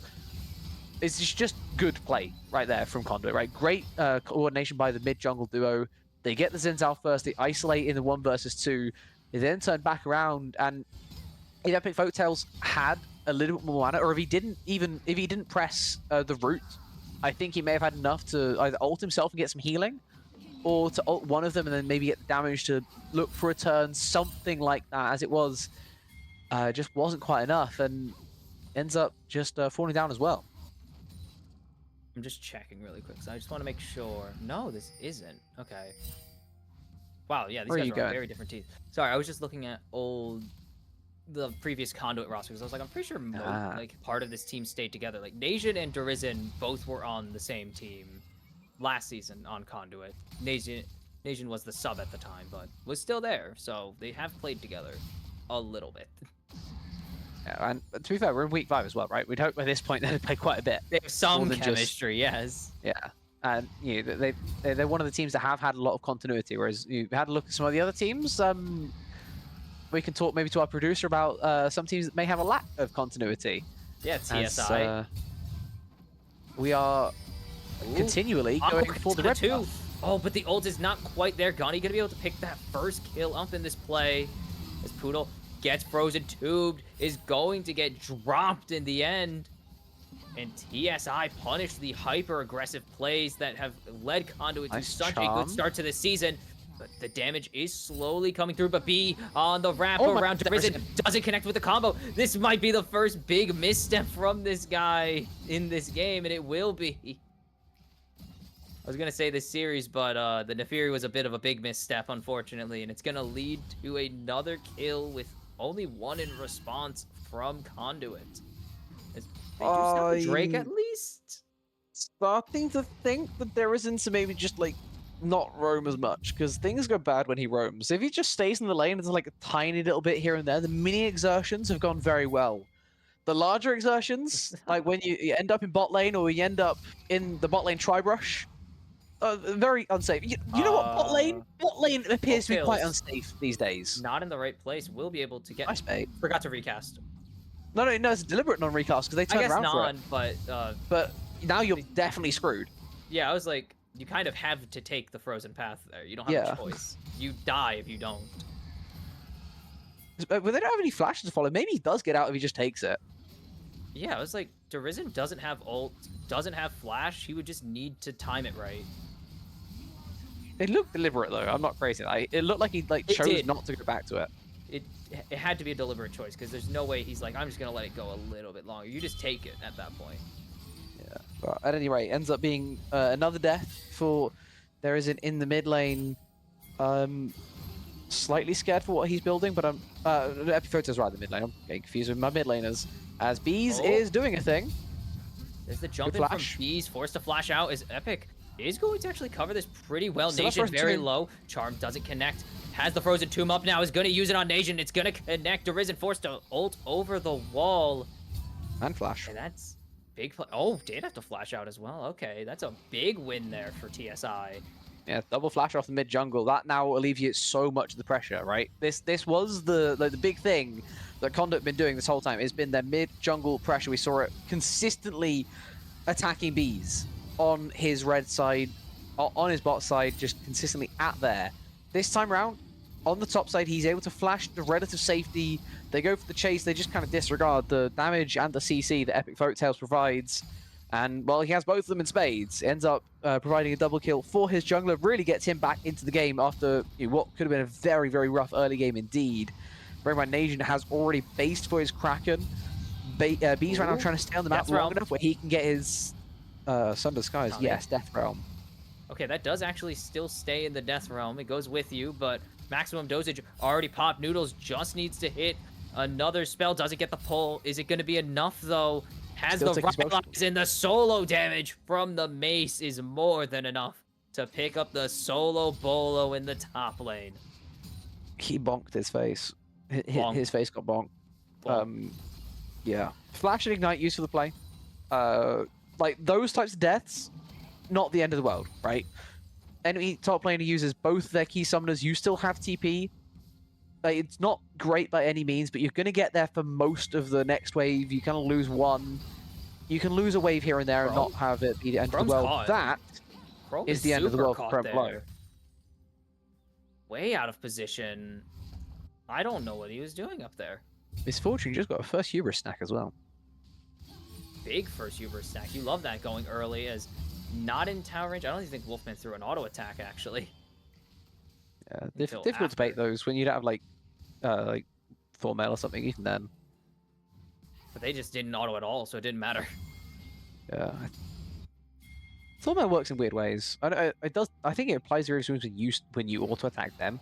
I never understood that. No. Turn aggro's funny. There's some crazy things you could do. There's the engage from Epic Folktales. It's everyone's favorite thing, the ultimate Proto-Veil. Okay. Just everyone builds Proto-Veil, but it doesn't even matter. Derision finds the first kill on the play, and B is sure to follow. Double kill for the Ahri. Just stay in mid. Better things happen. You're so right.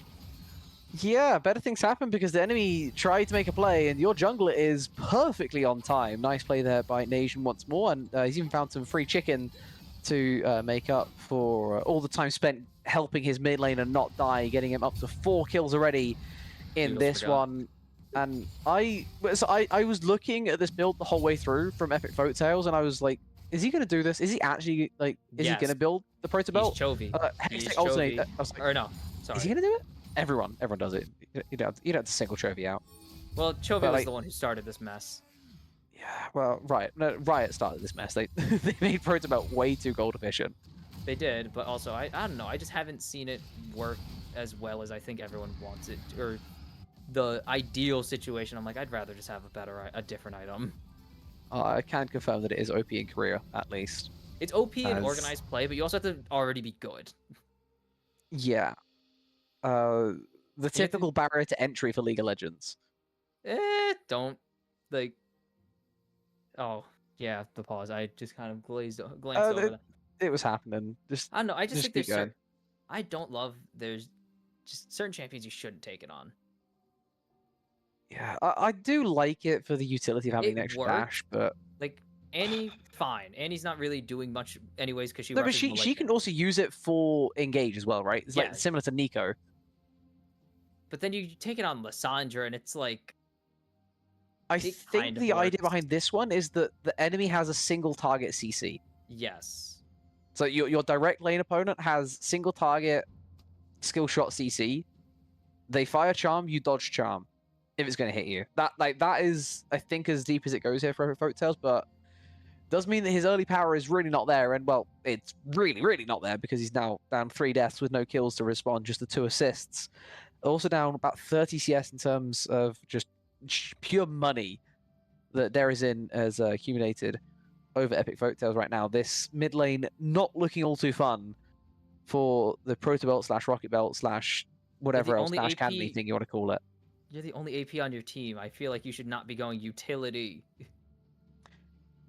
I will caveat that by saying not many tanks in the other team, and Mundo does a True. disgusting amount of magic damage, surprisingly. That is true as well because he scales off his HP and it counts as magic damage for reasons unknown to anyone.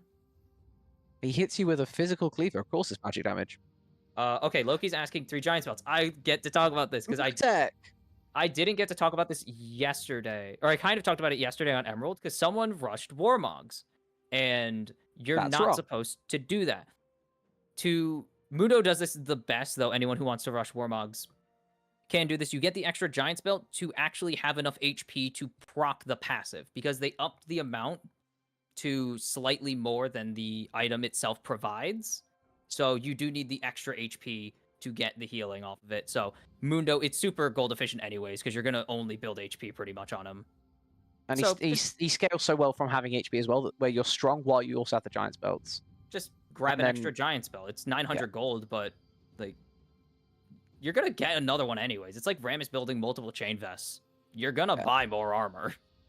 Yeah, and the other thing is, to add on to the Warmogs proccing, you need to have your rune set up properly as well. But obviously that will have happened for here. But so it's 10 HP you get per level. You get it twice. So he's got 200 bonus health, 220 guess because he's level 11 from that, from his runes. Now he's got 350 health is it per Giant's Belt?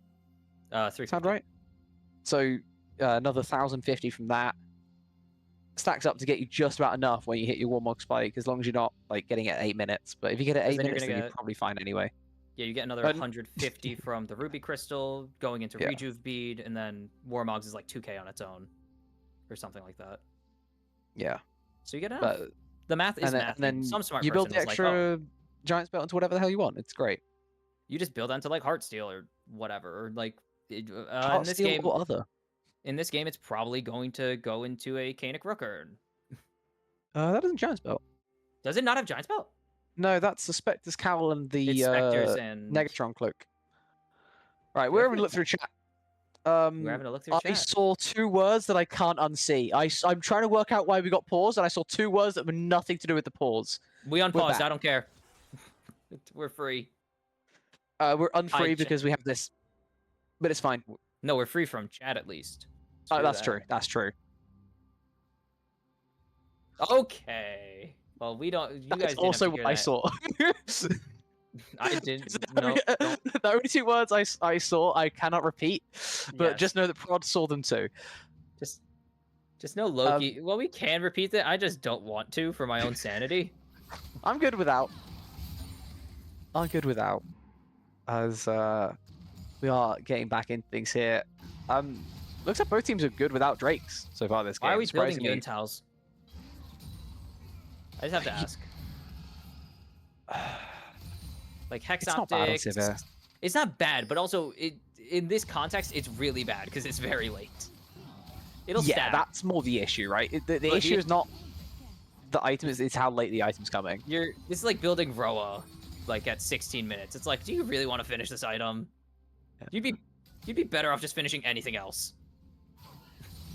I mean, the thing always with this item, right? It's not gold efficient when you build it. It just turns out to be gold efficient once you end up stacking up. But that takes its time, right? It's 100 auto attacks, I believe, because it's 0.2 per. Yes, auto? You get a quarter per whatever. It takes 100. I think it's 0.2% crit per auto attack or something. Something like that. It goes up to 25. Blah blah blah. The maths. Yeah. Should be like 100 auto attacks on minions, then maybe less on champs, because I think it gives some bonuses. But who really cares? Because Derison's tanking turret shots. Holy cow, is cutting it real close there. I feel like probably could have gotten in range for an ulti. I think it was just too obvious because it's Lysandra. Baits out another tower shot as well onto Derison, but it was already ult for ult, so it didn't really matter. Yeah, well, he forced out the ult for ult at the very least, right? Instead of just using Spirit Rush to evade, now make sure that the Frozen Tomb is also on cooldown. Able to TP straight back into mid, no ult if they want to go for this Drake fight in 20 seconds, but has flash advantage over Folktales, has mid push definitely in his favor after the mid tier 1 is the first turret of the game to fall. Basically everything for Conduit right now is through this mid lane. We talked in draft about the potential for 3 winning lanes. That's not really come true, right? It's 1. They got 1, and maybe no, it's even on jungle still, so it's not even a winning. It's 1 apiece, position. I think. It's pretty even on what do you call it, in the jungle, but it is definitely mid top lane or top bot lane winning on the side of TSI. Yeah, I think later on I'd definitely say. I think for now Conduit's just about hanging on in top. Mordekaiser is still at the peak of his powers, as we are just fighting 4v4 without top lane. No one cares about top lane. Top lane isn't involved in this. Is Nation already going to take down Gunny Thick? They're going to cancel no way, Derison the survives bullet time as Derison No way he not survives that. in there. How does he get out alive? He keeps doing it. B goes for the ult, but it's just not gonna do anything. Crescent Guard can't stomp him when they're all standing on top of you. Nation on a killing spree now, and maybe Silver's back in this game a little bit. Yeah, kill, an assist. Very useful to get Chrome Alone straight back. 3 into things. assists. Use cleanse. Yeah, my bad. I kind of did. I wasn't like assuming Noodles? O2O was. Noodles is dead. You do be fighting. Oh, forced And his flashing. own flash out there. Use the ulti as well there. Yeah, Big use trade ult. found by Tommy. Really didn't need to use his ult. Could have just flashed out. Is Chrome cutting That's a it -1. little close? Yeah, I feel like it was a justifiable -1, not gonna lie. Valid. You're Unfortunate being as well, though. chased, you're being chased by the enemy support. You Yeah. don't know where the ADC is yet on their reset or on their death timer. It's like, yeah, I feel like it's reasonable. He did still to throw not... the auto out, but it was just like slightly off time, so it's unfortunate for him. But as a result of that play, Why we are were we still talking during here? the pause about the goal being even. Can you read out that goal lead for me? And how the Ooh, fact it's that not it's not even at all? Almost 4K. That fight was very big. That was 4 for nothing. Huge gold And mid-tier swing. 1. Oh, and the mid-tier. Well, the mid-tier 1 was before that. Or not before the It pause, but was before the pause. fight. Yeah, yeah. It was before the fight, though. All Point of that stands. combined puts Darius in an insane position, right? If he can, if he has Shadow Flame on this base, I'm honestly scared. Conduit should be forcing Rift Herald. They should be making. If TSI even think of looking, then go fight. Ari, scary. 8 stacks Dark Seal, 2 full items of disgusting Oof. damage. Saber's got I Flicker wouldn't Blade even want to now, be on the too. same side of the Rift as this Ari right now. Is it Flicker Blades? I don't know what they've called. Quick Blades? Navori Quick Navori Blades? Flicker Blade. Flicker Blade. Okay, they've changed the freaking item names so many times. It's had 3 different Yeah. names, including an upgraded version. So, Oh, I I remember feel like the I can't mythic be- item version. yeah, it was what? Navori Quick It Blades. was that or IE. It was So that or long. IE, and it ruined the freaking meta. And then you was upgraded it, it bad. became Flicker Blades, and this is when the Flicker Blade name came. It's so annoying. I miss the old Ornn upgrades though; they were cool. Is there is it The jumping names forwards? are- just go fight, honestly. Maybe don't fight that. That's a little bit much, That was a but bit able to much. escape because Ari, great split push potential as well. Noodles, sure. You know what? Why not? Walked up and got a free. We're playing on the opposite side now. This is like Oscar night when they were proxying each other for fun. Yeah, but this was also big for bot as well, right? All this attention Oh. being grabbed by the Ari was massive because it allowed the Mundo. Civet to split push in bot. The Mundo got that turret in top, and now not the Mundo. The Mundo got the turret in top. The Mundo walked into 4, is what I meant to say, as he dies right in front of Shelly, which I'm sure Conduit will be pleased to grab for themselves. There they are using the Ari power spike, at least putting it to some use. And they've completely broken open the map right now. 5k gold lead, all 3 outer turrets taken. And sure, the Drake's probably not an early game win con here, but they don't need them, right? They're up 5,500 gold. Just keep on scaling through gold, and I'm sure you'll be absolutely fine. It is an Infernal Soul though, and this is a team that definitely does not need more damage, but will happily take it. So Rude. you are hoping for that. That's an insane combo right there from Ow. Derizen. Ow. As there's the chase down, and holy, that Ow. is just an absolute deletion. Full stack Dark Seal because of the assist on the Mundo, plus the Malignance bonus damage coming in, and the Shadow Flame causing a crit for that last rotation. Just this Ari hurts. This is like what everyone sees when Ari gets picked. This is what every player imagines Ari does to everyone, no matter what happens. Yeah. That did a lot. That's scary. That hurt. Uh, That was like 2,000 damage in like 5 It did seconds. not take long. He kind of exploded. Is he building Cosmic Drive? He could. He honestly could have completely afford to. It's a Lich Bane this whole time secretly. No, it's Cosmic. It has to be. It's been a while since I've seen this No, item on Phoenix Rosa. anyone. Have anyone? Yeah. They even like Volibear switched off it because of the Dusk and Dawn being. Yeah, Dusk and Dawn is just know, Dusk good. and Dawn. I did not expect to see this, but I am here for it. As I he mean, I is respect it. effectively It's an really item up good. on everyone in the enemy team, apart from Wolfman, who does at least have those 2 kills to his name. CSing a lot better than we saw in He game even 1 has as well. CS. Like, that's crazy. this has very little to do with the game. I just love seeing Noodle's like brain, like the not the reaction, but like the muscle memory change because he's facing a Mundo. So everyone knows, like, when you're playing Mord, you just E and then you instantly Q and it times it perfectly, but it's like, it's Mundo, you can't do that. So he waits to walk forwards a little bit. Oh my god. Derizen is so goddamn fed. He can see that there's 3 of them here and he doesn't care. He does it. He's just throwing his QE for... He's throwing QE or EQ for, like, 70% of people's health bar right now. Yeah, Bees actually has to be careful. Bees is just... That did half his health. He didn't even proc electric either. That was not EQ. no, because it was down because he just pronked it on Epic. I think it may 20-second corner. It may have been up, but that's not really the point. The point is that this is another Drake fight happening. Bees goes in. The Encore not really gonna find anything. The bullet time just out of range. Such a good W from Folktales, but it doesn't even matter. But maybe the fight is there. Mundo is just doing whatever he pleases. He goes where he wants. And he wants a win, but Noodles doesn't do anything. He just gets one and dies for it. 2 shutdowns, 3 kills now for this Misfortune, and they're gonna make it a quadra kill and taking an extra tower shot even to make it 4 for 1 and an ace at the Drake fight. Wow. What a fight for TSI. I don't know how they have found such an insane angle. I think a lot of that comes down to how late Noodles was, making it effectively 4v5 for the most part until he turns up, steals away the Zenzao, and then dies anyway. But, I mean, Conduit, that's their gold lead. Basically evaporated for a second Drake out of 4 for the soul. Let's see. We are... I'm assuming IE on this base or something crazy. Yeah. Just straight up an IE is still crazy. Back to the point, though. Like, Conduit... They sent absolutely everything for that Drake. They are still 9 minutes away from Soul. This is why I don't value Drakes in the game. Sure, it's Infernal Soul. I get it. It's a very good Soul, but it's just not as important as having your gold lead. If they don't even take that fight, they keep scaling their gold lead through their lanes that are working so well for them, keep making plays on side lane. If the enemy team goes for Drake, that's when you can punish. But the fact that you start the Drake, you get collapsed on, you get caught 5 for 1, it's so much harder to really put yourself back in front again because you've put yourself in such a backwards position.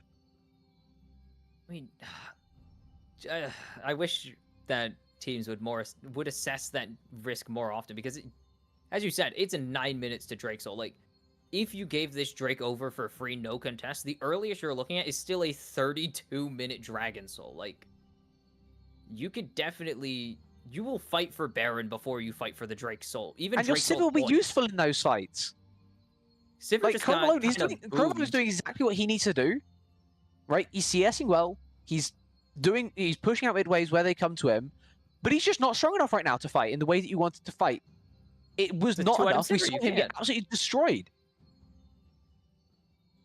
Like, it's 2-item Sivir. You can't really say... oh, they're going to hyper carry this when the MF is equal with them in items and has better early items. Like, Collector does a little bit more. It will do a little bit more on a Misfortune with First Strike than tiny little bit more. Flicker Blades on a Sivir. Even with they had Executioners and it still just did nothing because there's no... we probably shouldn't be double stacking the anti-heal, but that's okay. It's not really that big of a deal, honestly. They may have even bought the Executioners after that fight. I don't even know. They might have, but even with it, it doesn't change that much. It's like you have what is that? That's not even 100 bonus AD. Yeah. Through those 2 items, and MF there's none. It's all on the Intel. Oh, that's all on Intel, so it's like 60. The Intel, the longsword, and the Executioners maybe 70. Yeah, you don't. I think even Intel have what 55. 100. It's not a lot. Meanwhile, MF has 55 off of the Collector, and then, what, 60, or is it 40 off Hubris, plus whatever you get from it? Plus the stacks. Yeah, I mean, the stacks like... already sat at 27, so that's another 27 AD on top of everything else. She is absolutely shredding before that fight. Now with an IE on the back pocket as well. This ult's going to hurt, too. Mm-hmm. Now, it doesn't care about the crit. The ultimate just cares about how much raw damage stats you have, and she has a lot. Well, you can crit it, too, so there's a 50% chance of you just There's like what 7? It's 13 waves, so you're gonna get hit by like 7 on average crit waves. You can say the numbers. It's one or the other. I was gonna say 6.5, but I'm like, that's not how math works. Yeah. That's not how So, that's not how waves work. What are the two numbers that are around that it could be? It's on average 6 because it rounds down, or not rounds down, You're but not fun. realistically, I hate that number first of all. But realistically, like you're not gonna be tanking all of them, so you're gonna get hit by like 6. Yeah. Anyway, The point still stands, like combat ultimate versus not combat ultimate just also isn't helping this case. Like Sivir has basically has an offensive spell in Q, and then W's mostly an attack speed spell. R doesn't. I mean, it's good. Not when you're getting collapsed on like that. It's completely useless.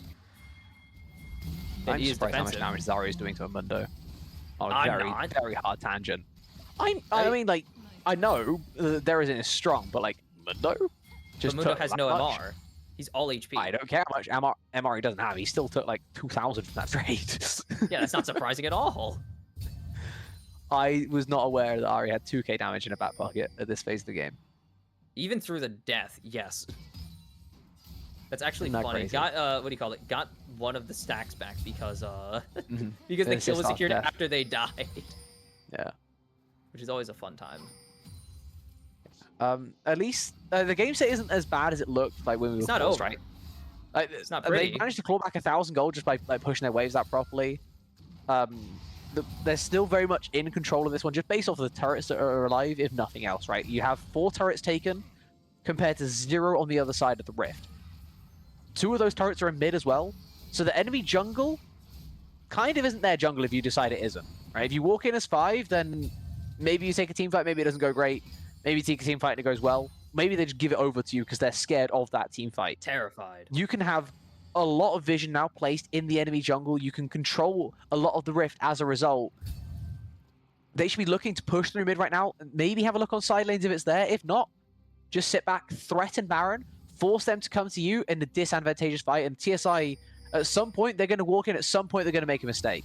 I'm sorry, Rocket Belt Malignants. Yeah. This is our game plan. I mean, you kind of are just a full utility champion now. You're 38 CS down. You are a utility champion. Yeah. But this is what I expect when someone tries support Lissandra for the first time, not mid lane counter pick Lissandra. May I remind you? This is the issue. Lissandra's just not as strong of a counter pick in Dara as it used to be. As we may have an engagement that's here. also true. Oh, the Encore just doesn't connect, and they Noodles. miss out on the kill into Poodle. Ooh. And flashing over the walls in Asia, but Nation caught, has a flashback over Wolfman, has the Q already on him, and he's gonna drop like a rock. Getting chunked.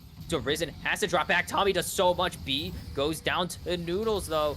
3v4, and Wolfman has so much damage, but finally gonna drop the Chrome alone as Epic isn't even here yet. Epic actually. This was a 45 the other way. This is a 4v5, and DeRizen has nowhere left to run. Tommy with the briefcase, and the Biggie finds another kill. 3, 2, and 6 on Big Money Mundo now. This tank guy Juggernaut is becoming a big issue. Press X to all of the above. I guess he's yes. just all. I don't remember the D&D. Mundo just is an all of the above champion. He Right? is. Like, He's that is like just Ornn. kind of what he is. Does It's everything. a very, very different style of Ornn. The only thing missing, I guess, is CC, but he still has the slows that are really annoying he has and a Q. very debilitating. He is cute. That's something. Yeah, it's not quite 3 knockups and like brittle procs that also count as CC to cancel whatever you're doing. But Potato, it's potato. definitely out there.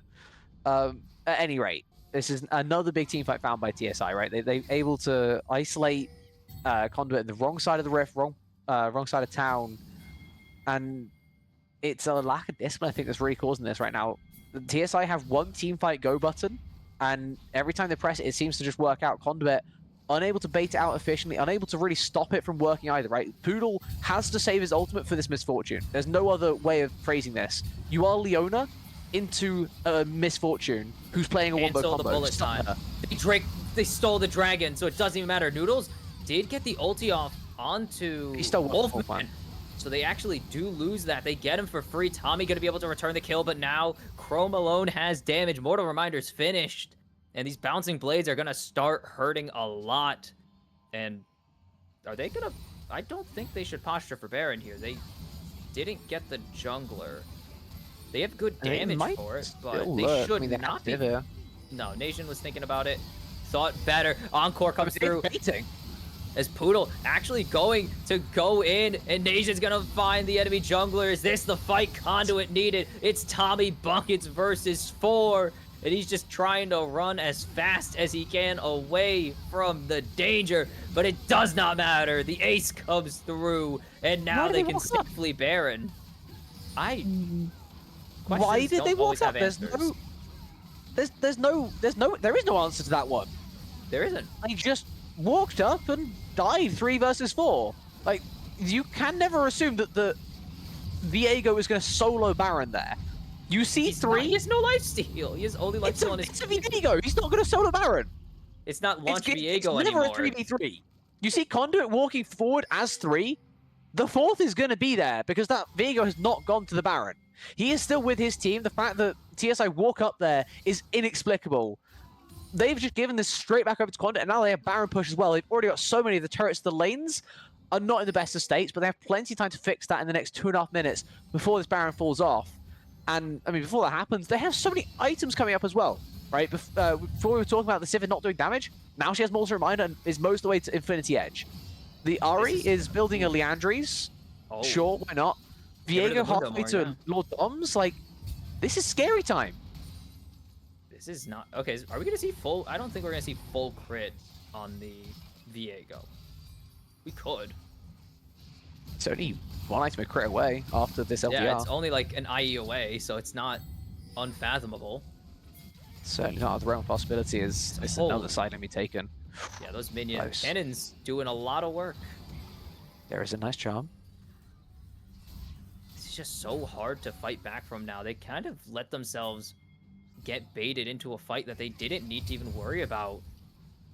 And it's again, it was posturing around the Drake in the first place, right? This is the exact same thing that we talked about when Conduit that took a massive fight over a Drake that was not necessary. This time here, it was even less necessary because it was 5 minutes later and Conduit had only got 1 Drake up to that point. We're talking about a 40-minute soul. Like 40-minute soul doesn't matter. The second Baron would be up before that most likely. Why? Our first Baron definitely been taken way before that because they just gave it over to them after the fight. Second Baron's still going to be up before anyways as the charm connected to Risen is just hurting this team into mincemeat. It is so hard. We've seen them win fights, but it's just so hard to play into Conduit, especially with these Baron up waves that you just cannot clear. I'm shocked that they're playing 1-3-1 and it's not being punished right now, though. I think playing the Ahri in a solo lane is dangerous. Well, they're putting Wolfman into it. You can't play Viego into that solo lane either, but I feel like as TSI right now, you just have to overload somewhere, right? If it's a 4v3 you take on the top lane, absolutely fine. If you want to go 3v1 while someone tries to clear out the top wave, you just send Wolfman to ult out top wave, everyone else claps onto Ahri. Good luck, it's Ahri.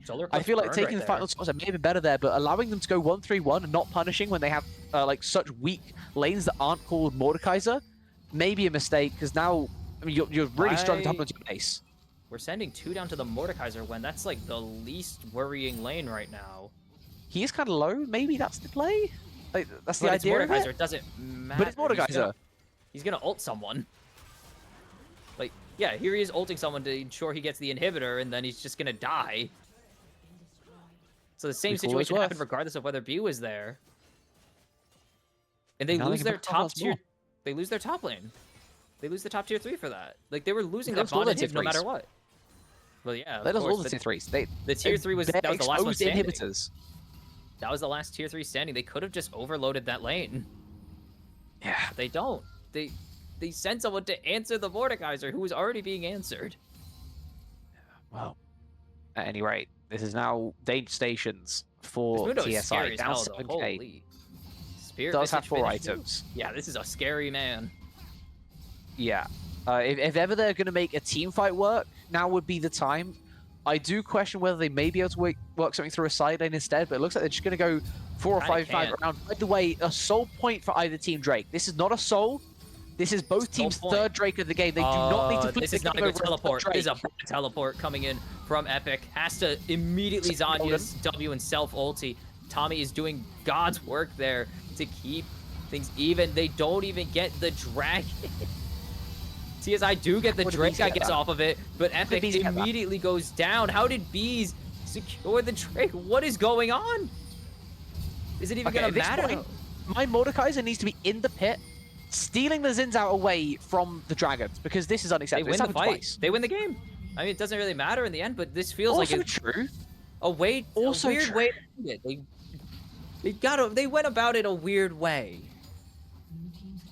That would have been Infernal Soul if the Mordekaiser had been in the pit both times and just stolen the Xin Zhao away from the two Drakes that he stole. But I guess this works. It worked. You get to end the game off of a really limp team fight. There is it with TP down to the bot wave. Chrome Alone Nation pushing it through mid. And that is the series for Conduit. And sometimes... Did not pay off. Yeah, sometimes the series really do end with a whimper, huh?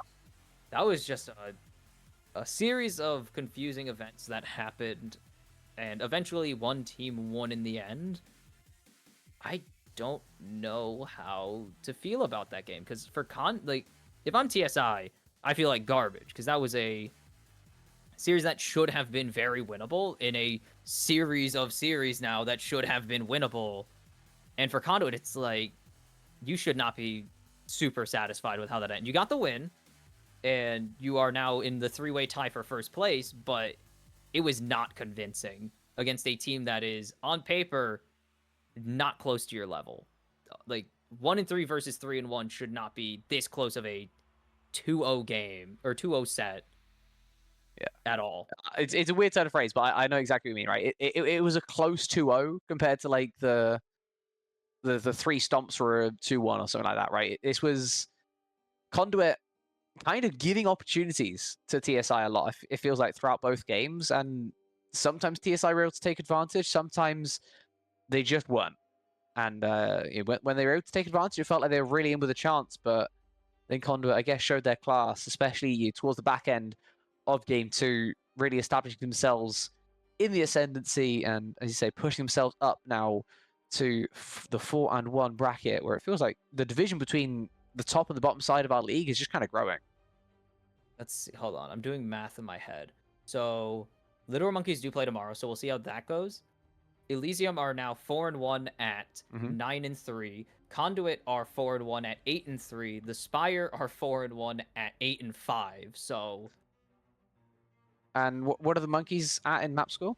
They are 7-3. So if the Monkeys win, so they can go to 9-3. If they win tomorrow 2-0, they will take sole control of first place. Wow, that's a big series for them up against Dorado. Then crazy. I mean, the dogs have not looked great. This is kind of the best angle. But I mean, if you're TSI, you're hoping for a literal Monkeys win and honestly, I would say TPO win, but final boss, honestly, they're not gonna gatekeep you from 6th place. Like, yeah, I mean, right now you're hoping DOG right? lose. TSI, from TSI's point of view, they still have 2 more weeks, and next week they are up against final boss.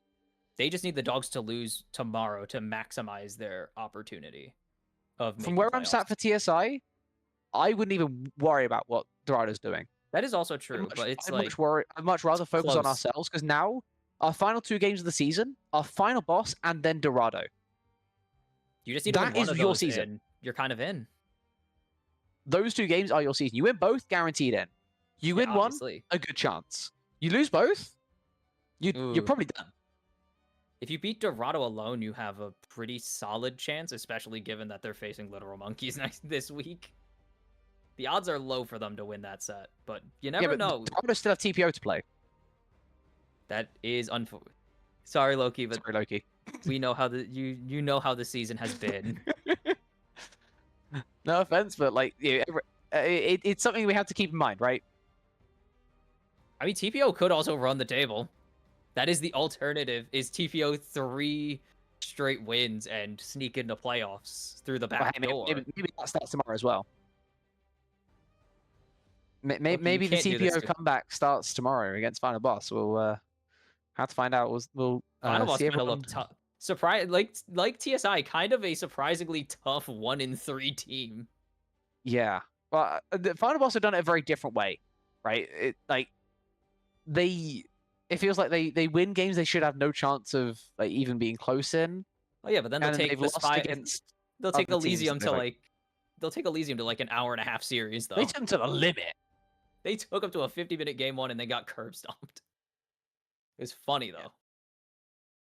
Like Final Boss have taken the Spire all the way as well. Like I don't even the fact know. they were able to do that, and then I think last week it was just like it felt like a very different team. They got destroyed by the monkeys in under an hour.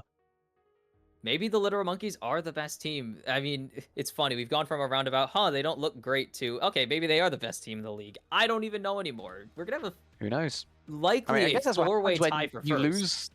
When you lose in week one and you win every week since, I guess that's kind of what happens, right? People kind of underestimate where you're at. But monkeys on a great recovery themselves. We'll see them tomorrow alongside the other teams to talk about. Four-way So tie monkeys, for first. Dorado, Are you kidding? Final Boss, TPO. I mean, a four-way tie for first, head into the final 2 weeks of the season. We could not have asked for much more. Everything's on the line. It's all to play for, honestly. Just, I don't know the rest of the schedule. My brain cannot comprehend it, but it's gonna be okay. It's Joe. Loki says it's Jover. I wonder who it's Jover for. Anyways, it's Next gonna be week, down by the way, to the wire. is insane. Next week we have Monkey Spire, Conduit Elysium. Oh my god, that actually will determine the top two entering the final week, and could determine the two bye seeds. And I mean, you mentioned some of the bottom half teams playing each other in the next 2 weeks. It is going to be a dogfight it's going to be a dogfight for the top two, and it's going to be a race for the final two as well. Like it could be any of the 5th through 7th place teams right now. Yeah, well, I'm just GPL. fascinated to see what happens when we get there. I'm sure Loki can handle a little bit more slander on her team. At least just one win. Just one more win. Just one final win would be amazing. It would be. But No, until we get there, we'll have to find out. Maybe tomorrow is the day. Maybe tomorrow they'll be able to turn things around, but we'll have to find out then. Until then, thank you all for watching Blue Otter, and we will see you guys tomorrow for even more of Blue Otter Prem.